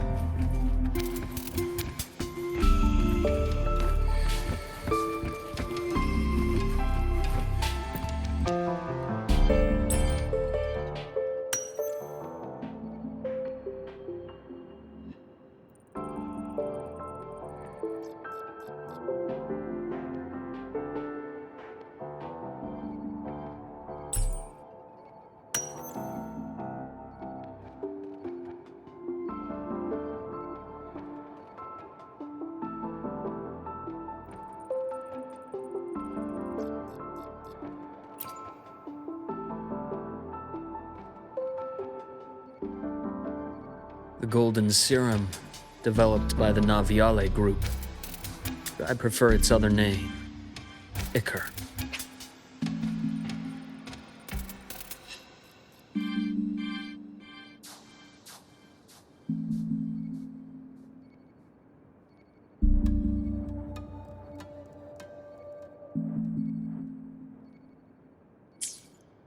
My father started it as a medication for rare diseases. But as research progressed, it came to represent something far more ambitious. The drug of evolution. Evolution.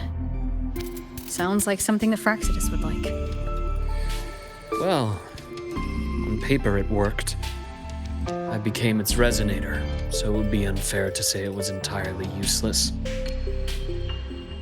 But I was a rare case who survived. All it cost me was excruciating pain and my color vision. Most test subjects like me didn't make it.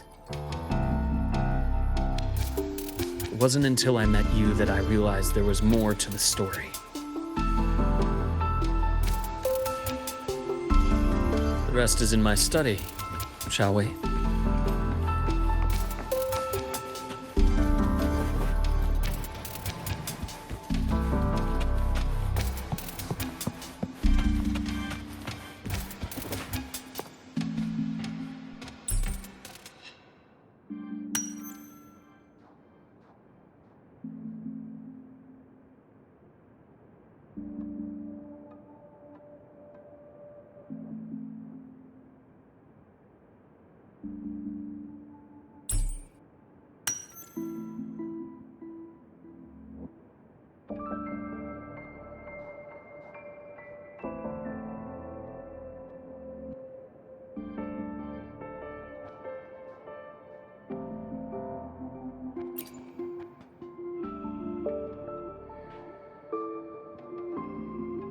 My brother Ryan drew this picture. We're not related by blood.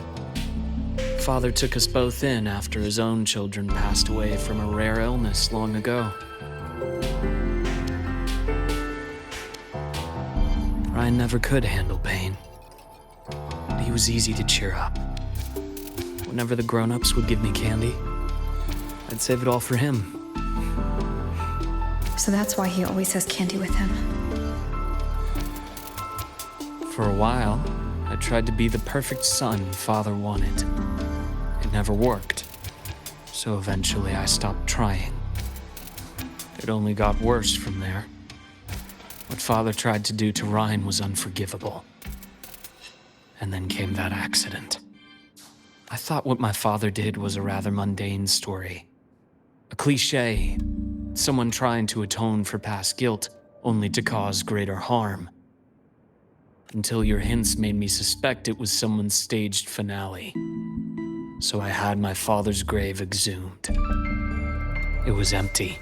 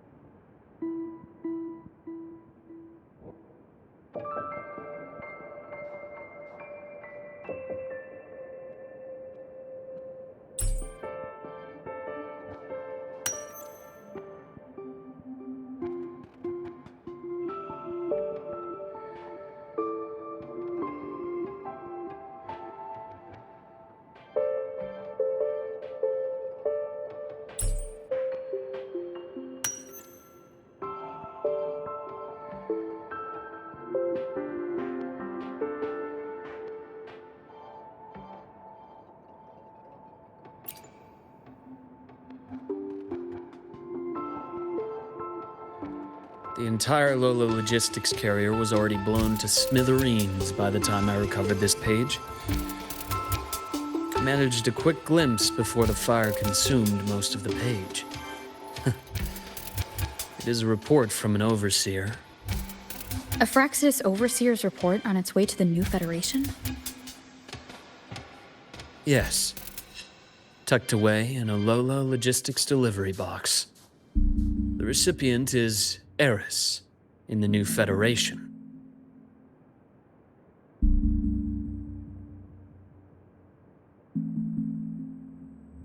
Those 3 items you just showed me.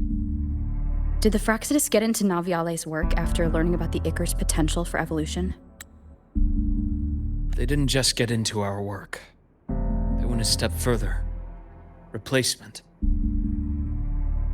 Have you ever met the Fraxidus' Grand Architect? The thousand-faced survivor. We met near the Styx Lake, deep within the Dark Tide.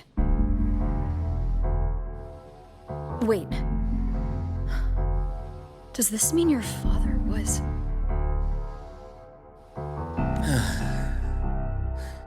Yes. My father was just another face the Grand Architect borrowed. Though looking back now, I can't recall the moment the real him was taken.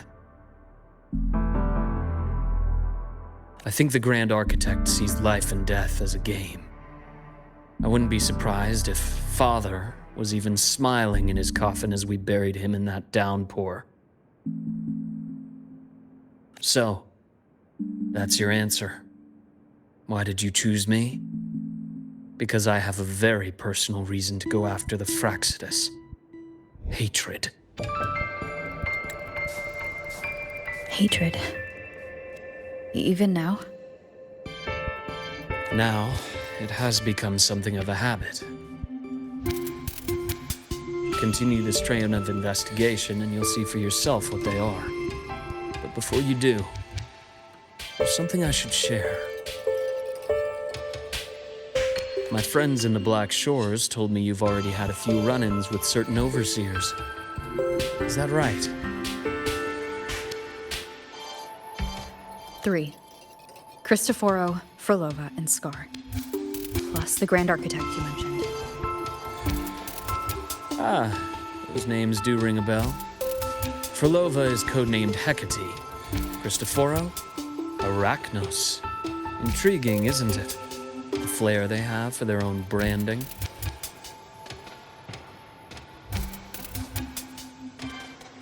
But it's a telling detail.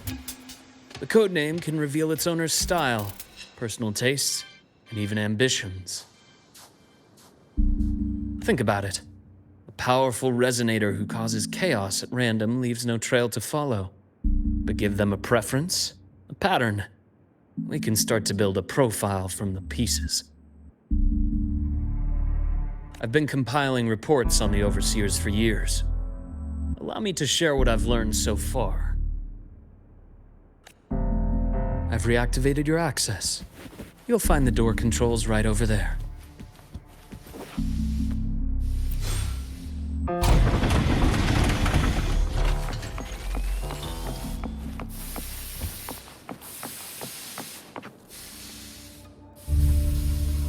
The Fraxidus is loosely organized. Most of its members have only undergone basic, artificially induced body modification. They're not terribly difficult to neutralize. But if you encounter artificers with more creative modifications, you're likely looking at the handiwork of Hydra.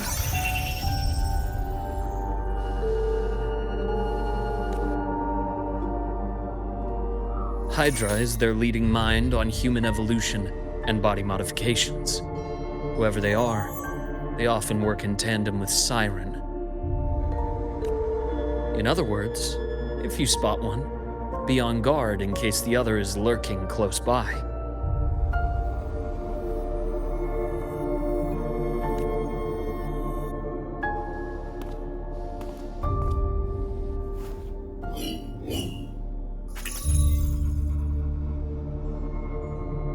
Zashiki Warashi won't require much of your attention. This overseer primarily operates in Ashinohara, a region that's been largely destroyed by the Lament.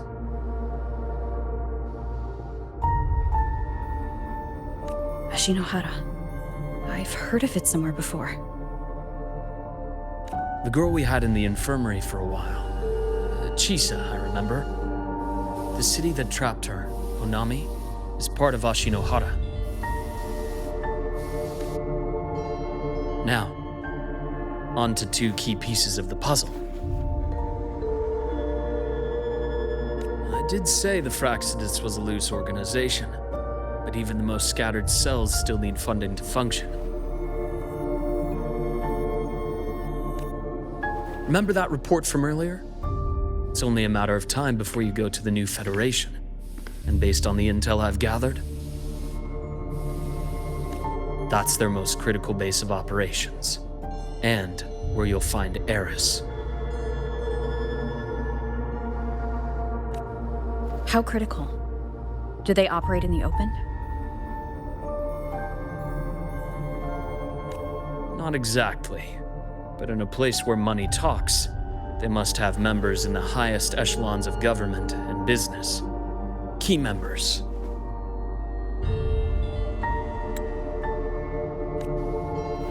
Their foothold in the new Federation has given them immense leverage. With that endless stream of wealth, the Fractsidus operates with impunity across the planet. Speaking of which, Star Torch Academy is also heavily funded by the new Federation. To be blunt, they're the Space Trek Collective's single largest donor. Eris, huh? Duly noted. I'm assuming the other key piece is the Grand Architect. The Fractsidus Grand Architect. Their true name is unknown. They only appear through borrowed identities. Real people, legendary beings, and even the phantoms of the dead from others' memories. I did brush shoulders with them once. It was a shame. I had no idea at the time, and missed my shot. This pen was the only thing I brought back from that great fire. I have yet to decipher the lettering, but it shows one thing for sure. The Grand Architect has been around for a very, very long time. It's a pity you called me to the High Roy. Otherwise, I would have continued following that trail. But you always have a good reason, right?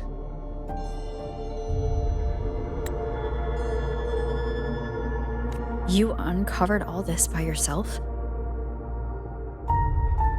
More or less. I did have some help along the way.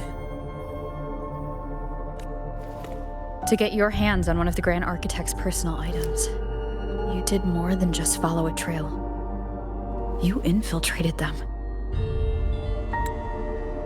Playing along with them isn't that difficult once you get the hang of it.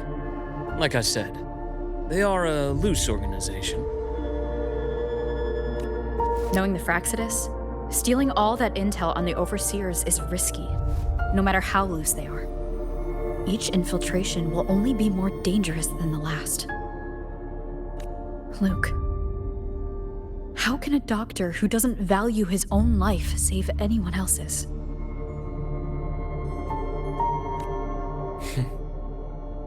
You know, this is the second time you've said those words to me.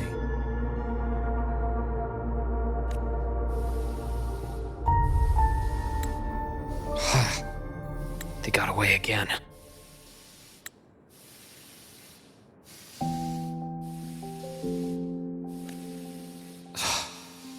If I hadn't been so cautious, I could have taken care of them this time.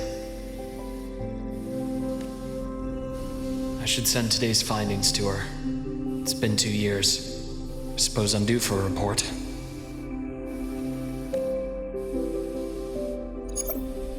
Good. You got the intel.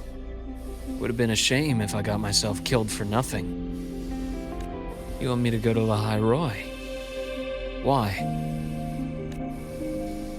There's evidence of their activity in the High Roy. I need you to keep an eye on things. And frankly, you need a break.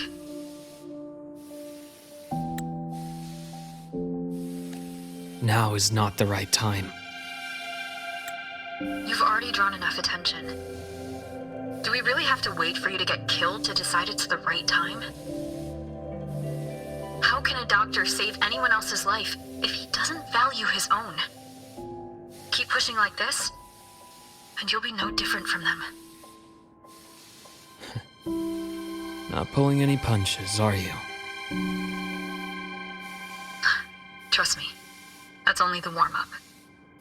The High Roy is a nice place, Luuk.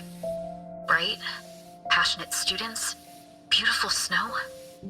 Perfect for slowing things down. Listen to me on this. Come.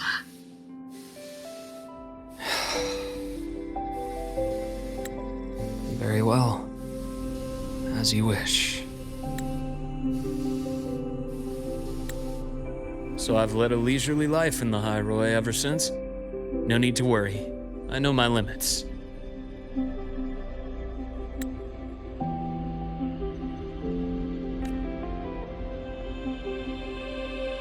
Let's set aside the Fractsidus for now.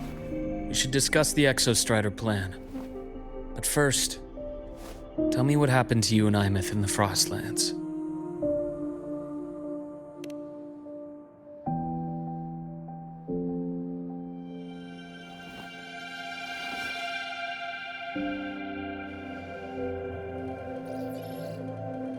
I see.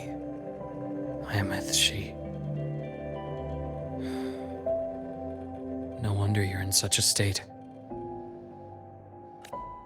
I understand her reasons. She was fighting for her dream, for the High Roy in the only way she knew how. And I respect that. The fate she chose for herself. But I won't accept it. There's more I haven't tried. I'm not done fighting for her.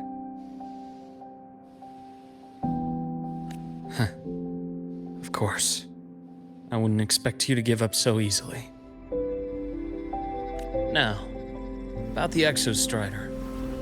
It started with the Space Trek Collective finding a giant solid-skin root network in Bjarter Woods. They identified it as the lid sealing the Strider Gate, so to speak. It keeps the Threnodians' fractured forms sealed on both sides of the Strider Gate. Break it, and these forms will reunite. That wouldn't just spell the High Roy's doomsday, but the entire world. But the Collective still yearned to open that gateway, to explore the unknown. So, they created the Synchronists. The idea was to use augmented resonance to amplify the exostrider's power, hoping that would keep the Threnodians suppressed. But lately, the Threnodians' attacks on the seal have been increasing. I'm afraid the Fractsidus is also getting ready to make a move. With the reactor core returned, all you need now is a little patience. Wait for the exostrider to awaken. Then we can focus on how to use it to find Aemeath. You were a synchronist in the Academy once before. I'll speak with Lucilla about getting you piloting access. Then I'll wait for your news, Luuk. Certainly, but our immediate priority should be the Fractsidus. I have a feeling they're planning to sabotage our plans for the exostrider.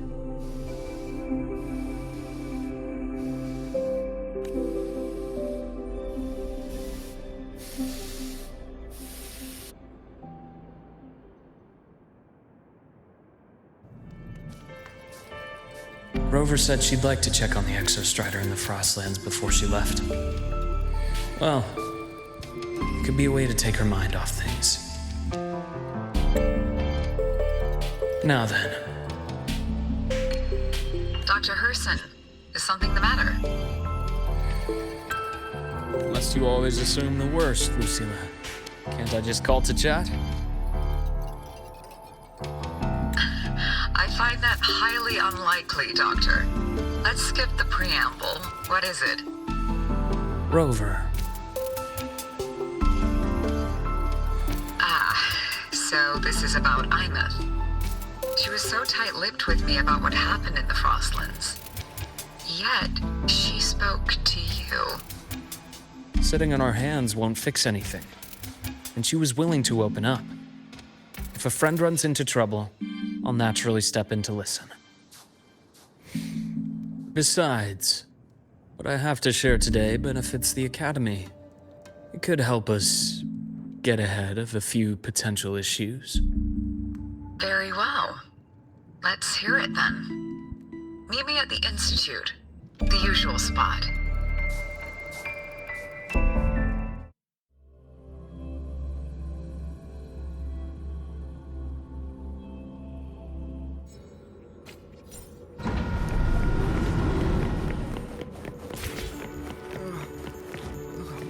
It's spinning.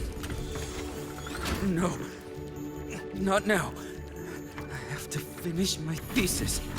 I can faint after the paper's done.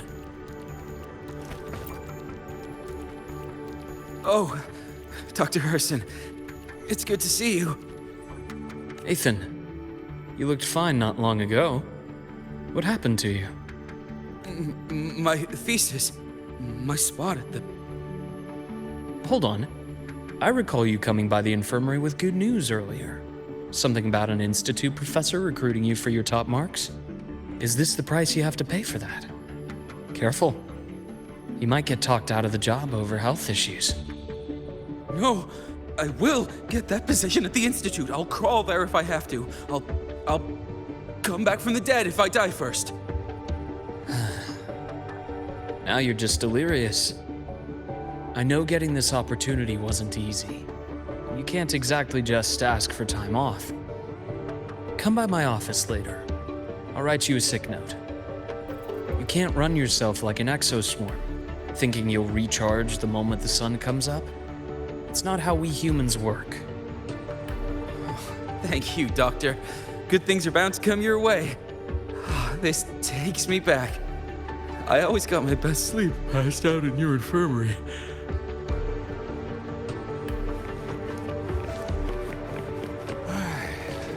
Let's see here. Who's still skipping their physical checkup? Do these people not believe in proper work-life balance? So irresponsible. Ah, young Luuk. What brings you to the Institute today? Just here to discuss something with someone. How have your shifts been treating you these past few months? Not bad. You know, these researchers, getting them in for a checkup is like pulling their teeth. I have to hunt them down myself. What do you say we grab a drink after my shift? The meal plans here are all nutritional efficiency. Taste like chewed up cardboard. Of course. Why don't I show you that scout drone model I just finished while we're at it? You work fast. You really do enjoy that sort of tinkering.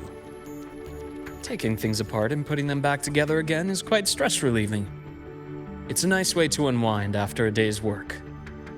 So, what do you say we sneak over to Rogan's place when we get a minute and liberate the cannon barrel from that precious bot of his? We can put it back after he's had a good meltdown. I'd rather not be an accomplice to that. It's unethical. And I can't believe you're still holding a grudge over that fish he stewed behind your back.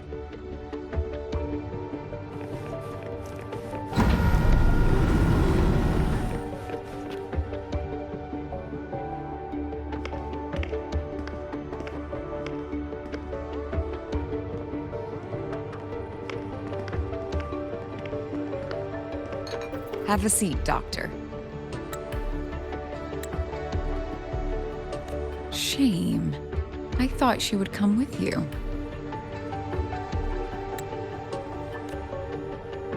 She's been here before, but things are different now. I prefer not to have her tangled in the collective's trivial matters. Fair enough. But I'm not like those stubborn old goats you're used to dealing with. I don't chase after pride or rank.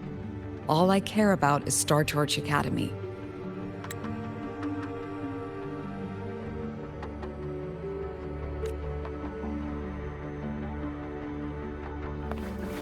Now go on. Give me the highlights, Dr. Herssen.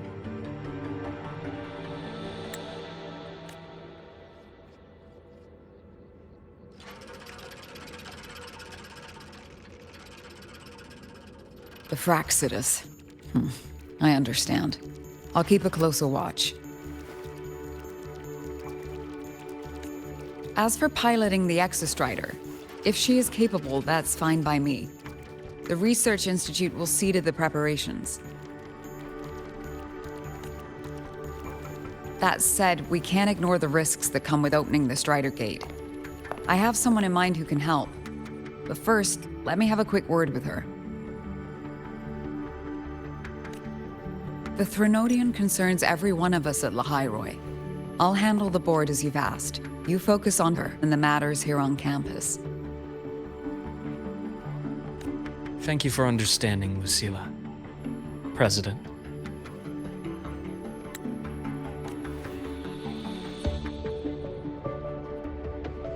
Our conversation went more smoothly than I expected.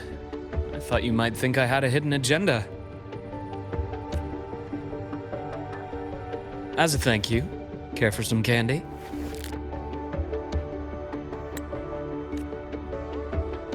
I'll pass.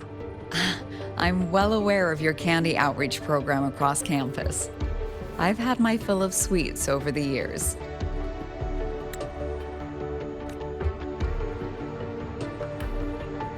As for what you said earlier, I've been here long enough to know exactly who you are.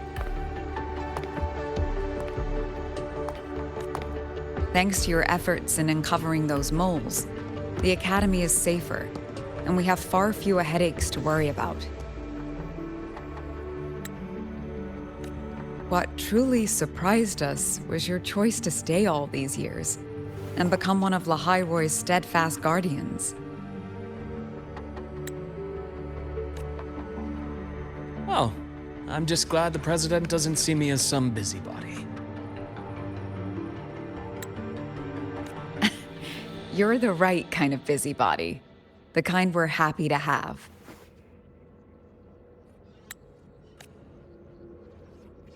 A friend of mine sold me on this place. Went on and on about the beautiful snow and the bright, passionate students. Convinced me to come. But when I actually got here, nothing like the brochure she described. Turns out, 8 out of 10 staff members were planted here by different factions. Our students dream of reaching the stars, all while living in a gilded cage. Meanwhile, we have Roya dealing in exoswarm parts and colluding with new Federation smugglers. I know that these students aren't fools.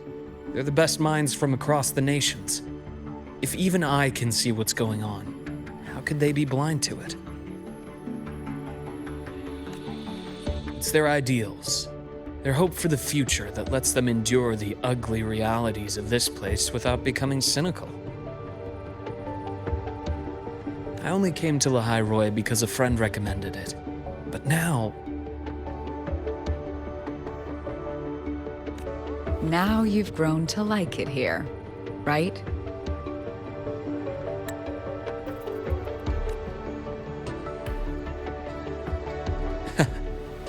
Yes, same as you, Madam President.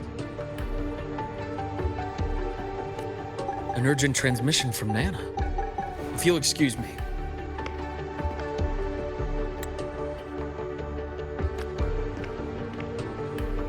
Dr. Herssen, there was a break-in at the infirmary. Nivora's been kidnapped by the one we previously detained, Warren. What is your status? Are you severely damaged? No need to worry. Just need time to repair. Understood. Prioritize damage control after this call. Notify the Academy's security department.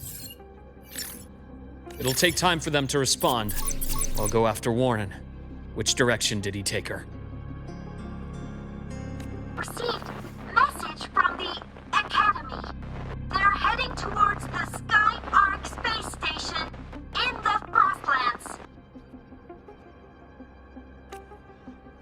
the Court of Savante space station she and I discovered before.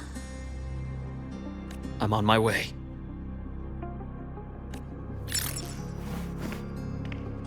Warren has escaped. He's taken a student and is heading for one of the debris fields in the Frostlands. What do you plan to do?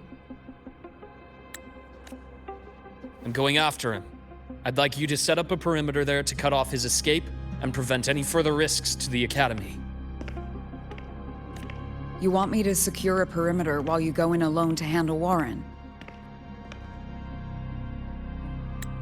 I have a hypothesis, one I'd like to verify by myself. Very well. Your track record warrants it. Go, Dr. Herssen. I'll expect good news.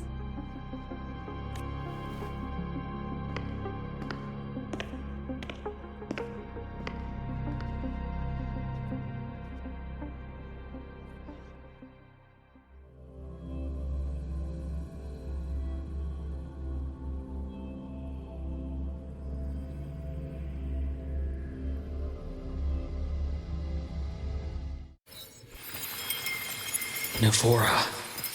Why now?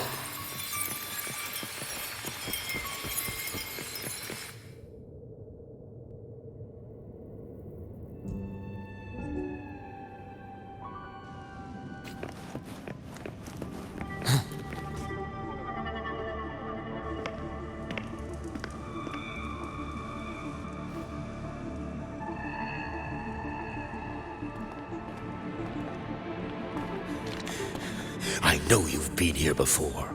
Take me to the data room. Now! Okay, I'll do anything you say. They're heading deeper into the station. Is there someplace we haven't discovered yet?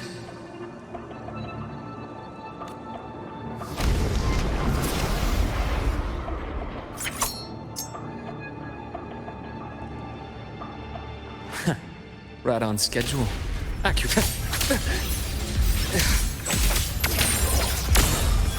Imbalance ends here. Time to incise. Split and fold.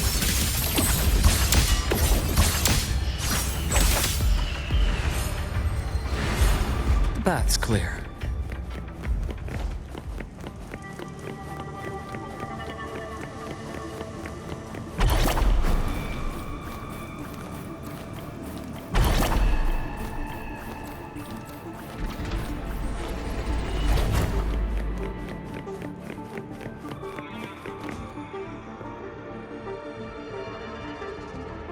The researchers the Academy stationed here. 2 with gunshot wounds, but still alive. And this one?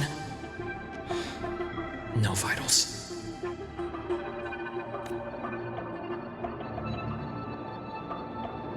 Their bleeding stopped. I should keep going after Warren.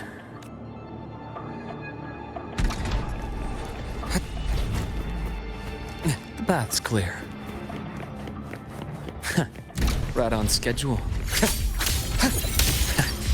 Blink, and agony ends.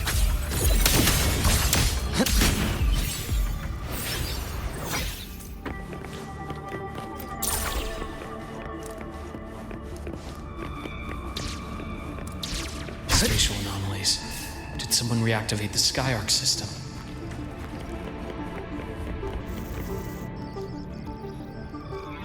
I'll get out of Roy. Out of this cursed place. It appears Warren's taken Navora to the data room we visited earlier. The path is blocked. It's those error modules again. I should use the adapter.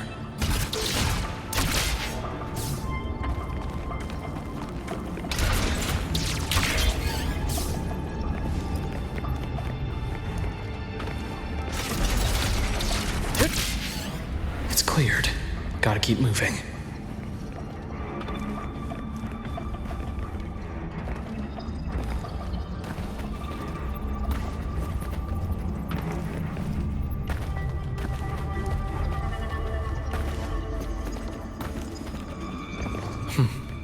Almost there. Now, moment of truth.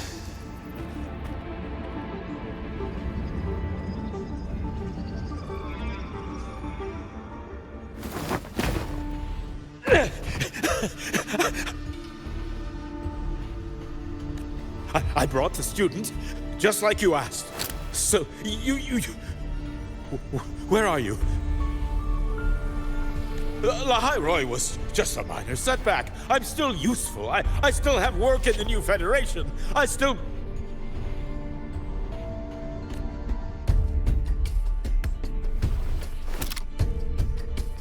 Stop hiding!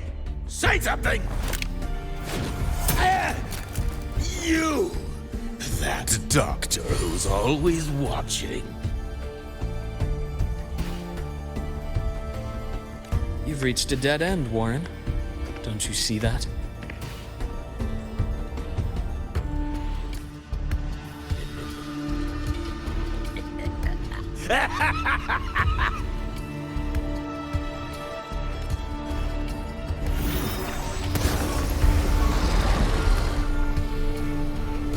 It's your dead end!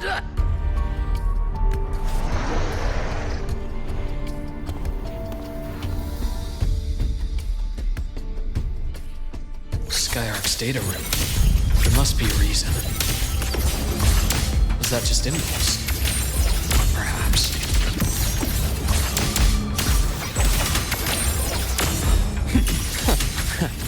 right on schedule. Rot, resected!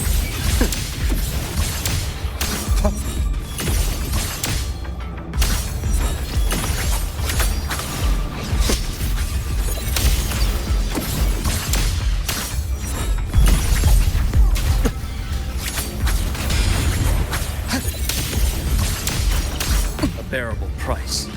I bestow eternal peace.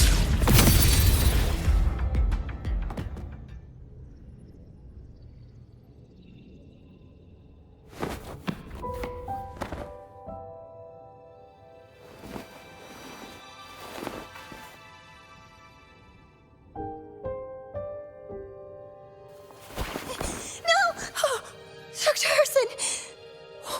Warren, is he?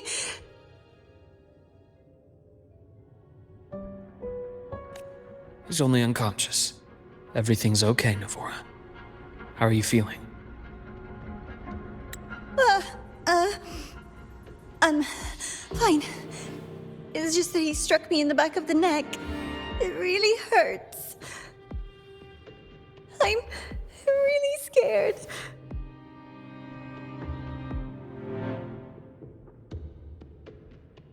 It's okay. Don't force yourself to hold it in. After a shock like that, it's much better if you let it out. Keeping it bottled up is stressful in itself.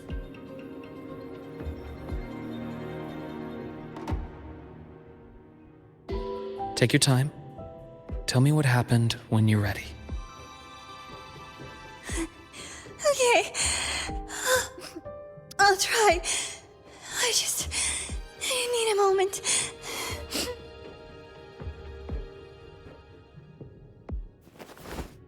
Then rest here for now. I'll go check on Warren.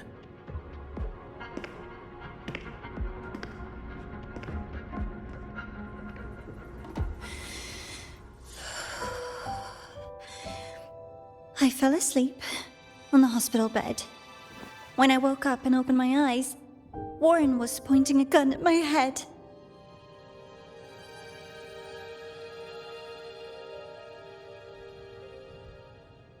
He was frantic, grilled me non-stop about Sky Ark, and when he found out I'd been to the station before, he forced me to bring him.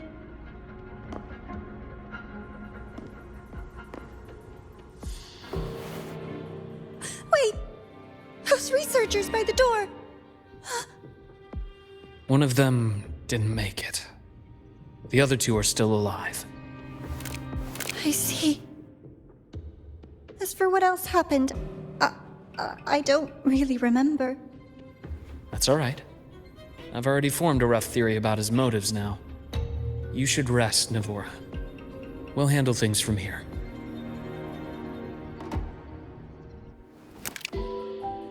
Is that so? Then, Dr. Herssen, care to share your theory?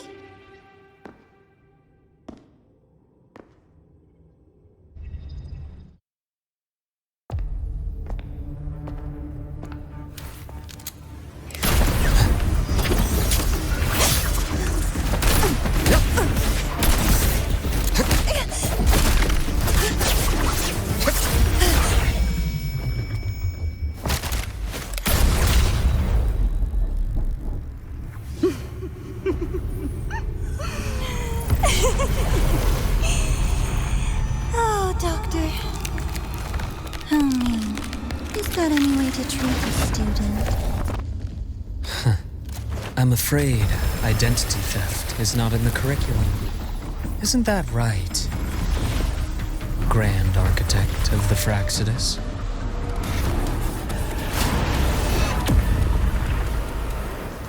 Since you insist on playing the student, I'll offer a lesson.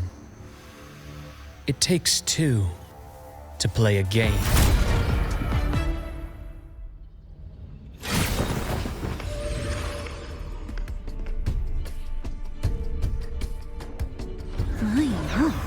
Played me for a fool, didn't you? I was going to kill you for a little one-on-one time with Rover.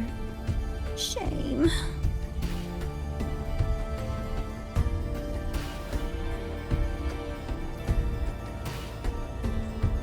Regrettable that you evaded what was meant for you.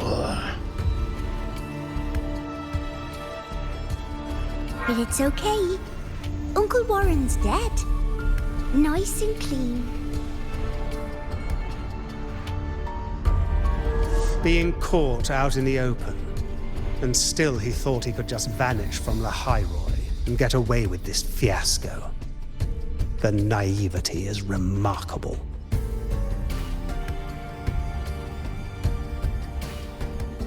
Anyway, I got back what I wanted too, so I'm a happy girl. On my way here, I kept wondering why you acted so quickly. Didn't fit your usual style of staying in character until the very end. Just as I thought. You were after this pen. Ah, yes, my precious. I couldn't find it anywhere, so it was you who took it from me. This is the first time someone's taken something from me. Oh, I almost forgot to ask.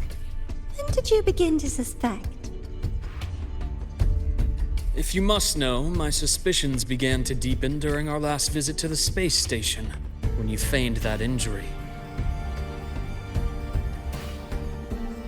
Your acting had been flawless, Grand Architect, but even you cannot mimic what you don't understand. Death itself. To an immortal like you, no matter how many times you die, it's just another lost identity. And I happen to have seen you die before.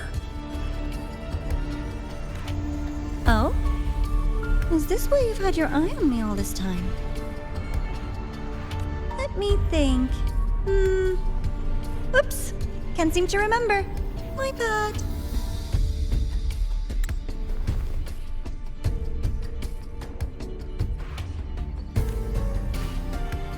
My real favorite things are the ones that are really old and far, far away. But you're something special, Dr. Herssen. You're the first person in forever to ever come this close. Without you, the game in the lynae would be so boring. So, you get prizes. And I promise, it's right up your alley. Now, for the first one. At the upcoming new solar celebration, among all the lovely students, stands a member of the Fraxidus.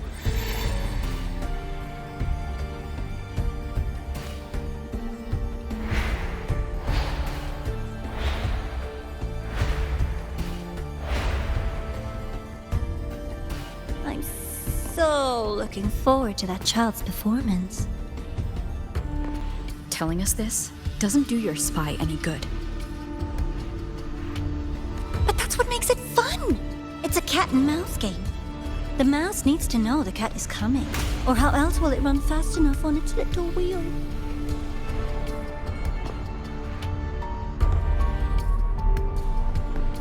To win, you just have to be the hunter.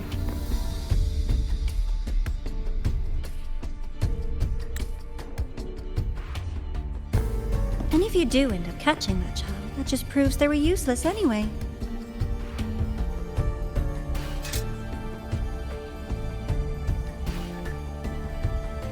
That was only the first. What's the next one?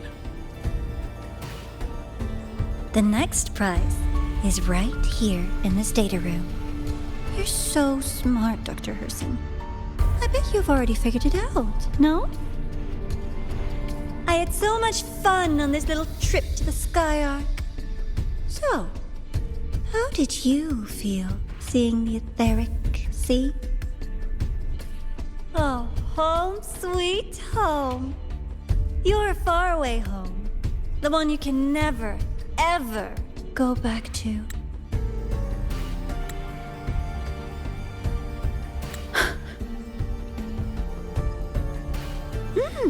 Meeting you there wasn't all for nothing. The look on your face was the sweetest treat.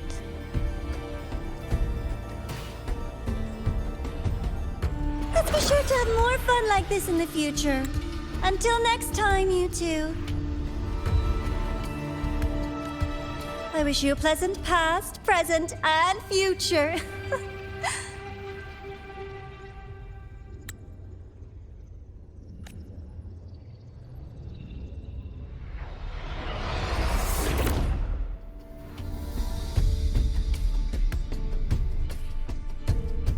Why did you stop me?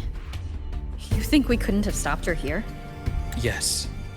My goal was to gather intelligence, not apprehend the Fraxidus' grand architect. When we dug up my father's empty grave, I realized that it is no simple feat to find an immortal who leaves no trail. The grand architect may appear to act on a whim, but in my observation, that playfulness is just another layer of disguise. There's a purpose behind it. When Nana called earlier, something felt off. Warren is a researcher himself. Why would he need to take a student hostage to investigate a debris field? Even if he did, breaking into the infirmary and letting Nana send a distress call was a sloppy strategy. Of course I'd be the first person she contacted. So that's why you called me afterwards. I did hear Navor say you've had her in the infirmary all this time. You were keeping an eye on her then. I was waiting for her to show her hand. Until then, it was all speculation. I needed to see her end the act to be sure. Immortal, 1,000 faces.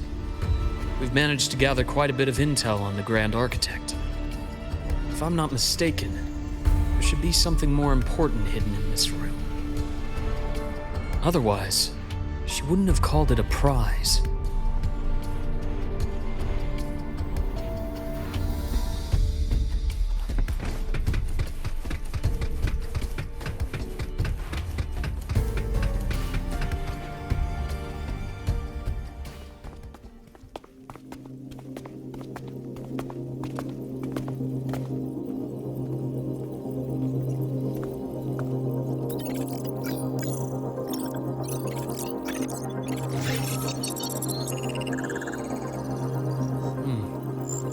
These are personnel files from the Sky Ark space station.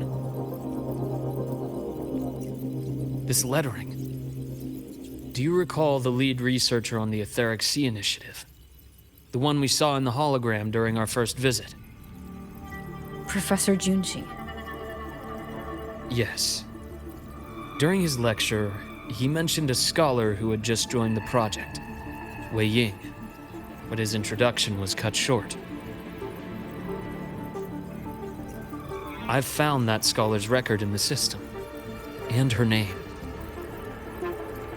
The letters of this name are a perfect match with those engraved on that pen. Are you saying that scholar is the Grand Architect? According to these records, the Etheric Sea Initiative was stalled due to a lack of funding until she joined. Then, it was pushed back on track. Her involvement influenced the CSC's decision on this project. But everything else about her birthplace, employment history, or academic background is missing. Sounds like another identity borrowed by the Grand Architect. Indeed. It seems we've just traced this thousand-faced individual back to an even earlier point in Solaris' history. These records also show Wei Ying took great interest in the CSC and Etheric Sea Initiative during that period. That must be why she infiltrated the Sky Ark space station. The universe. What secrets is it hiding behind all those infinite stars? I really want to know.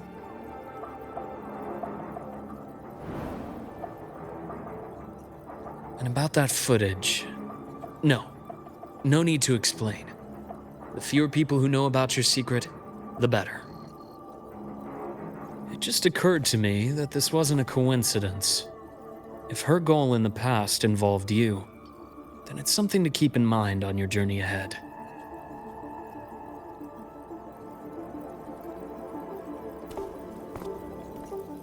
The Etheric Sea. That might have been my entry point to Solaris after leaving my distant homeland. Wei Ying was interested in the Etheric Sea before its planet-wide spread. Did she want to use it as a medium to reach somewhere beyond? I will. Given her nature, it's only a matter of time before we meet again. The more she appears, the more she gives away. If she enjoys playing games, then it means she'll follow some rules at least. Otherwise, she'd die of boredom.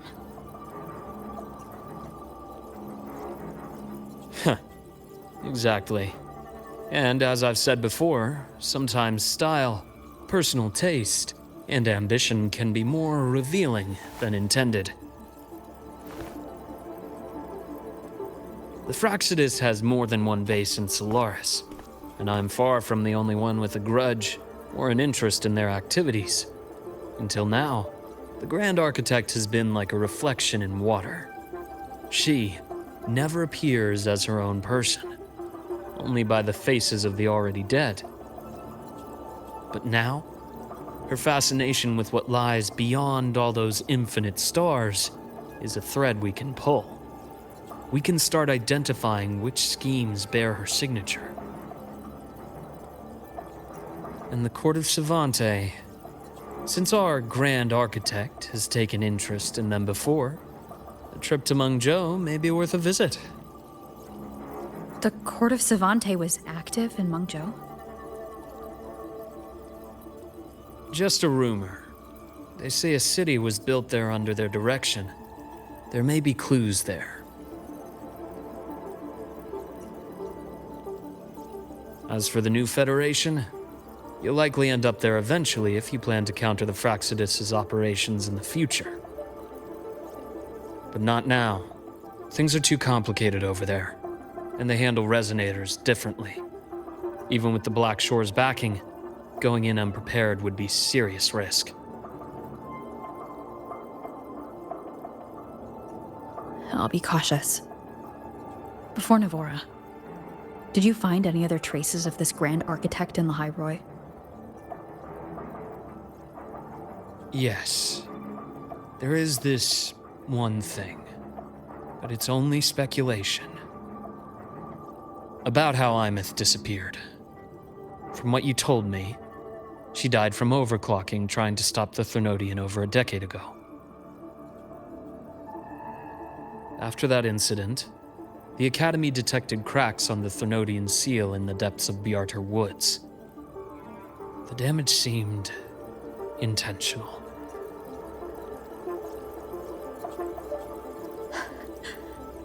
You mean... I believe it was the Grand Architect who damaged the seal, and that led to Aemeath's death.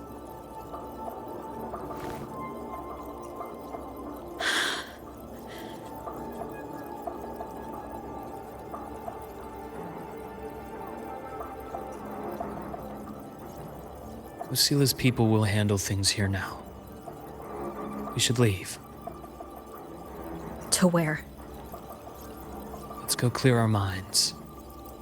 You shouldn't sit with this alone.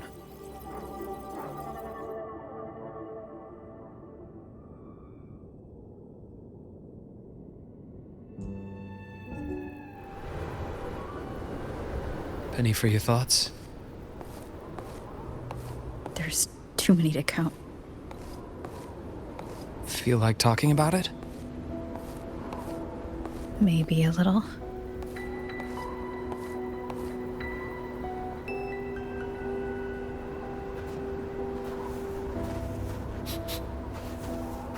I keep wondering if the choices I made in the past were the right ones.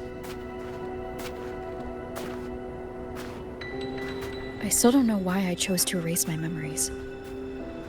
That one decision cost me my grip on everything. It made me leave so many people behind.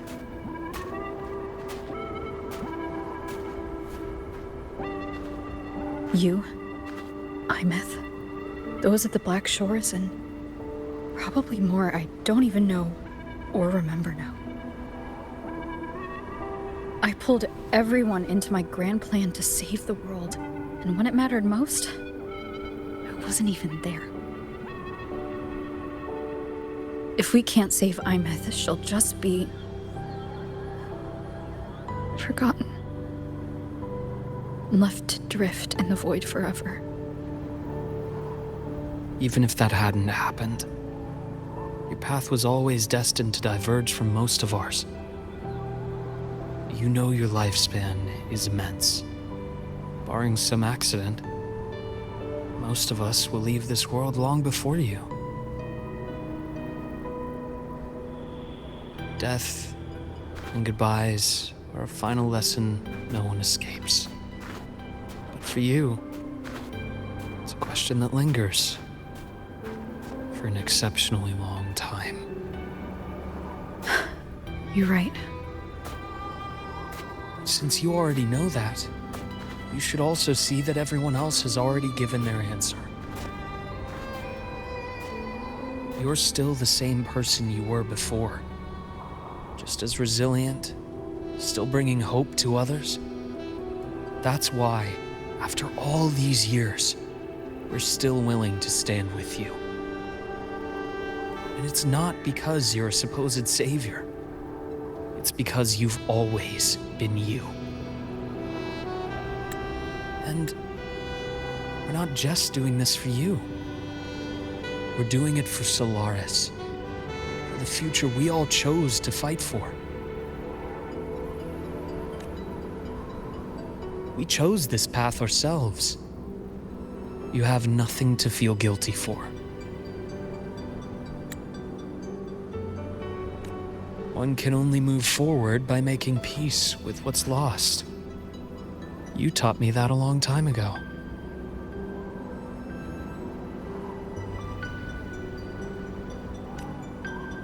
In the end, I failed to find my father's murderer. I failed to protect Ryan. I failed to protect my own family.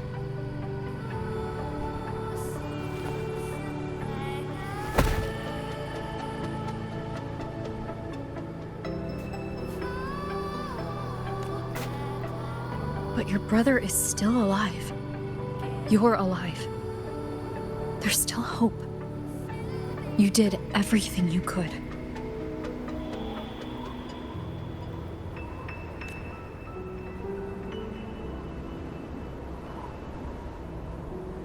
Who knows when I'll wake up next time.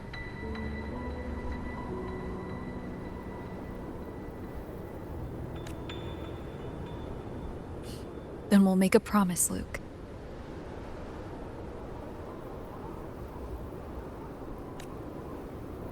We'll see each other again next winter. You'll open your eyes, and I'll be standing right here. Just like today.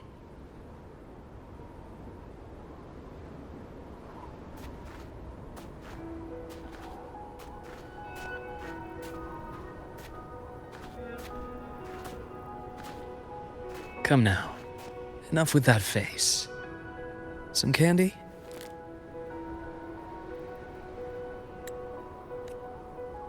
You always carry candy with you. Are you sure they really work?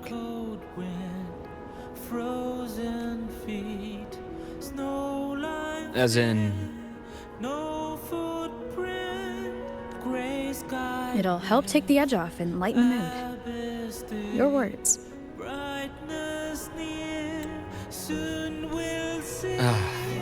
That.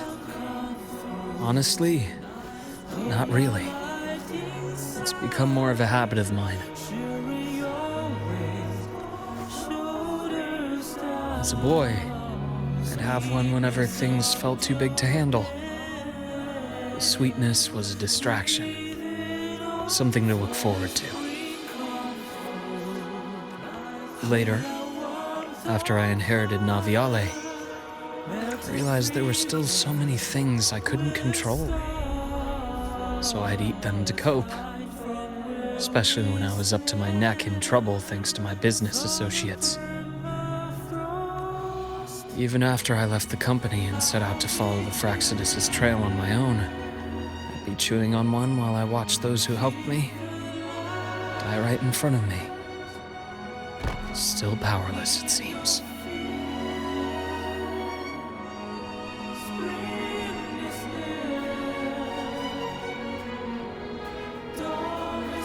So I've come to believe that no matter how strong a person becomes, not everything can be done perfectly. In life, many things are beyond our control.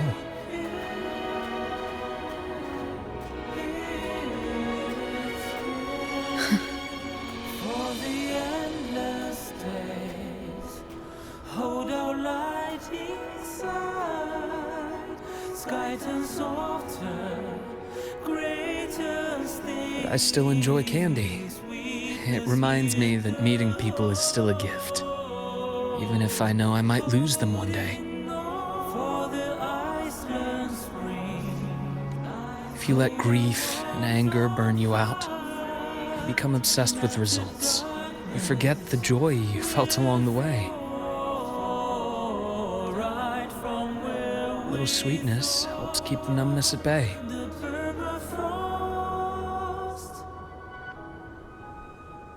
I'll have one of your candies.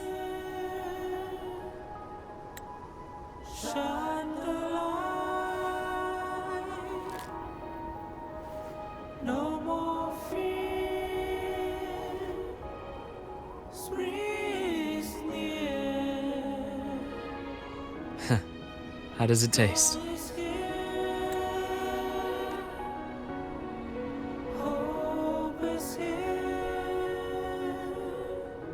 Luuk, my chances of saving Aemeath? They're pretty slim, aren't they?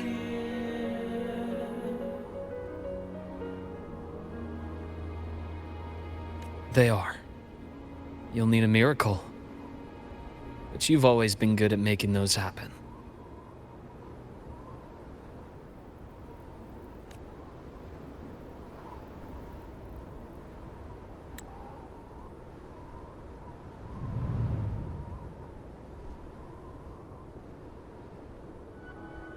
Thanks for the candy. You're very welcome.